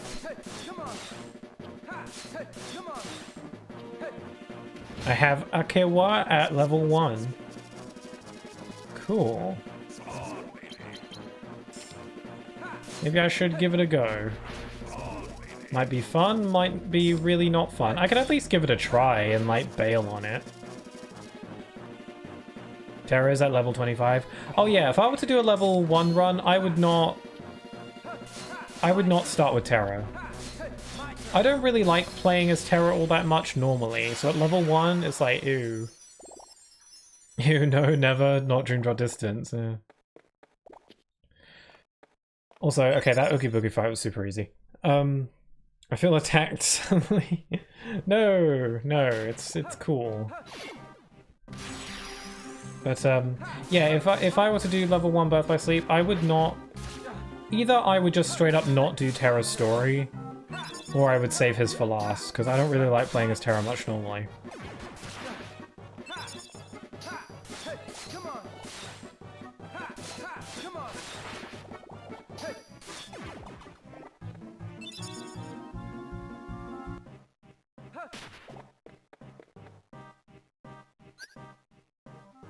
Okay, let's see. Just gotta find that there exit. Oh, the exit's gonna take a little bit more... Oh god, I hit Heartless. It's gonna take a bit more work to get there.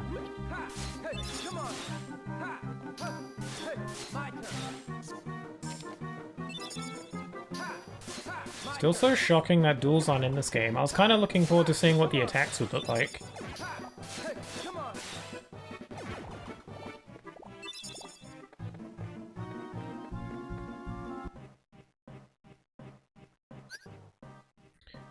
Dude. God, it is warm in this room.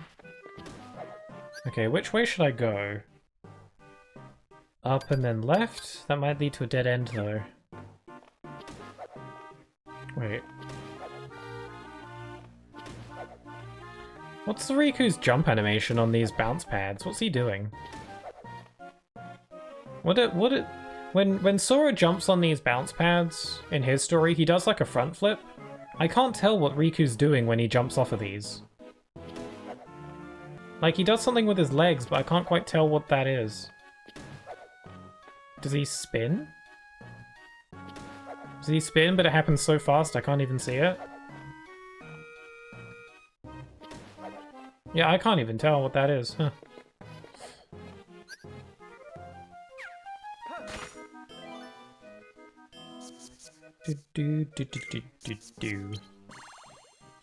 Aqua definitely because of the final episode and super top secret Aqua 51 episode.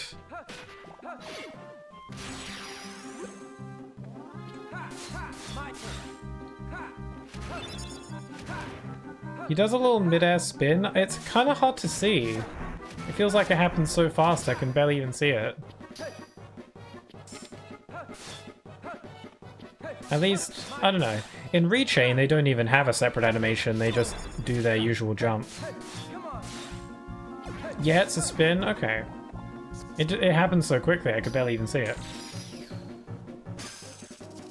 Yeah, in Rechain they don't even have a separate animation, they just do their regular jump.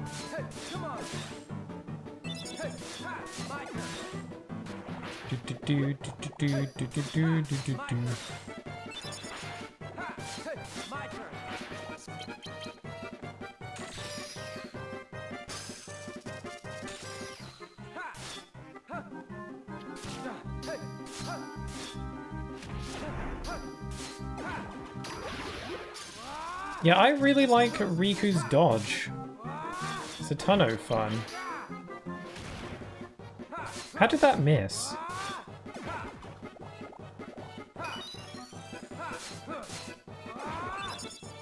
I mean, Riku doesn't have the ability to duel, but at least his dodge is pretty fun. Okay, I think on my next level up I'll upgrade my HP. I've been neglecting it like crazy. Yeah, I feel like if I were to do a level 1 run, I maybe start with Ventus, perhaps? Then again, Ventus has like Vanitas boss fight, which can be pretty tough.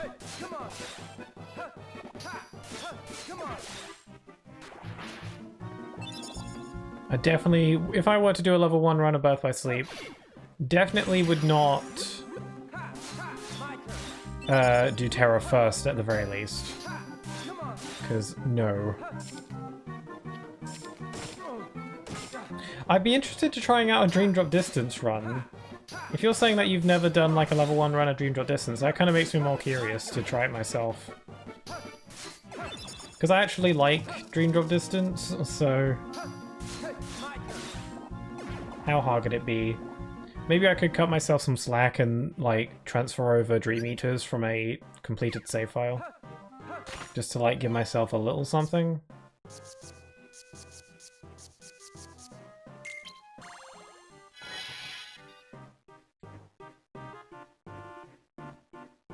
Okay, this is a dead end.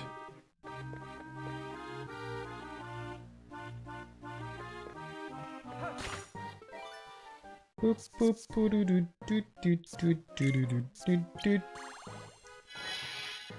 not that bad. The squid at Stitch level, probably. Oh yeah, I guess. Forgot about that one. I guess like also that first boss with Vanitas with Mickey could be a problem.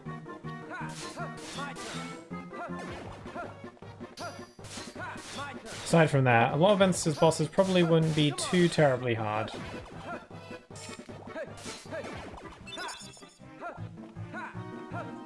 Still, I'm pretty intrigued by the idea at this point.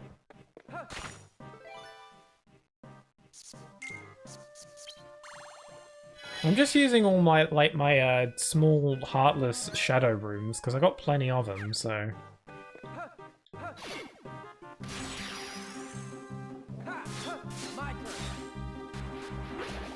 I'm so powerful. I wonder if I'm over-leveled. Again, I feel like the level I'm usually at by the end of Riku's story normally is like 45 or something on average. Maybe a little more, maybe more like 50, I'm not sure. But like, I'm pretty powerful. I haven't really struggled at any of the bosses yet. I died at Captain Hook, but I was able to defeat him super easy on my next go.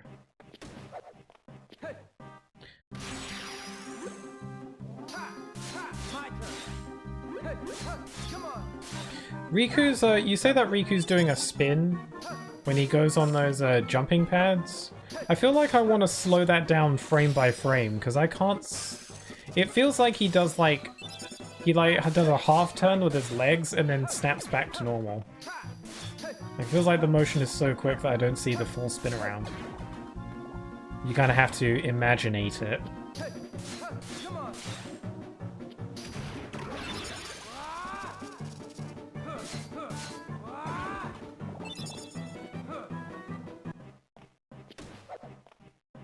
Yeah, like... I feel like maybe I want to see it from a different angle.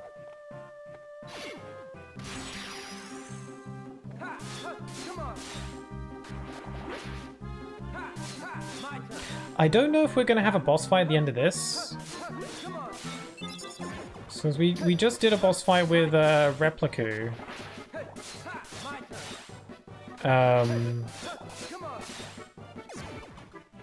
So we're going to fight Lexius at some point soon. I don't know if that's the next boss or not, though. I know we fight Lexius before the end of this batch of worlds. That I'm pretty sure.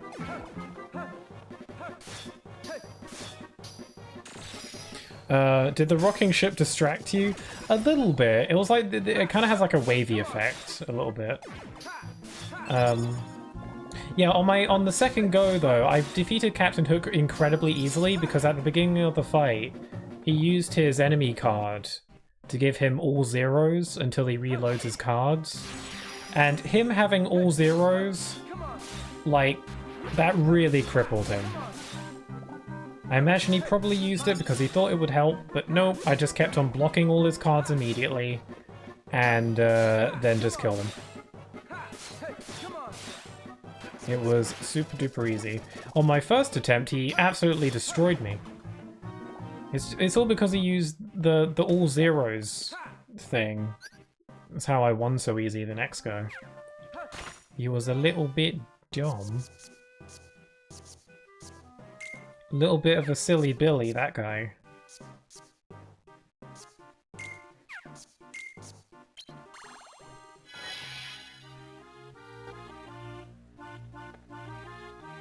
Okay, these shadows look like they're in a poise to strike. They're about to jump me. They're like cats before they pounce. They're gonna get me. I gotta get him first.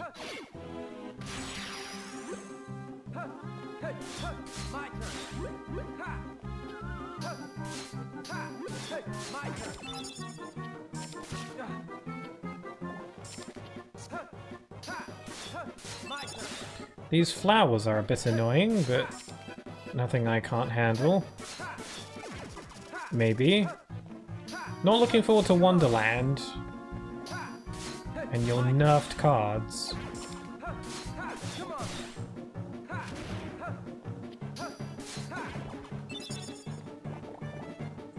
I wonder who's the one providing all of Riku's cards.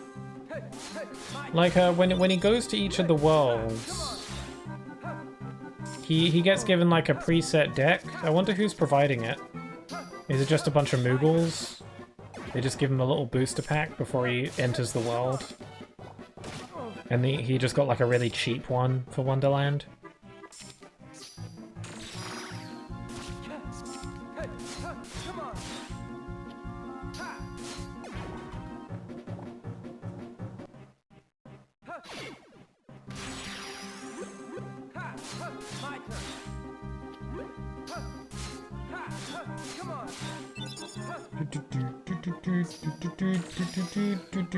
Bam.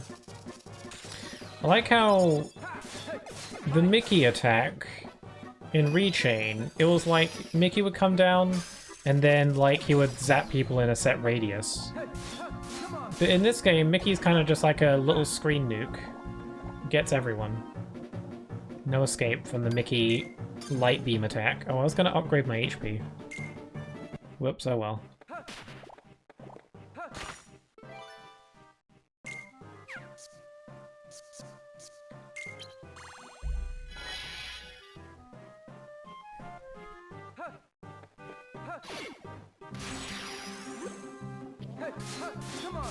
I wonder how I would have liked this game if I played this version when I was little.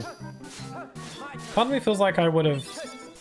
I don't know, I might have gone nuts for this. I feel like, I don't know. Little me probably would have gotten confused by the combat, but I'd probably be like so... I was really into Kingdom Hearts even back then, so I'd probably be all about it. Then again, I didn't have a Game Boy Advance when I was little. I had a DS Lite, but I didn't realize that could play Game Boy Advance games until way later.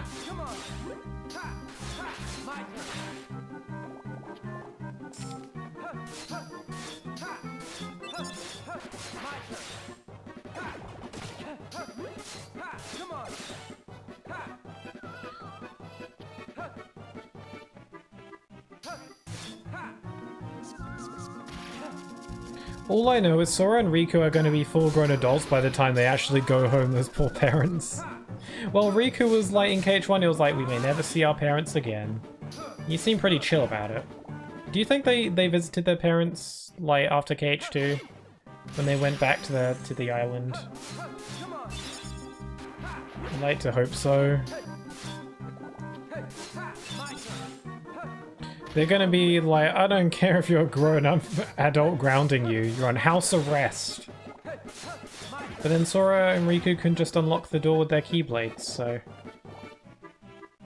So I'm taking your Keyblade away, it's confiscated and just zips back to his hand, so... Imagine if Sora's mum, like, takes his Keyblade away from him, but then, like, the Keyblade is just kind of okay with it. And doesn't teleport back to Sora's hand. Keyblade's just like, yeah, you're grounded, yeah. Go do what your mum says.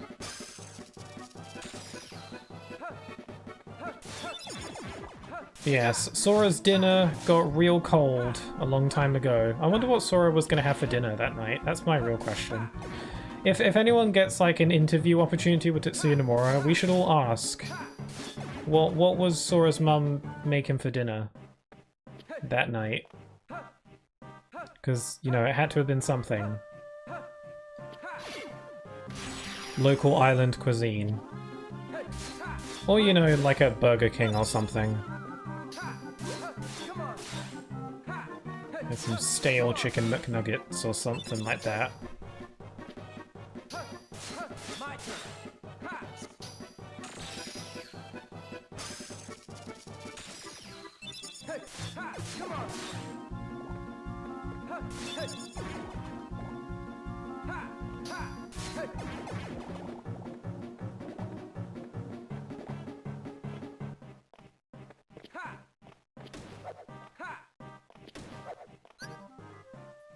Okay, this is the end of the world.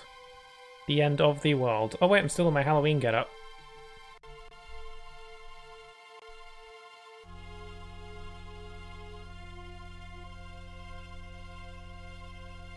Where's my... Oh, here I am. I forgot I had a version of my avatar that has a green shirt. I never wear the green shirt one. I think the red works better.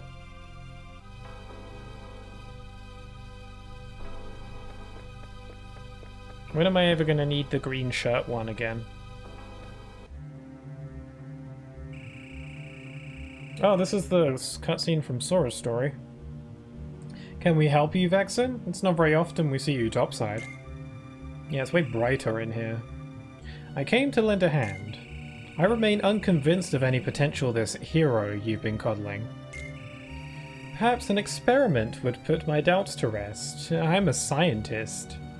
Experiments are what I do, yes. I knew this would happen. Everything's an experiment with you. I'm a scientist. Experimentation is what I do. Yes. Oh, yeah. Too late, that's how you'll be dressed for the rest of the stream. Damn. I'm gonna be spooky forever. Whatever, Vexen. Do what you want. But cut the act. Testing Sora is just an excuse for testing your little follower. Follower? I have you know he's a product of much research. I made him in, like, the past few hours. Like, legit, if he just got the data from Riku earlier, then he made that thing quick. Unless he had, like, the replica, like, project mostly fleshed out, he just needed data from someone to replicate.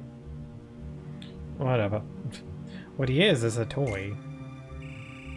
Imagine if Repliku had, like, a wind-up thing on his back. So he's a literal little, like, wind-up toy. I see I'm wasting my time. Have your fun, but take this with you. A wild card to keep the game fresh. Swoosh. Now don't tell me I don't respect my elders. I dare say I won't. Twist! And we get an extension of the scene. But it's just a card. What good is that? That card contains Sora and Riku's memories of their home. This is your chance to get your hands on the real Riku's memories. All you need is that card and a little help from Namine. Maybe we'll get her to make you forget your fake. Better yet, we could remake your heart so you can be just like the real Riku. Hey, hold on. What do you mean, remake my heart? The real Riku's a wimp who can't deal with the darkness inside him. What do I want with the heart of a loser? It's like my favorite line. Ew, there's a bitch in this scene. Yeah, but she's my favorite. You are correct, but she is my favorite. Any objections, Vexen? Do you or don't you want to test Sora?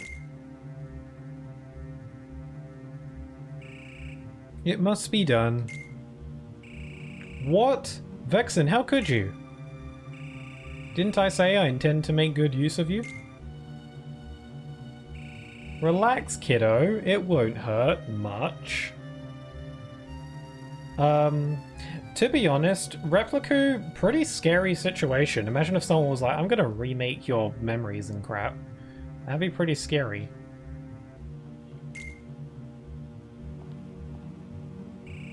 I'll show you hurt. Congratulations, you understand hurt. Oh, with the slap. Oh. Stupid little toy. What made you think you could even scratch me? But look on the bright side. Namine will erase the memory of me knocking you flat, along with everything else. She'll implant the loveliest little memories you could ever hope for. Oh, I just noticed Namine isn't even in this scene.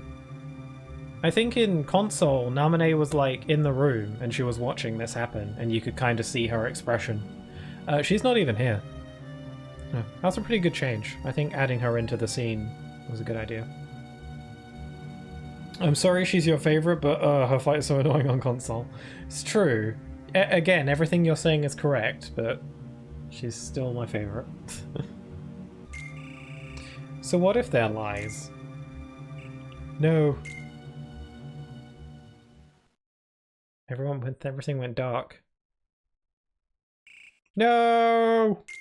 No touchy. Well, that was fun.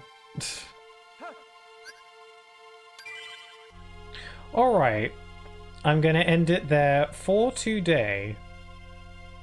That's a decent stopping point. We didn't get to do another boss fight, but, you know, we'll be... Oh, we get no Winnie the Pooh in Riku's story, do we? That's a shame. Imagine if we did. Nah, poo time is just for Sora. Only Sora gets poo time. It's not the same with anyone else. Yeah, I'll end it here for today. I think next time then will probably be the finale for Chain of Memories in general, because I think like we got 3 more world cards. We got like, what are they? Atlantica, Wonderland, and Olympus Coliseum. And then we got Destiny Island. Oh, we got Twilight Town as well. And then yeah, Destiny Island, Twilight Town, Castle Oblivion. So there's a decent amount to go through, but I think we can do it. Maybe. I don't know. It depends. It depends how... If I die a lot, that's what it all, like, comes down to at the end of the day, right? So... But we'll see. We'll see how that goes.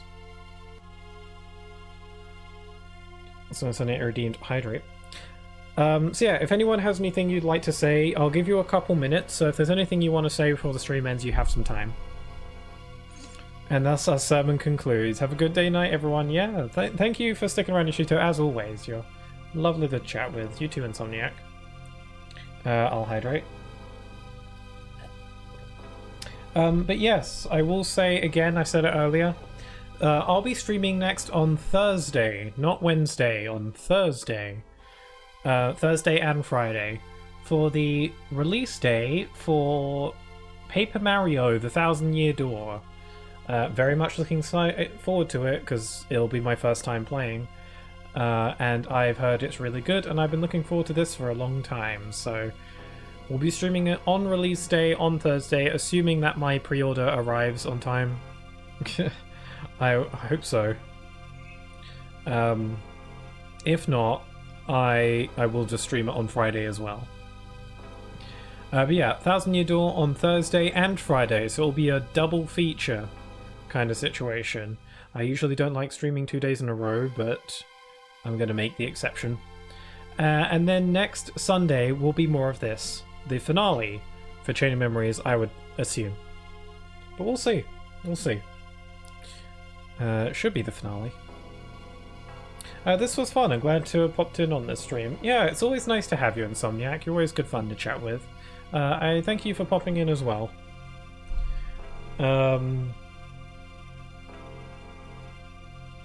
Anything else I want to say? Nope. I'm pretty sure I'm all good. So yeah, 1,000-Year Door on Thursday. So no Wednesday stream. It's going to be moved to Thursday, effectively. So join me for that if you'd like.